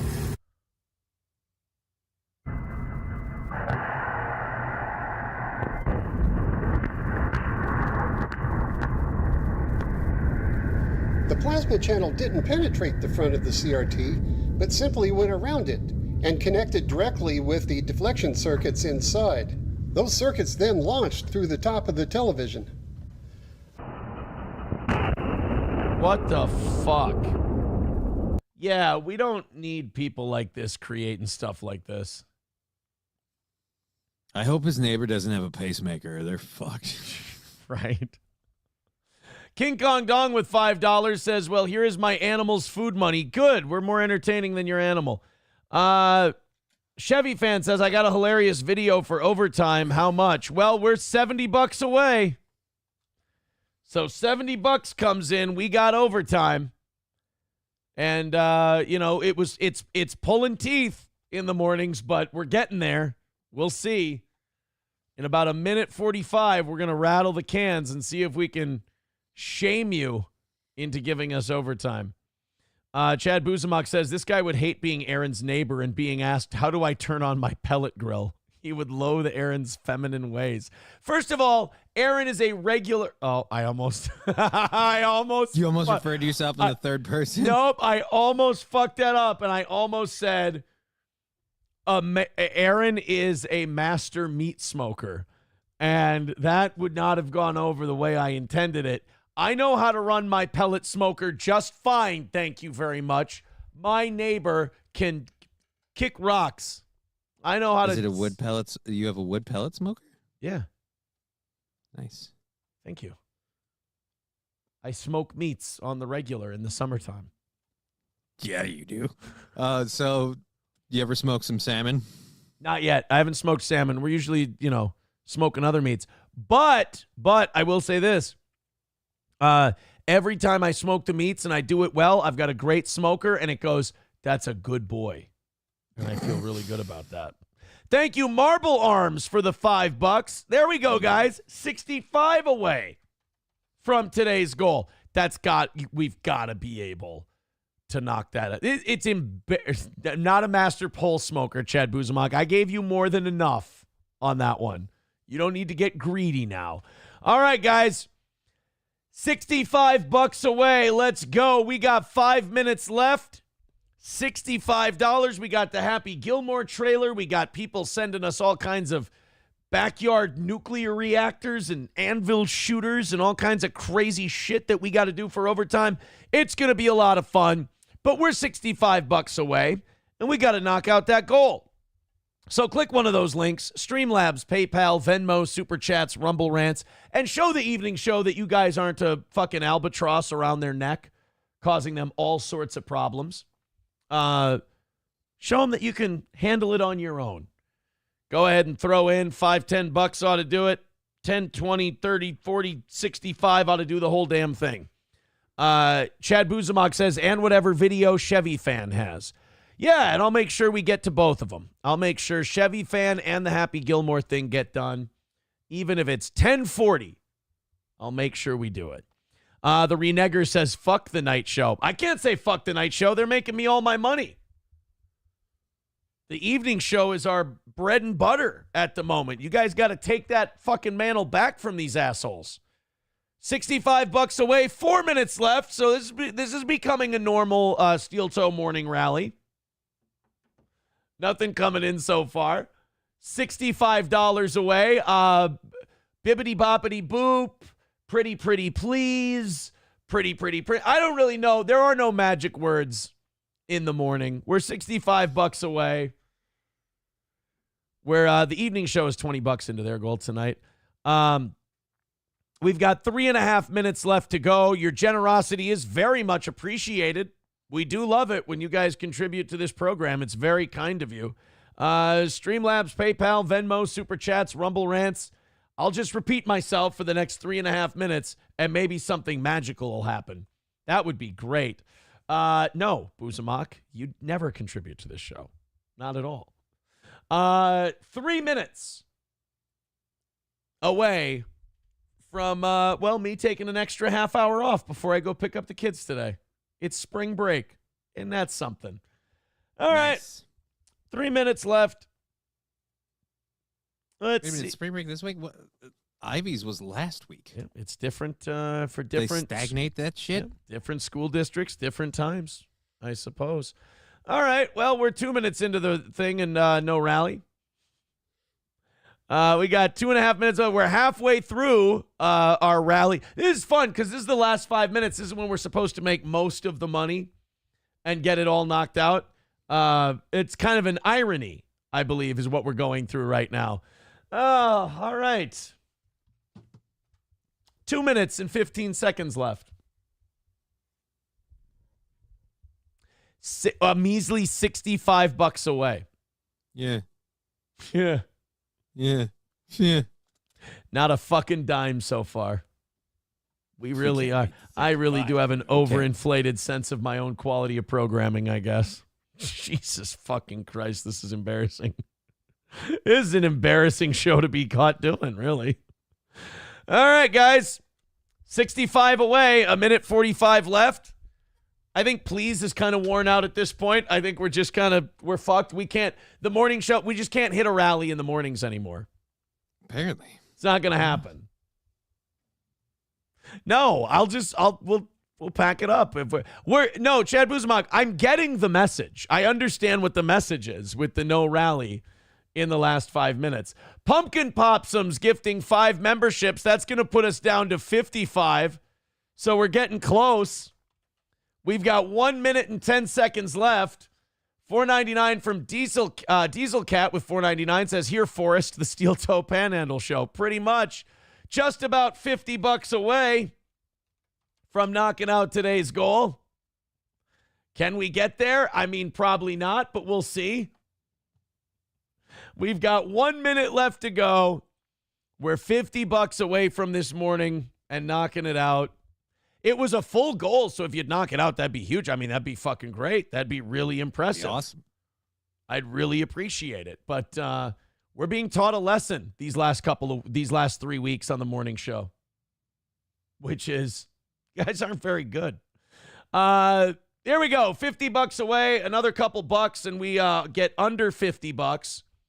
And we can do that half hour on credit. We can beg you for another half hour for the rest of it. It is kind of funny at this point, you got to admit. 20 seconds left. There's numero uno Josh Denny fan with $5 says next karaoke. Not on the morning show. We're not going to do karaoke. We got to start knocking them out a little more consistently. Evening show, I'll do some karaoke for sure. $45 away. 10 seconds. 9, 8, 7, 6, 5, 4, 3, 2, 1. Well, guys, we missed by $45, which means we technically still have to give you 30 minutes, but we get to beg you for money during that whole 30 minutes. Adam Simon, thank you for the buck. Appreciate that. Well, Johnny. Yeah? We embarrassed ourselves again. I'm getting used to it. Congratulations. Seems regular. Now we can just kind of, fart around for a half hour. Unless someone banks out that 45, and then we have to, pick our shit up and do a quality ending on the show. I did say this. I would do Happy Gilmore when we hit the goal, did I not? Yep, you said hit the goal. We haven't fucking hit. We haven't hit said to hit shit. The goal. We haven't hit shit yet. We're $45 away. So we'll do the Anvil stuff that people send us. There's Sanford's son with $50.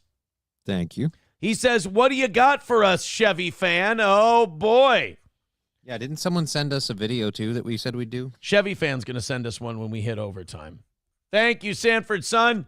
That's 40 for us. And then Chevy fan with his link and $10. Well, that's it, guys. but I'm afraid I've got some bad news.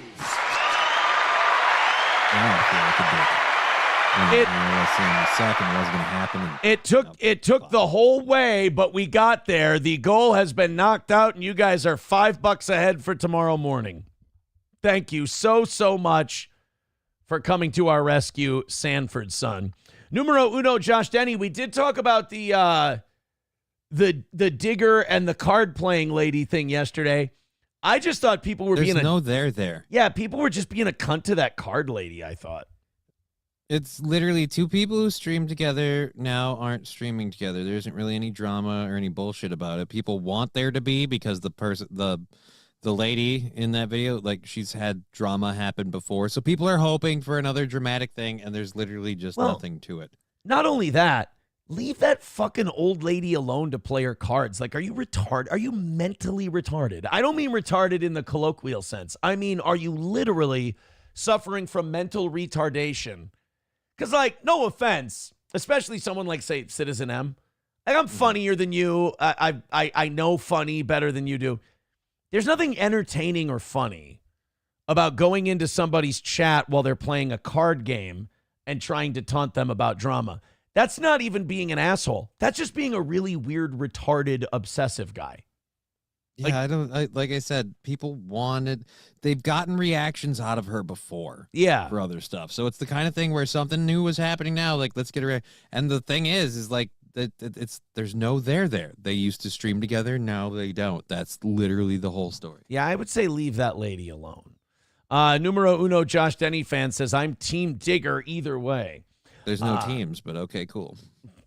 I didn't get it. Like, when people are like, check this out, I'm like, all right, we'll check it out. Let's see what's going on. And I'm like, this is just an old lady who wants to play bridge. And, like, she doesn't want to do any of this. Now, I would tell her, turn your fucking chat off while you're playing cards. You don't need a chat while you're playing cards. But some of the people in the group are in the chat, like, that play the games, like, for like that Cynthia Ferry person or whatever that was in the last one. They'll often be in the chat and talking through the chat. Then I have a better idea. Okay, then I'll change my diagnosis. All you old fucking broads, turn off your computers and go meet up somewhere and play bridge. There. I fixed it. Boom. I fixed it. All right, Happy Gilmore trailer. We promised that, and Chevy fans link that he wanted to play. Thank you guys for keeping our perfect week alive. Another win for the toe. I know people are going to get salty about this. There's no reason for you to be salty. This was an embarrassment for us today. You're fine. If I were you, I'd count it as a win, but I know you're going to get weird about it. Monica with $2. Thank you very much, Monica. Appreciate it. All right. I'm not going to lie and pretend I haven't been waiting for this.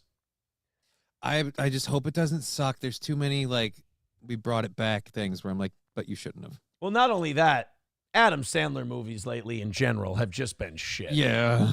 So I don't have a lot of hope for like, now there's starting to be, you can watch something and you can go, yep, this definitely had Sandler's hand in it. Just the way the jokes are written. They're just lazy and shitty now. And it makes me wonder, was Adam Sandler always shitty and lazy and I was just young? Or was Adam Sandler really good and he just kind of fell off a bit because, everybody does when they get older? I don't know. In order to answer that question, I'd have to go back and watch a lot of his movies. Either way, I have high hopes for this movie because Happy Gilmore is one of those stories that you can leave it alone for 20 years and you can go back and check it out because he's a professional golfer. As he gets older, it's interesting to watch his career. Where's he been? What's he been doing? What's Happy been up to? Has he become one of the all-time greats? Did he struggle?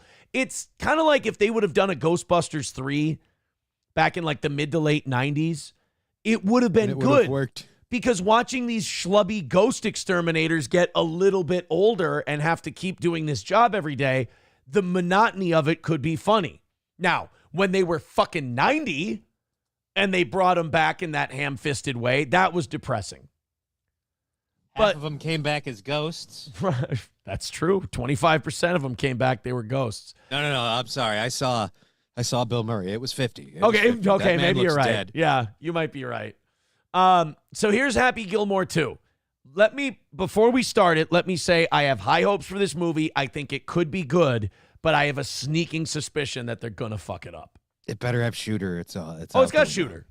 Oh, then I'm at least willing to take it on faith that it won't suck. Arnold. Jacko. Tiger. SpongeBob? What is that? What's with the beaver teeth? I haven't swung a club in years. I'm a little intimidated. All these guys hit it big now.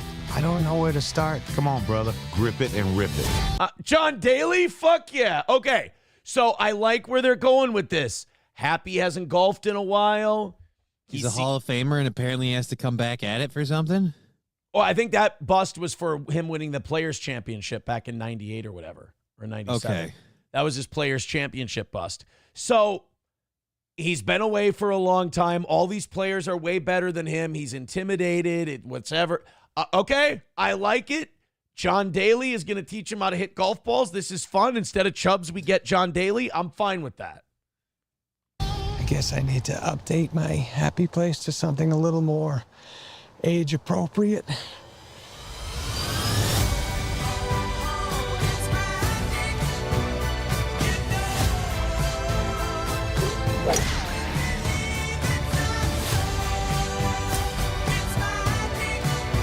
All right, he's got to have shit like that in his movies all the fucking time. Wasn't that a Farmer Fran thing in Yeah. Yeah, that was that's a Waterboy reference. Shooter! Mr. Gilmore? Holy shit. We're not done with golf. Let them see the happy I fell in love with. Let's go.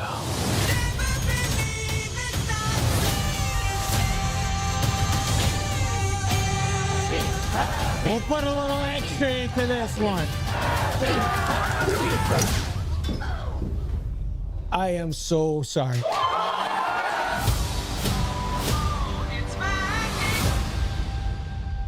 Could work.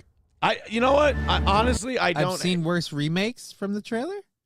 I don't hate it. That could work. I'll say this: the trailer was good enough and funny enough where I'm like, I could at least watch it once and laugh and enjoy it, and I'd have to watch it once to see whether or not I'd enjoy it. So yeah, I'd give it a go. I'm cautiously optimistic. I wish we had had more Shooter in the trailer. I would feel better about that, but just seeing him like Shawshank crying in the rain was still. Here's what I'm guessing from seeing the trailer. Happy's been out of the game for a long time. Happy's got money troubles. We saw the moving truck. Mm-hmm. So I'm guessing Happy. It sounds like his wife wants him to go back to golf because he's been unhappy since then. Okay. And then what? That means Shooter's going to make a comeback, and it's good. Like if they go with a Tin Cup meets Grumpy Old Men kind of thing, I'm not against it. I think it could work. Like I said, it looks like at the very least I could enjoy it for a tongue-in-cheek, mindless comedy to watch once. Yeah. Numero uno, Josh Denny fan says, whatever you do, don't Google Adam Sandler while Sam's show is here. Yes, we understand. It's pretty well known. Approach it's a little on the nose. Well, see, Klopp, I want to see what other people think. Sam Show says he looks dead inside. Kloppogram says that looks like shit. Renegar says fucking gay. Approachable says they need to make unhappy Gilmore, a guy who couldn't cut it at golf, goes to play hockey and does a golf swing for penalty shots. I'm going to be honest with you, Approachable, because you've been a fan of this show for a long time, so I think you can hear this. That sounds fucking dreadful. Numero uno says, LOL, this is going straight to Netflix. Well, it's not really an LOL thing. Adam Sandler has a contract with Netflix. Yeah. And I don't know if you know this or not, but most movies nowadays are going straight to streaming services. The movie theater is like the last bastion of movies. Like that's dying out just because they're becoming more expensive to operate than they are in terms of making money in the end. Because a lot of people, much like with drinking, are like, hey, I love the movies, but I can make popcorn at home and I have a much more comfortable couch. Yeah, I think the thing with Sandler is they pay him like $100 million a year or something like that to make movies for Netflix. Bank out a movie. He can't release them in theaters. The whole deal is Netflix gets exclusivity. Netflix gets them specifically to his movies. Adam Sandler Netflix contract. 4 pictures, signed a lucrative deal in 2014. 4 movies for $250 million. Renewed in 2017 and again in 2020, leading him to make 10 movies for the streamer over the last decade. So he's cranking out a movie a year. Now, most of them are absolute shit, but they must be doing well for Netflix. So they keep re-signing them. So if they're saying that the deal was renewed, does that mean at the same price point, or do they renegotiate? So he's made $750 million out of this shit? Yeah, at this point, Happy Gilmore 2 has already paid for itself. Right? Holy shit. Adam Sandler is now worth, let's go with net worth. It's got to be one of the wealthiest comedians of all time. Seinfeld. $420 million. Seinfeld's got more. Yeah. Seinfeld net worth $1.1 billion. And then who else? Who else is Ray Romano's got to be up there, right? All those guys who got big contracts. Yeah, Ray Romano's worth $200 million. Oh. Kevin James net worth $100 million. Yeah, it's kind of Seinfeld and everyone else, isn't it? Yep. Top comedian net worth. You know what? I bet you Kevin Hart's up there. Nah. Bet your Hart's up there. Number 1, Jerry Seinfeld. Number 2, Matt Stone. And number 3, Trey Parker. How is Matt Stone worth $700 million and Trey Parker's worth $600? And why do they count as comedians? They were on Comedy Central, I guess. Matt Groening and Trey Parker are tied. I think that's kind of fitting that those two are tied for third. Ellen DeGeneres at $500 million. Oh, how did we forget this one? Leno at $450. Yeah. Kevin Hart at $450. There he is, tied with Leno. Sandler at $440. Larry David and Letterman are tied at $400 million each. And wow, so Sandler's not even he's in there. The top 3. Well, yeah, he's top 8. He's top 10.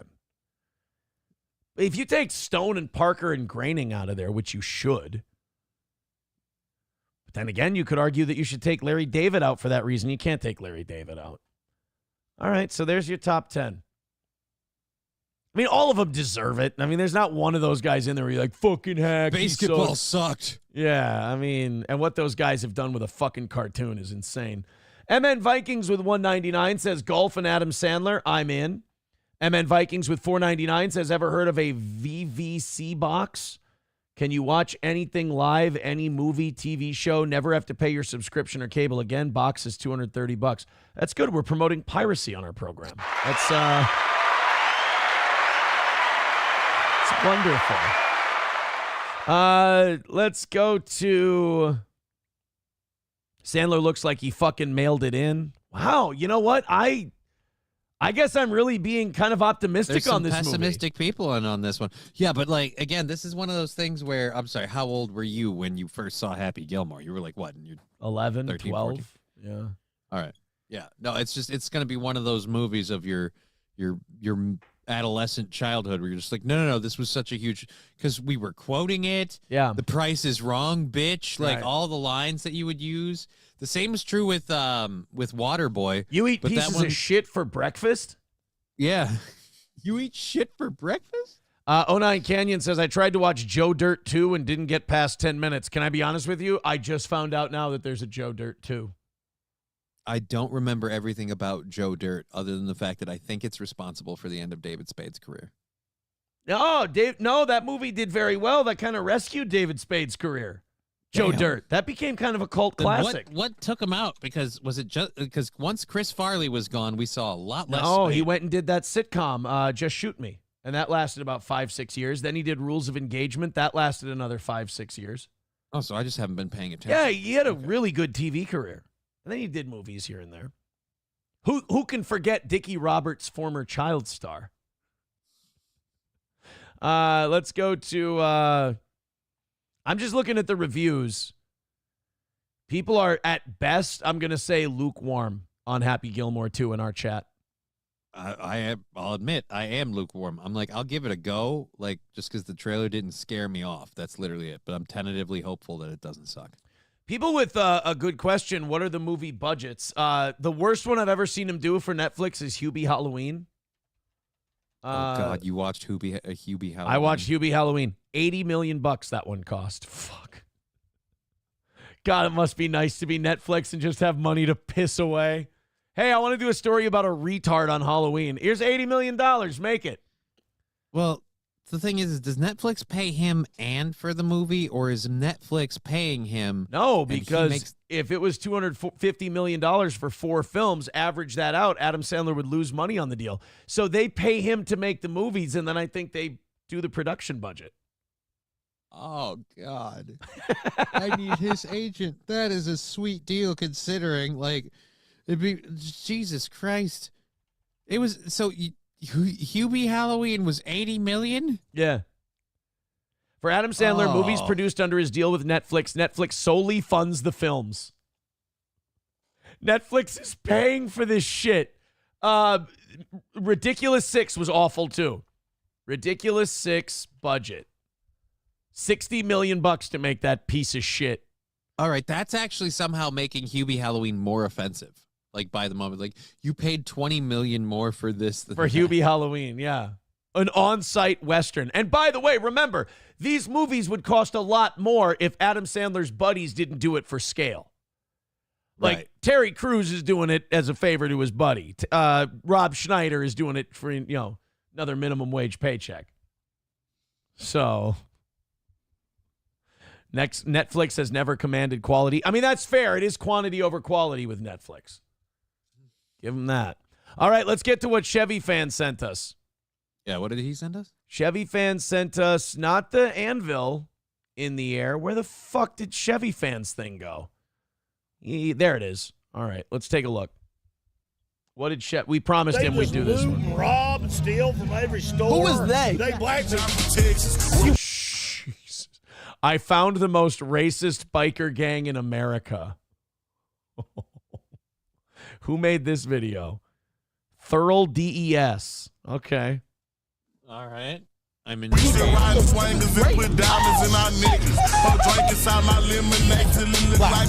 be y'all's cousins? Yeah, we keep it in the family. All right, what's up, y'all? Welcome to another video. Today, we are in Daytona, Florida, and we are at Daytona Bike Week. I know I did Oh, that would explain it. Okay. Now it makes sense. How you find the most racist biker gang in America. You wait till they congregate, and then you just draw straws. You go to Daytona for Bike Week. Oh, boy. with the wide ends, I was in a hood with white, all that stuff. But today, I'm trying to see what the grimy bikers be like. The niggas that be driving these bikes right here, I want to know what they are like. I'm going to just go. Bro, I'm telling you right now, those bikes are worth more than your hoopty. Let's relax, all right? It's not easy on the grimy shit. Here, you know what I'm saying? Talk to them, see what's up with them. We gonna see what happens. Could y'all tell me where the best place to go where I could see a bunch of like hardcore bikers? Right inside there. Are they hardcore? I guess. Am I gonna be safe though? I wouldn't see that. Okay. Usually I chill with the YNs. Yeah. You know what the YNs are? No. The young niggas. Oh. Yeah. These are all ONs. They old niggas? Yeah. This is all ONs. I like this guy. All right, man, I'm about to find out. What was your name, my man? Digger. Digger? Yeah, Digger. Digger? Digger. D-I-G-G. I know. How y'all doing? I know. I love it. I know. You don't have to say it. We do when you're gone. I don't even know what I'm getting into. I'm just trying to see what's up with the bikers. Hey, wild, naked, and free. I'm going to give you guys a lesson on the law. I'm TK Nicely. I own this bar. You want to want to come into an establishment where a man might be cheating on his wife, you're going to need some fucking permission. That's a good point. That guy comes in filming shit. All of a sudden, the guy's girlfriend or wife sees him trying to pick up some chick, and now he's in trouble. Yep. I'm gonna get up out of here. These people in here will kill you if you put them on TV cheating on their old lady. You know, they're them kind of people. I don't want to. That's a bro right there. That's a bro. Look, I just don't want to see you dead. My buddy over there is trying to deep dick that Daytona hooker, and he's trying to Jew her down a bit on the price, and I don't want his wife to see this video. It might hurt her feelings. Check this soon. We're gonna stay on this side over here. See out here, totally legal. Yeah. Oh, you got all the rights. Okay. I know about all the amendments. What's your favorite? Oh, this guy knows all the amendments. Don't fuck with this constitutional lawyer. Look, if you want this thing to work, you just gotta push it east. All right, like, just push her east. Cowpote the bar owner. No search and seizure, you know. Oh yeah, you can't see what I got on like me. That shit. So you better have probable cause. Exactly, That's bro. what I'm talking about. They pull my ass over and they think I got Driving guns, while black. drugs. Exactly. Maybe your people should commit less crimes, you know. Oh yes! Oh my God, it got so good. See, like, I would have thought the one thing biker, whites, and black people would have in common is they could both commiserate over the fact that cops are bullshit. They don't like the law. Yeah, but nope. This guy's like, maybe your people should commit less crimes. I mean, look, it does sound like a racist thing to say, but it probably also checks out. You know? Don't ask the FBI. Sorry, truth ain't nothing but the truth. When you got, look here. Now, we want to do some statistics. Oh, God. Oh, boy. He's ready to prove his point. This is the hero we need. I love that. He's like, y'all want to hear some statistics? It's like, oh, I'll show you my homework. Look, I done the math. Look, when you're not emotionally involved in the issue, you say it like a professor. You go, would you like to hear some statistics? When you're excited because you think it makes your people look better and it can exercise your bias, you get down in a crouch and you go, you want to hear some statistics? Look at the population of the United States. 13% black, maybe 15, you know. Okay. 99% of all the murders. And it's I mean, it's not, but. Yeah, I don't know that I'd go that high. I mean, we whites can kill too. Don't take that away from us. Yeah, you should have seen what we did to the Native Americans. We can do some killing, bro. You killing each other. I ain't kill nobody. Black people kill black people. They just loot and rob and steal from everything. Her face. She's like, look, I understand your point, but you're not supposed to say it to him. Even the trash bag shithole whites are surprised at this guy. Who is they? They black people. Y'all steal more shit than other people. You don't see Asians going around looting. It was at least one Asian robbing and stealing. Be honest, how do you feel about niggas? This guy is a bar owner. The thing I love about this, though, is the like, oh my God, this is offensive. This is disrespectful to black people. So let's be honest. How do you feel about, like, and again, I just feel like you're not exactly putting the most respect on your name either, sir. How much you want to bet that this video did not hurt him one bit and his establishment is still thriving? Oh, I guarantee. What are they? Your friends? What do you think, honestly, about niggas? I had a bunch of black guys at home. Like in the basement, or like? So they're not in the basement? No. They're there by choice. Yeah. Okay. There's no Nazis here, and he's so fucking hurt. Look here, you got Frank. Frank's the biggest liberal in the world. That's his bike. I gotta talk. Yeah, this guy, this Brock Lesnar lookalike is the biggest liberal in the world. Okay. Get ready. Let's hear his liberal politics. About the skirt. If I had panties on, then it would be a skirt. It's a kilt. You usually get like a. Oh, wow. Yeah, but never mind. He cut his dick off. He is a liberal. On the side. Get her behind me and put her girlfriend in there. So you take 2 home. I could take 2 or 3. Could I get on this? You can ride a motorcycle. Is that dangerous? Oh, wait, I'm. Fucking Sammy Hagar's out here too? Jesus Christ. This is a happening room. I want to be there. Thank you, Carlos, for the $5. He says, this segment got me laughing my ass off in the shop. Here's some pennies, bud. Thank you. Thank you. Yeah, I kind of am. I don't know if I should trust this. You'll be all right. Whoa, whoa, whoa, whoa, whoa. Oh! Damn, you went on. Wait, bro! Yo, bro! Do you know what you just did? Bro, he went on one wheel. Oh, shit! Oh, shit! Oh, shit! Nigga! Oh, my. We call this the video to beat stereotypes. That's, everybody here is playing the character we all imagine in our heads. Right? Everybody is sticking to the script perfectly. We just need one guy on the side of the road going, I think you're going way too fast. You should slow down or I'm going to alert the authorities. I'd hate to see you get a ticket. It'd be very expensive. It would be sad if you got a ticket. I don't want to see this happen, but we have to keep the streets safe.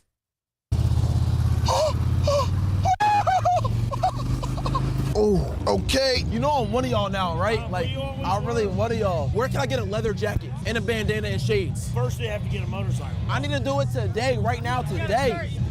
Oh, yeah. You want to take this? Let's trade. Throw this joint on? Come here, he's going to put his vest on. There's a gun in the bag, don't mind that. We got to flip. Yes. Yes.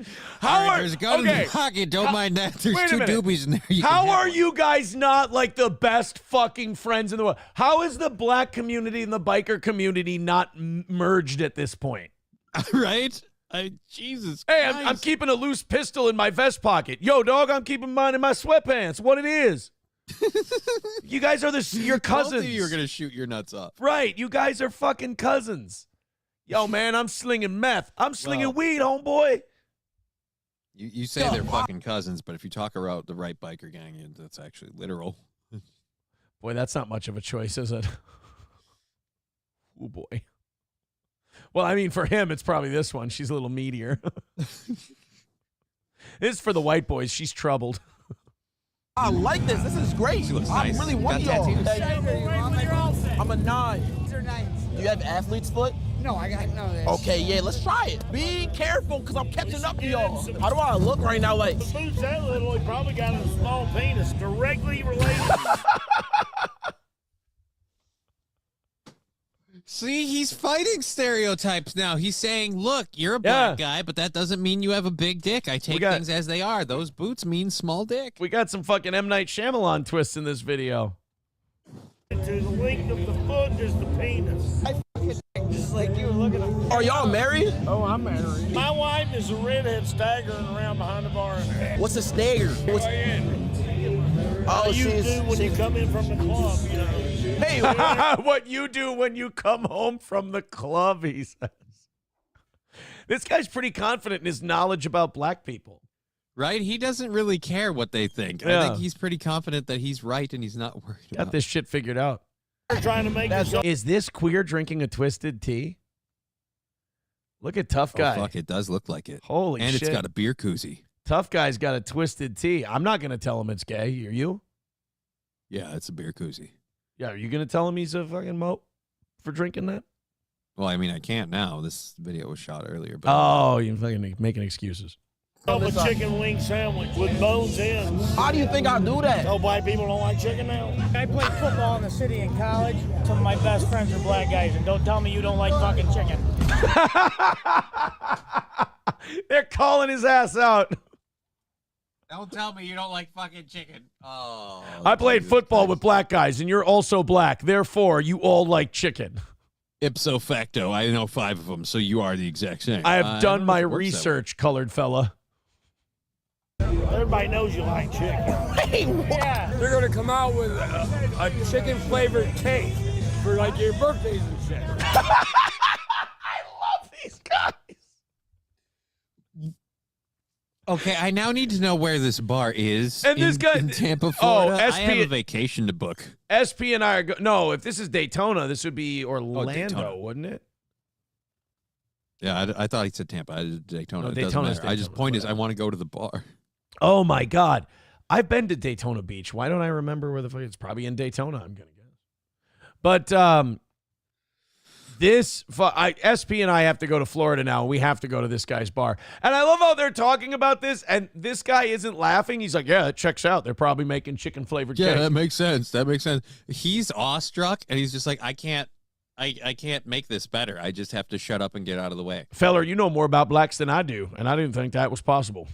I've been serving them with my You're one of these people that thinks... What is wrong with these people? Oh, I said that just to trigger you. You're one of these people that thinks mathematics itself is racist. Is math racist? Nah. Are you sure? Am I safe right here? Probably the safest place you're going to be. Safest place you ever been in your life. See You got any guns other- all around your ass. I don't recommend any other. So bikers, right? When I see y'all on the John all wide body, it looks intimidating. It's the same thing when I'm fucking walking down the street with my buddies in the ghetto. You guys are all sitting there fucking hanging out. You know what? That's a good point. Black guys, like you said, this is two groups of people meeting on mutual ground. they should be hanging out all the time. Like, black people and bikers are the same people. They are the same people. Oh, yeah, all intimidating and shit. Don't tell me you don't know what I'm talking about. First off, it's not you guys. It's you people. Did y'all want me to fit that stereotype? Now I'm stealing it. Yes, be gender respectful. All right, here. Show me how you aim. Just imitate it. Run, he'll show you. Oh, Jesus. I gotta leave. Who did I steal this from? Oh, you don't f with Kamala? No, Trump's my man. Would you let him grab you by the pussy? Yeah, sure, probably. Why wouldn't you? I have a present for you. Is this a woman's tank top? Do you Democrats care about a woman? Why do you think I'm Democratic? Oh, you're a Democrat. How do you know? Because you voted for Joe Biden. If you didn't, you ain't black. He said that. This guy's done his research. I fucking love this man. He's reading the pamphlets that show up on his front lawn. That's for sure. We are over our actual time because this guy is so gold. Oh, yeah. No, we're sticking with this. Yeah, you look muscular. I'm gonna take this off though, because I look crazy. I've got a men's shirt I'll give you though. Bro, how do I? I'm writing that down. SP and I are going to One Horse Saloon. One Horse Saloon. There we go. Take this off. Here, let me help you out. Oh, why are y'all trying to? Being hung? Why are y'all Look trying? at him. They're hanging. He's being hung. Look at him. I don't think this shit is safe. Spank me. I'm not gonna do that personally. If you spank me, pull my hair. I'm just gonna chill though. Thank you though. Hey, my man. I got a big black dick. You do? Yeah. You have it. You have A big black dick. Okay. He's black from the waist down. Oh my God. Oh, hell no, man. What the fuck? All right, it's time to leave. Come on, let's go. We both heard that fucking, you guys don't eat fucking pussy. Is that the truth? What do you mean by you guys? Like us two? Blacks. If I do, I don't mean that someone else does. Can I ride your bike, please? No. Can I ride anyone's bike for a second? That shit over. All right, so I can't ride anyone's bike even for 1 minute around the block once. No, you fucking hurt yourself. What happens? You will hurt yourself. Honestly, you do need to hurt yourself. You do need to be taught. That's legit. Bro, look at me. I'm a real. I'm Harley certified, by the way. I don't know if that ever expires. That happened in like 2018, 2019 or something. But Yeah, but what did you ride to get the certification? just like a little bike. Like a little dirt bike. Yeah, it was in a parking lot. It was a course I took in a parking lot. 500cc bitch. Yeah, like, yeah. Again, go ride around with like a fucking 150-pound fucking motorcycle. Yeah, no, I'm straight. I'm Harley certified. And I have my motorcycle permit. I don't know when that expires. Got that in 2018, too. Do you understand that we are? Hey, that's why I wouldn't give you the key. No offense. Oh. Hey, we are actually leaving now. Come on. Kitty, come here, brother. Buy you a drink. I don't want you to steal the shit. Come here. All right, come on, bro. What's going on? All right.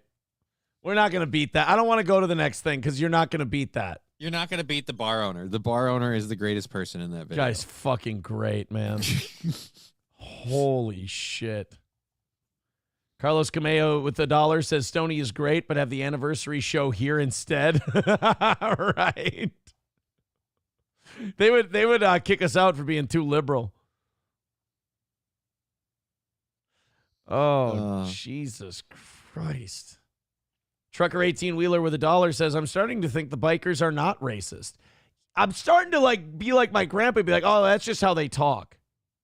Look, facts are facts. It doesn't matter how you feel about it, right? Like, so 13 Chevy Fan says, first show I've seen this on. Great job, Aaron. Thank you, Chevy Fan. Well, you sent it and you sent money. Thank you very much. Guys, thanks for knocking it out today. I appreciate it. I know we give the morning show crowd a little bit of shit. You guys came through nice today, and you went over a little bit for tomorrow, which is nice. Thank you. Johnny, thank you very much. I hope your ear clears up. Yeah, I hope so, too, because this shit sucks. And to the rest of you, another win for the toe. Thank you very much for all your support, and we'll see you tonight at 6 p.m. Central Time. Have a great rest of your day.